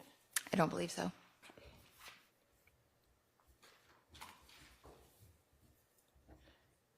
And was Mender the victim in that incident? He was. All right. Now, taking you to May 24th, 2020, were you aware of any shootings that occurred at 98 William H. Borders Road? Yes. That location, is that in any particular gang area? That's an area that would be frequented by members of YFN. Mm-hmm.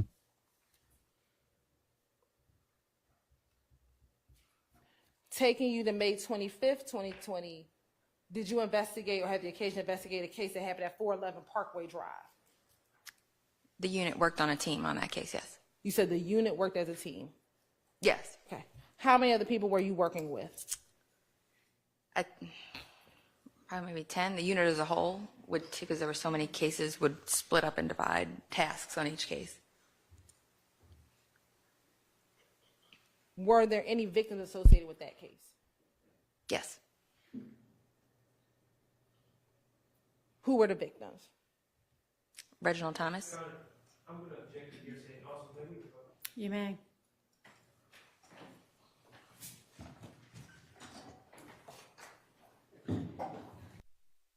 All right. Well,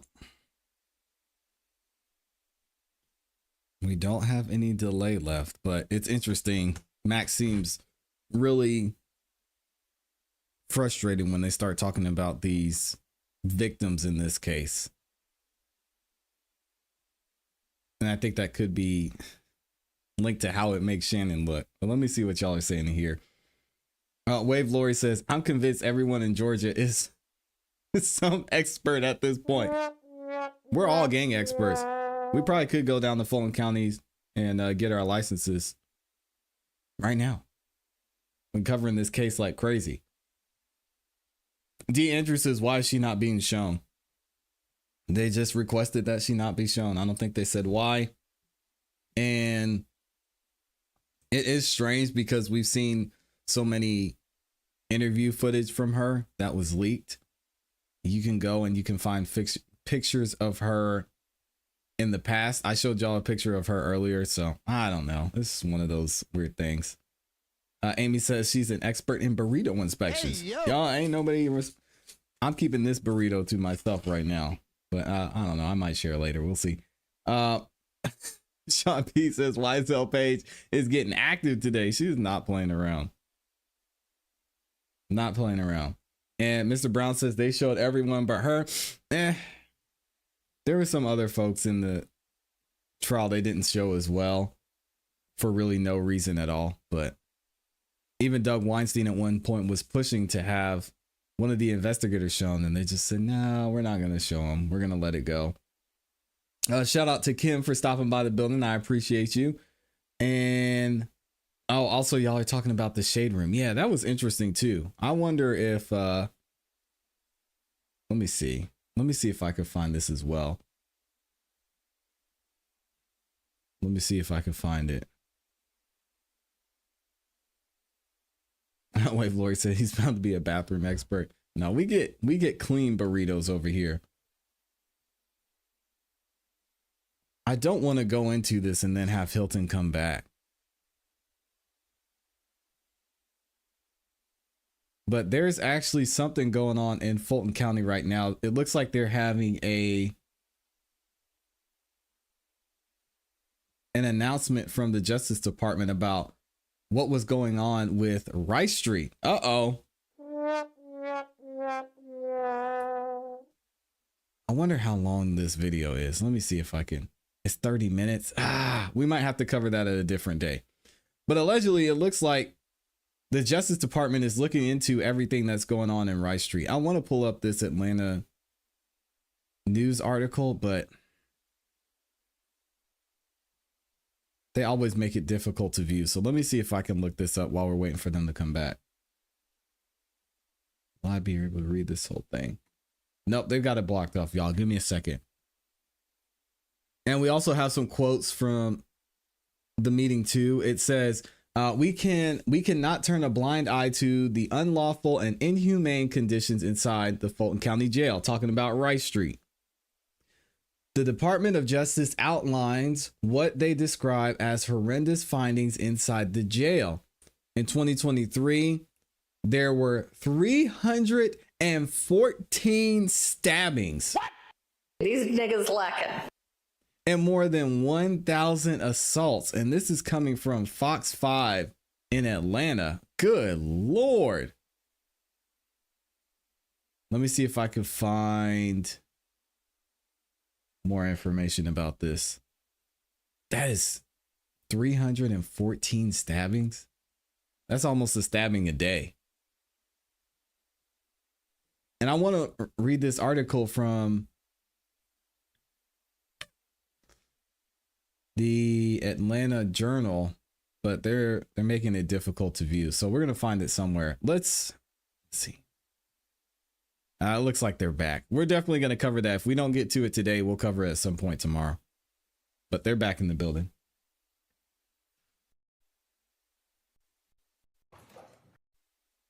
$314. That's almost one a day. They took the weekends off. May I continue, Your Honor? Hey, yo. Who was the victim? Who wants to have anybody this weekend? I'm sorry. And let me go back into 411 Parkway Drive. That's literally what happened. They took Sundays off. That's kind of it. Dang. Can I explain it a little bit? It's kind of complicated. Well, first tell me who the victims were, and then, okay, because of the other shooting that happened? Yeah, it's like Okay. a twofold. All right. Let me ask you this. 411 Parkway Drive, are you familiar with that location? I am. How are you familiar with 411 Parkway Drive? That is traditionally Rolling 60 Crip from my experience in Atlanta, Rolling 60 Crip territory in Atlanta. That's somewhere where you'd find them, especially on a nice day, hanging out in the parks, the areas throughout the 4th Ward.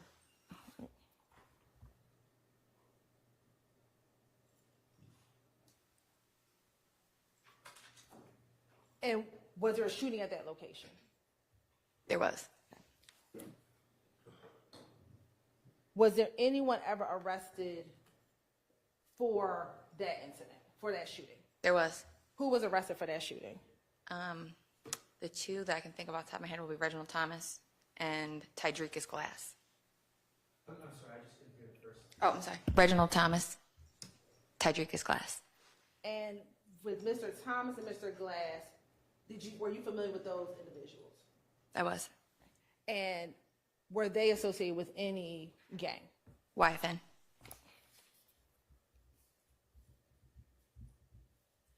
And I think I asked earlier about Mender being a part of Rolling 60s Crips. Correct. Did Rolling 60 Crips have any association with any gang? They had an alliance with YSL. And I said association, you said alliance. Why did you give a distinction? Because association would just say, like, we're cool, we know each other. Alliance would be like, to me, from my investigative experience, means that they'll work together and they'll partner on things.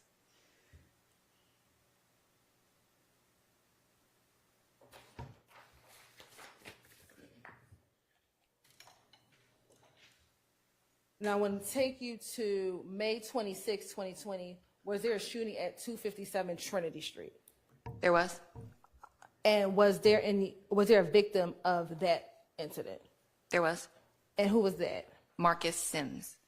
And were you familiar with that individual? I was. How? He was a friend of Tanquarius Mender. And to your knowledge, do you know Mr. Sims was a part of any gang?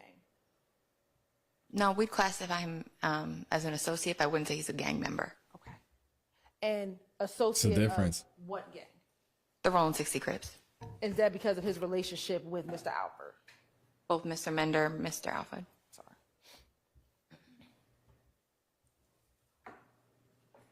On June 1st, 2020, was there an incident at 361 Edgewood? There was. Are you familiar with that location? I am. And how are you familiar with that location? That's an area frequented by members of YFN.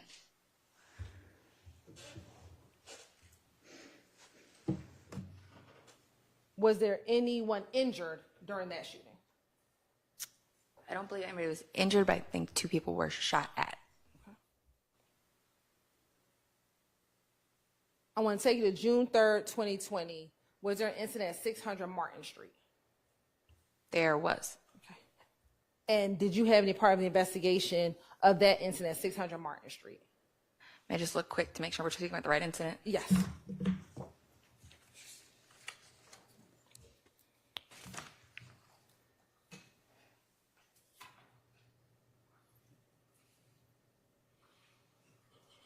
Not to mention, Asia, that Yes. it's been going on for years. What was your involvement? Years and years That was and a years. case handled by the aggravated assault unit, but based on the location of where it occurred, we assisted with some information on that investigation. And what was significant about the location where it occurred? It was the scene of a YFN Lucci video shoot. And 600 Martin Street, is that any, where is 600 Martin Street? In Summerhill.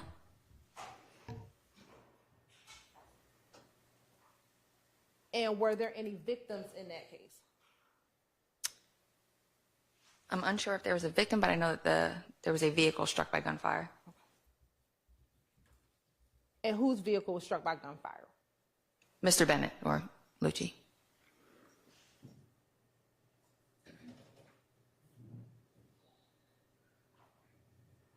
I want to take you to June 4th, 2020. Was there an incident at 1044 Hank Aaron?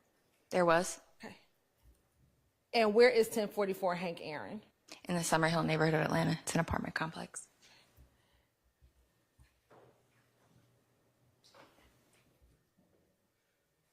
And was there any apartments or homes shot at or shot up? There was. Who do you know whose home was shot at or shot up? It was the home of, for a family home of Sabian Cluster, better known as YFN Fat.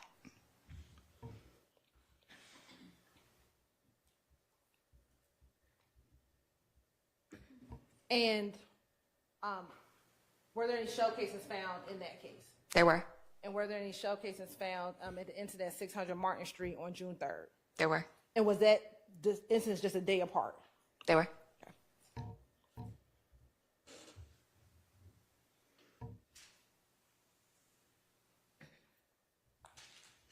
Was anyone ever arrested for those two incidents? They were not. And then I want to take you to June 30th, 2020. Was there an incident at 639 Parkway? There was. Okay. And is that in the same or similar location as the incident that happened on May 25th, 2020, near 411 Parkway Drive? I'd say it's maybe 6 or 7 blocks north of where that happened. And would you still consider that area the area of the Rolling 60s stronghold? That was the area in the 4th Ward neighborhood. That was the 600 block is the area that they liked the most. Okay. And were there any victims for that particular shooting? Yes, multiple. Okay.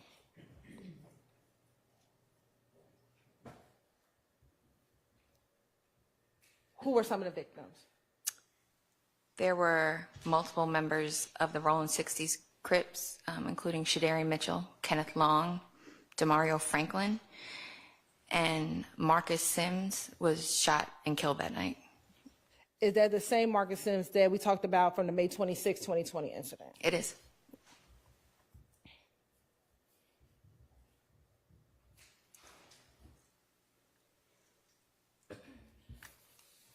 And as a result of that shooting, did you look at any social media? I did. Whose social media did you look at? I believe I was reviewing the account for Tidrika's class. And was there anything of any significance that you found while reviewing that particular social media account? There was a live video that I found interesting, yes. Why did you find it interesting? They were drinking and dancing around in like a kitchen or something, singing Drop a Op and We Celebrate. And how soon after? I'm going to object the answer to pronoun they last clarification. Okay. Is that what the post said? I believe that, if I remember the video correctly, there should be like maybe 2 people in the scene, and one of the 2 YFN associated individuals, or whoever's in the photo, is singing out of their mouth, Drop Op and We Celebrate. Well, they're like pouring shots, I think it was. Okay.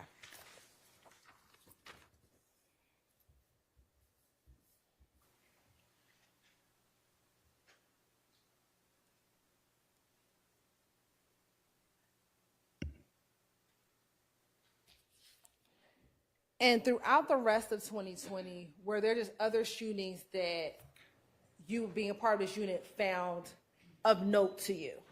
Yes. Okay. And were some of those shootings in both the YFN associated territory as well as the YSL associated territory? Yes. Right.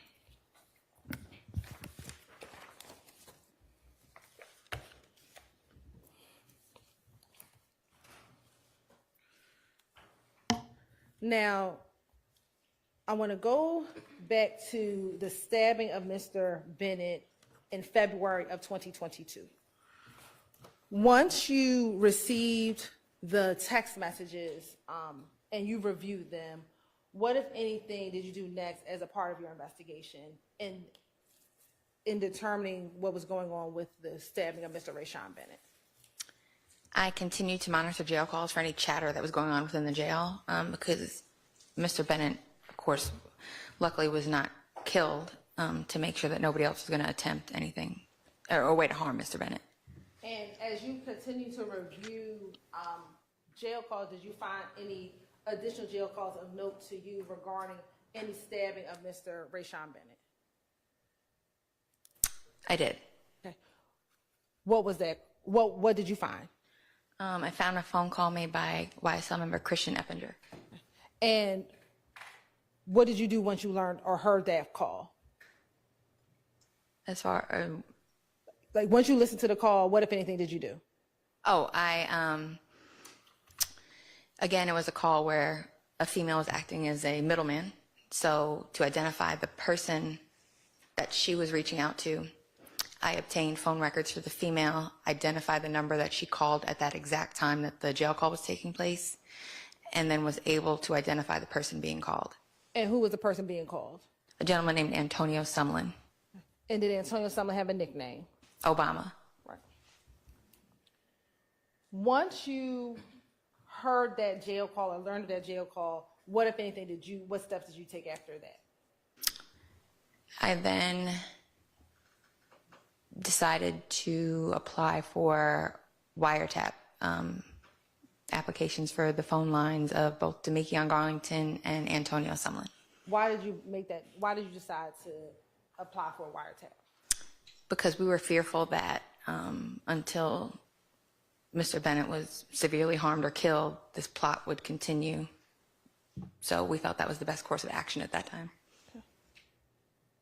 And were you able to secure or be able to go and have a wiretap for both Mr. Garlington's phone and Mr. Sumlin's phone?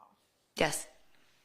Now, tell the jury, what are the steps that happens once you secure a warrant and you're able to get a wiretap? I was the case agent on the law enforcement side of things. Then we have like IT people or technical people that they take the paperwork you receive from the judge and they forward it to the phone company. And then usually it takes a couple hours. You have a wire room set up. It's a private, secure location. And I'd say within a couple of hours of submitting the paperwork to the phone company, you'll start receiving data coming in the wire room. You'll start receiving phone calls, text messages, and you'll see sometimes just data, like when you're browsing on your phone or making a video call, you'll see that stuff starts coming in and being registered. Okay. And as far as the wire room, does that have to be maintained 24 hours a day? It does. And why is that? Because you have to you're now responsible for monitoring what's coming in. You can't leave it unmonitored. Somebody has to be there monitoring. Now, when you are monitoring those calls, are you able to listen to every call, or are there times you have to minimize or stop listening to the calls? So everybody gets what's called a minimization training.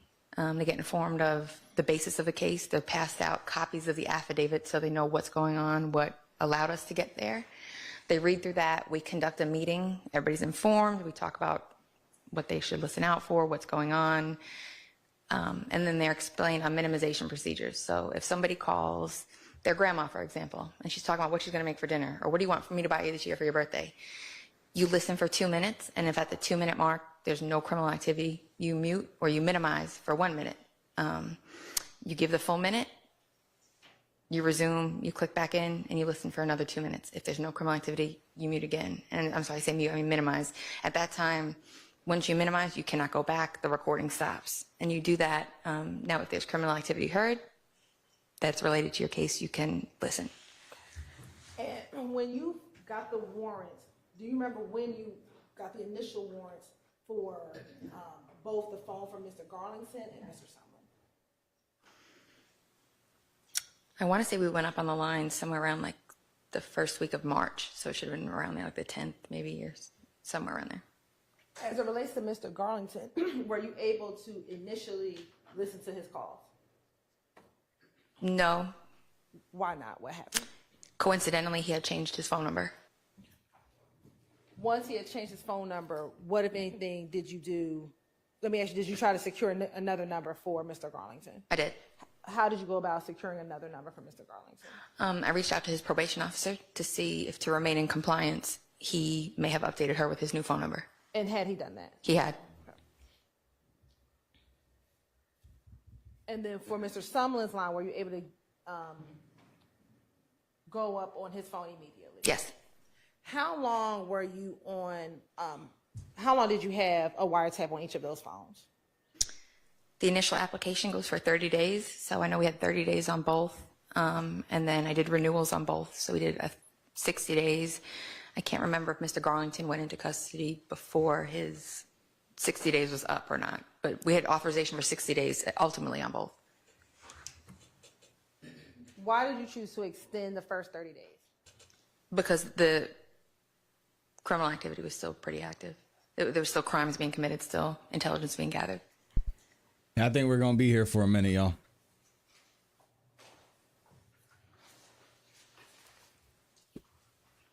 Now, I want to direct you to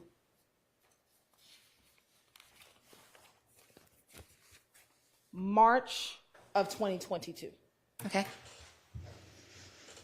With the stabbing of Mr. Bennett inside the Fulton County Jail, did that information ever get released to the public? It did, but it was delayed. Okay. And when you said it was delayed, what happened? I don't believe it hit the news until some court documentation was filed. Okay. And what court documentation was filed? An emergency motion for bond on Mr. Bennett's behalf. And do you know when that documentation was filed? I want to say the first few days of March, I believe.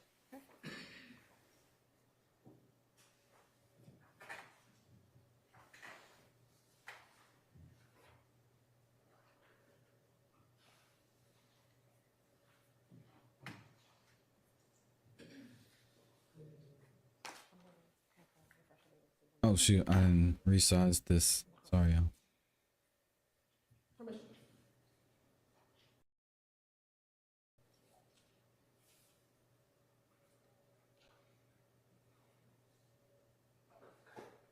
Permission to approach? Yeah, and I'm that's going to show you what's been marked as State's Exhibit 6TT. that might be the case. We might not get until cross tomorrow, but there's still a good amount of time left. Or when that motion was filed.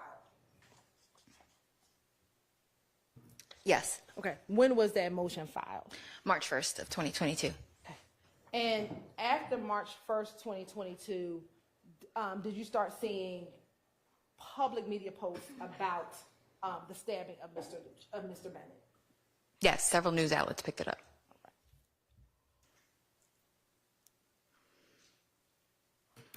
Once several news outlets began to pick it up, did you, as an investigator with the gang unit, have investigated this YFN, YSL conflict? Did anything about that report spark any investigation on your part about anything that you were going to do as it relates to the conflict between YFN and YSL? Based on my experience with with these two groups and the conflicts, we were on heightened alert for any events that or shootings or incidents that may occur. Okay. And by the time the media release occurred, were you already up on the wire, or did that come after the release of the information to the media? I believe it came after. Okay. Look at Max. He said, "What?"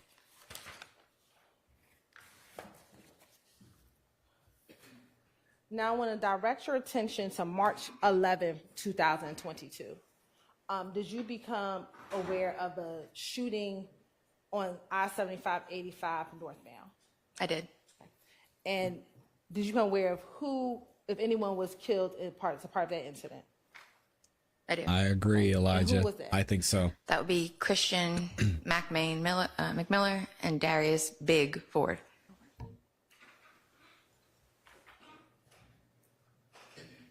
And do you know about what time that incident occurred? I believe it happened around 3:30 a.m. And have you had any involvement with any investigation as it relates to that case? I have. And is that still an open pending case at this juncture? It is.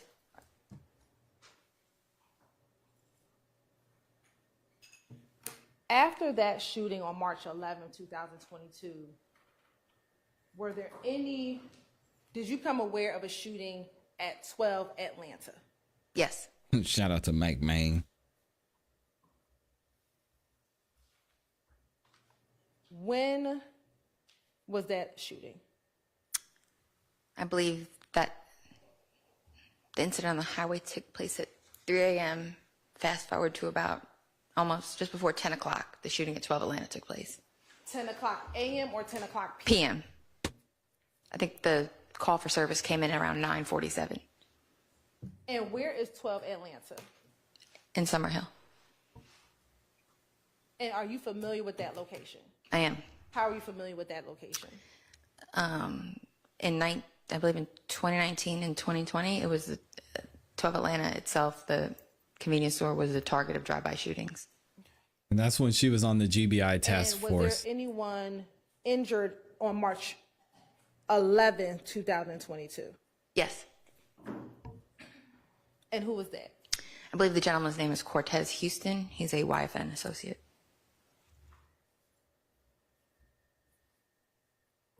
And has there been anyone arrested for that shooting? Yes. Who's that? A gentleman named Stephen Harris. And are you familiar with that name?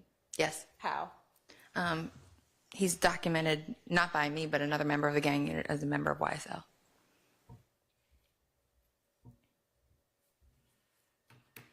After that incident on March 12, 2022, did you become aware of a shooting, without saying any name, of a shooting on Cleveland Avenue? Yes. Without saying any names, how did you become aware of the shooting on Cleveland Avenue? I was in the wire room monitoring the calls in the wiretap, and we heard a shootout being described on the wiretap. Uh-oh. Not YSN, not 30 Deep, not the Crip gangs. Maybe they're still working on it, Amy. I don't know. That shooting on the wiretap, did you ever come to learn of a shooting on March 14th, 2022 at I-20 in Windsor? Yes. Okay. When did you first learn about that shooting? I believe somebody from the gang unit that I work with had called and let me know that a shooting had come up in that area. Amy called her. Once you learned about that information, what, if anything, did you do? I spoke with investigator Flores, who I believe was the on-call gang investigator for that night. And did you learn of the individual, was someone killed at that location? Yes. Okay. Did you learn of the name or the identity of that individual? A gentleman by the name of Shamel Drinks. Now, when you first heard that name, were you familiar with that individual at all? I was not. She was undercover for Donovan Thomas or wherever she was. Heard that name, did you know at that time if this murder had anything to do with any gangs? No. And you say no. She was why? inactive during that time. Just because I did not recognize him, I didn't know him, so I had no reason to believe at that time it was. After hearing about the shooting at I-20 and Windsor Road, did you look at any social media accounts? I did the next day. Why were you looking at social media? Just in conjunction with The Wire, we were always monitoring what was going on just to be abreast of anything we may hear just so we were aware of what was going on, so we can understand the context of things we were hearing. And as you were observing social media, did you see anything of note to you as you were perusing social media the next day after the March 14th killing of Mr. Shamel Drinks? I did. What, if anything, did you find? I saw several posts of a gentleman that matched the photo of what I saw of Shamel Drinks at the crime scene being made. Okay. And when you say was being made, who was it being made by? Members of YFN. And about how many posts did you see when you were just kind of viewing and observing? There were numerous posts. I don't think I could put a number on it. I saw a lot of stuff. I heard a lot of things. Blah, blah, blah, blah, blah. Can we get to the point? Saw those posts. Did you ever capture those posts? I began capturing them just in case they were needed. You said you captured just in case they were needed? Correct. Okay.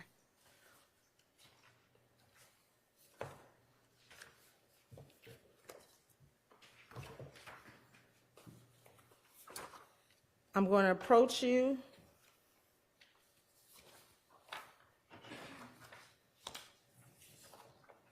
Thank you, Mr. Brown.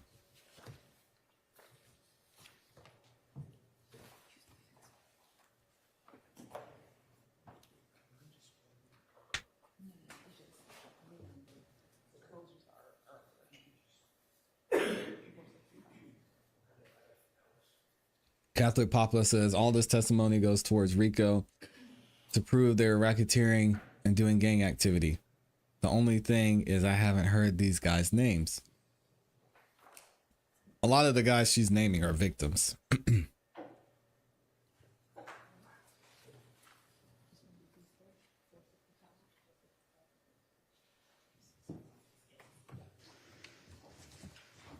Permission to approach Your Honor. Y'all look at her. Y'all look at the podium. She's got I'm going to show you what's about 3 more stacks. 465 VV, 467 VV, and 468 VV. Tell me if you recognize 465, 467, and 468 VV. I do. And how do you recognize 465, 467, and 468 VV? These are 3 of the social media, of the several social media posts that I captured following the death of Mr. Drinks. And are those 3 just some of the examples of what you were seeing being posted on the day after Mr. Drinks passed away? Yes. And do those appear to be fair and accurate depictions of the social media accounts that you observed and that you screenshotted back in March of 2022? Yes. Your Honor, this time the state would like to admit 465, 467, and 468 BV into evidence. And, Your Honor, just confirming I'm continuing the objection, correct? Yes. Permission VV? to publish. She said VV?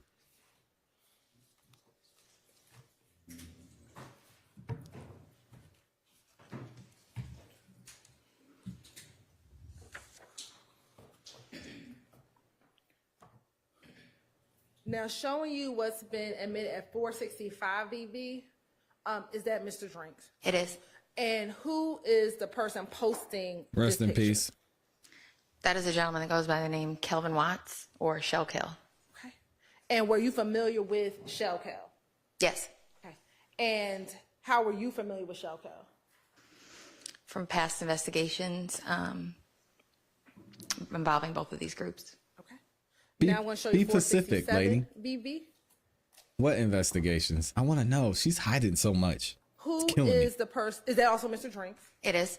And who is posting that? Who made the post?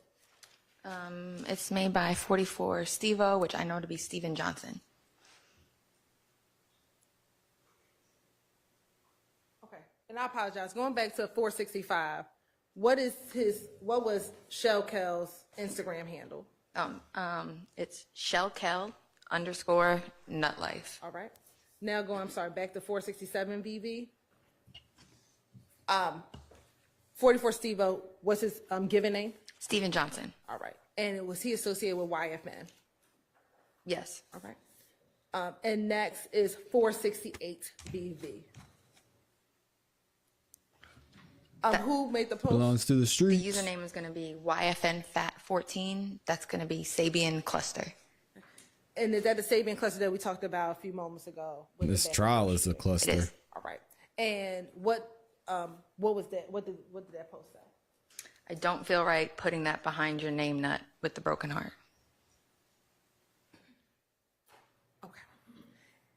Once you started seeing these posts and examples of these posts, what, if anything, did you do? Did you assist at all with this investigation at that time on March 15th? I didn't, because when you're the affiant of a wire, it's a lot of things you have to do. You have to manage schedules and people in the room and review all the calls. So I was kind of sidetracked. So I was capturing these, working in the wire room, and then I went home to get some sleep. Now, I'm going to take you to March 16th, 2022. Did you have the occasion to respond to a shooting at 2830 Waters Road? I did. And how did you get involved with responding to the shooting at 2830 Waters Road? One of my partners, either Investigator Dabney or Investigator Flores, called and let me know that there was a shooting at the location. And when you're, and let me ask you this. Back in 2022, where were you working? The Fulton County District Attorney's Office. And was that a common practice that 2022? members of the APD gang unit would reach out to you if there was She a was a shooting that they were lieutenant in a high-profile case unit. If it was gang related and something that we had been working on, absolutely. I talked to them daily. And did you respond to that location? I did. Sitting here today, do you recall what time you responded to that location? I want to say I made it out there probably around 2 a.m., I believe. You said around 2 a.m.? Around 2 a.m., I believe. Court $10 for 1 moment.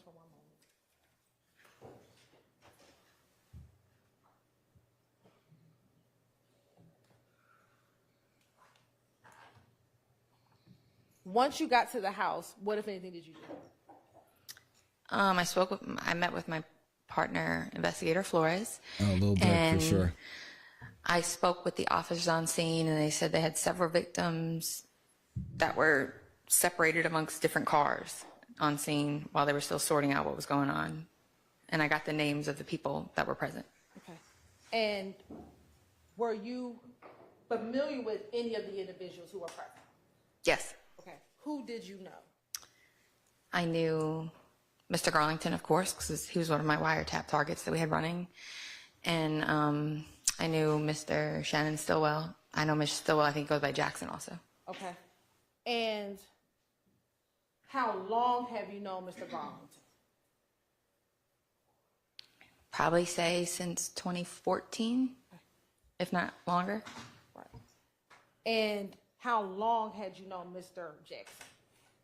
2013 or 2012. All right. She must have been his probation officer. When you went out there, did you speak with Mr. Garlington or Mr. Jackson? I spoke with both.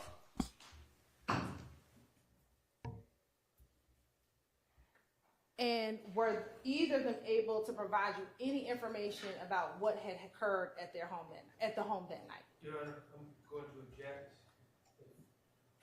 That motion.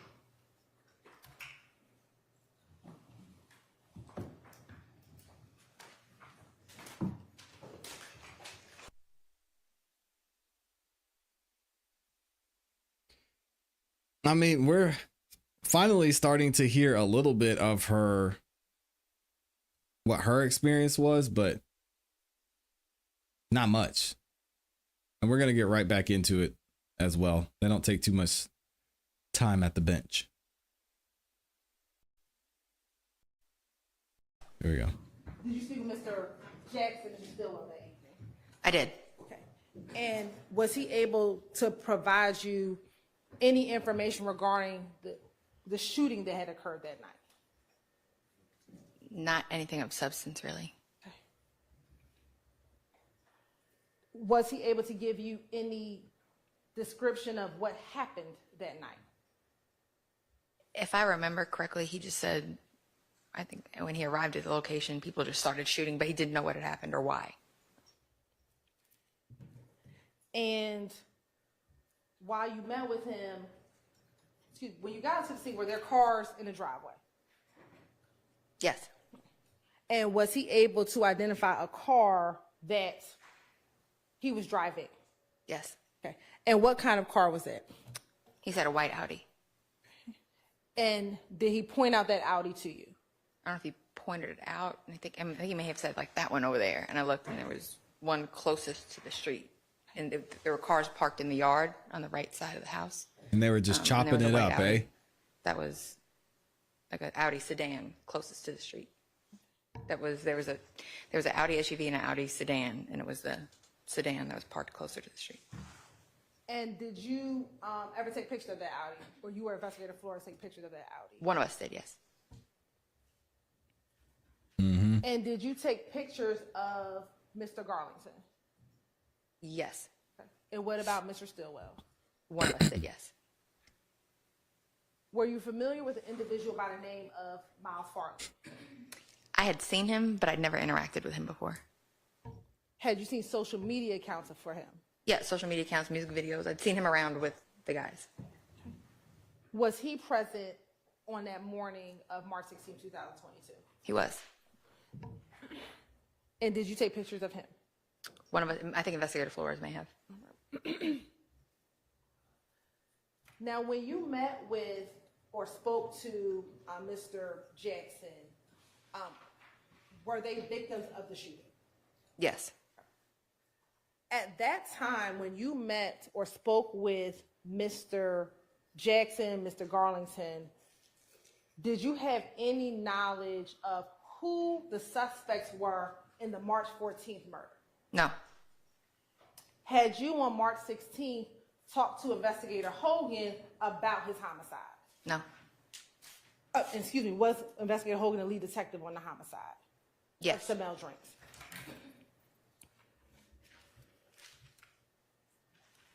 When you spoke with Mr. Garlington and Mr. Jackson on March 16th, had you seen any surveillance video from the homicide on March 14th, 2022? No.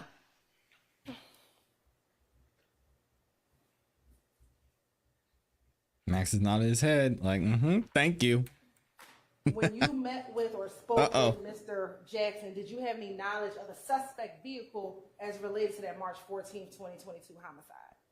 Grace. No, other than the victim, I had no knowledge of the circumstances or anything with the investigation. Did you eventually leave the location at 2830 Waters Road? I did. All right. You said this is about 2 o'clock in the morning. Somewhere around there. Did you at some point in time go She to sounds like she's getting annoyed. on March 16, 2022? Yes. What was your purpose of going to the Atlanta Police Department?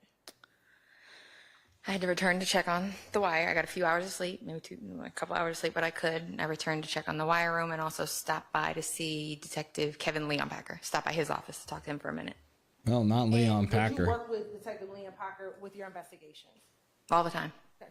And just as a side note, what types of things would you ask Detective Leon Packer to do with your cases that you were working on? I would bounce investigative ideas off him sometimes with cases that I had, but also most importantly, She would do what? if throughout my investigations I would obtain cell phones through search warrants and things like that, or in evidence, I would bring them to him with a search warrant for him to conduct a forensic extraction of the phones for me. Okay. Now, going back to March 16, did you make it to APD? Yes. Okay. When you got there, did you make it to Kevin Leon Packer's desk where he sits? Yes. Are there any investigators that sit close to him in the office? Yes. Is Detective Hogan one of those investigators? It's Detective Leon Packer, empty cubicle, Detective Hogan. Once you went to go speak with Detective Leon Packer on March 16, 2022, did you see Detective Hogan? I did. On my way to his desk, I passed Hogan. Okay. And what happened once you passed him? What happened? When I walked past Hogan's desk, I said, "Hey, Hogan." I said, "Your victim," I said, "is being posted by some of the YFN guys. Just checking to see what you got. What do you got? Like, what's going on?" And then he said, "Well, I got some surveillance video and some people, but I don't know much else." He said he didn't have much else. Yeah, he just. At that point in time, did he show you the surveillance video? Yeah, I said, well, show me what you got. Let me see what you got. And he's. She said, hey, Talked to Hoagie. Kevin for a second. He said, come on over. And I looked at the video that he had. And what video did you look at? It was video from a gas station that I recognized to be at Fulton and Windsor. Okay. And what did you see on the surveillance video? He showed me some individuals that he had identified as his suspects. Okay. And when you saw the video, what, if anything, did you do? I immediately recognized Mr. Stillwell from my interaction with him the night before because he was wearing the same clothes. And I recognized Mr. Farley on the video. And interesting. the night before, were you at the office on March 16th as well? Sorry, it was the same day. It was 2 a.m., sleep for a few hours, went to the office and met with them. So it was the same day. And when you watched the surveillance video, was this surveillance video from March 14, 2022? Yes. And you had but earlier that morning had seen Mr. Jackson or Stillwell Jackson in the same clothes that you saw him in on the video. Correct. Right. So? What? And then you said you also recognized Miles Farley on the video. Correct. Look at Max nodding his head. Once you He's thinking the recognized same both thing. Mr. Farley and Mr. Stillwell, what, if anything, did you do? There was a third individual in the video that I knew to associate with them, but I didn't know his name. So I told Investigator Hogan he may want to get with somebody else to get a name on that person. And then he showed me the vehicle associated with his case. And did he show you the vehicle from the surveillance video or something else? I believe it was a surveillance video. And what, if anything, did you do when you saw the vehicle, his suspect vehicle? I recognized it as the white Audi with the Maryland tags from the home at Waters Road that I'd seen hours prior.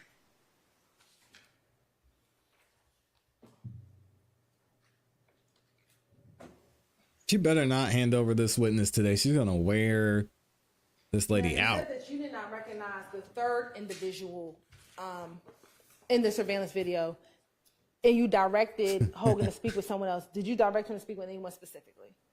Well, I recognized him by face. A name, I didn't have a name. So I think Investigator Belknap was either in the homicide office or he was upstairs, and I called either him to come to the desk or come downstairs to help Hogan. And let me ask you this. I want to go back to March 16, 2022. When you spoke with Mr. Jackson about what Did she say she got a picture of him that day, by the way? Or she said another detective got a picture? I wish I had heard that. I'm not going to go back now, but I'm going to rewind this question. Let me ask you this. I want to go Him back being to Shannon. March 16, 2022. When you spoke with Mr. Jackson about what happened that night, how did the conversation come up about what vehicle was his? Do you recall? I believe that was prompted by when he said I just got here and they started shooting, or something like that. I just got here and they started shooting, or I pulled up and they started shooting. So I said, well, what vehicle were you in? I think that's what prompted that question.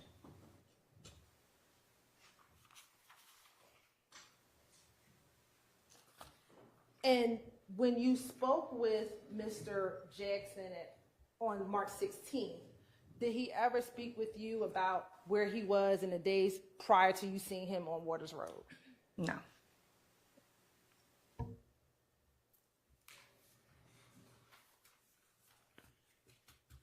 While you were speaking with Mr. Jackson, did you ever speak with him about the homicide that had occurred on March 15th at I-20 and Windsor Road?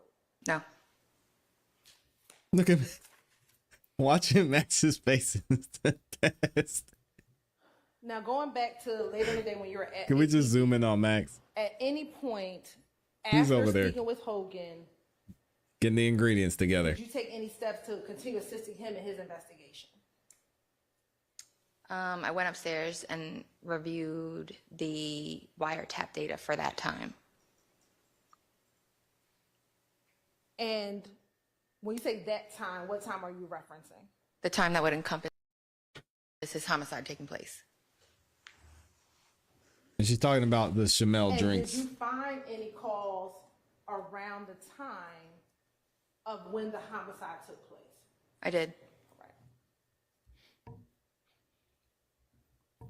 And we'll come back to that. Once you went upstairs and reviewed and went to the wiretap room and kind of reviewed those calls, what, if anything, did you do next?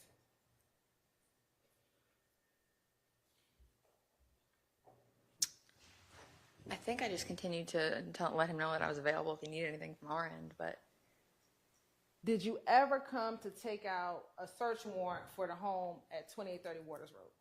oh, yes, when I was reviewing the calls, now that would be reviewing the calls for the night before. When I responded out at 2 a.m., I began to review those calls from that incident and learned some information that led me to obtain a Fulton County search warrant for the location at Waters Road. And so let me understand clearly, you heard some information on the wiretap. Correct. And was that information on the wiretap from March 16th? Correct. The time that we responded out there and I encountered Mr. Garlington and Mr. Stillwell. And based upon what you heard on the wiretap, you then went and applied for a search warrant at Waters Road. Correct. Now let me ask you this. When you got on the scene at Waters Road, did you go inside of the house on Max is ready to go off. I may have peeked inside the house. I can't remember if I don't think I did we didn't search it or anything. And was there any reason why you did not search the home on March 16th when you responded? They were victims at that time. I didn't have probable cause in my eyes to obtain a search warrant for the location. All right. Now, were you able to obtain the search warrant to search the home on March 17, 2022? Yes. And did you all search the home on March 17, 2022? Yes. And did you have assistance from the Atlanta Police Department to execute that search warrant on March 17, 2022? The gang unit in conjunction with the SWAT team, Detective Leon Packer came out to help. There's a bunch of people helping out. And she was on the district attorney's office. She's working for the district attorney's office at that point. Miss Hilton looked at the clock, so she's trying to probably wrap things up. No, they're not using a mic today. Oh man, we might want to shut it down. I feel like as soon as I shut this ish down, as soon as I shut it down, they're gonna go.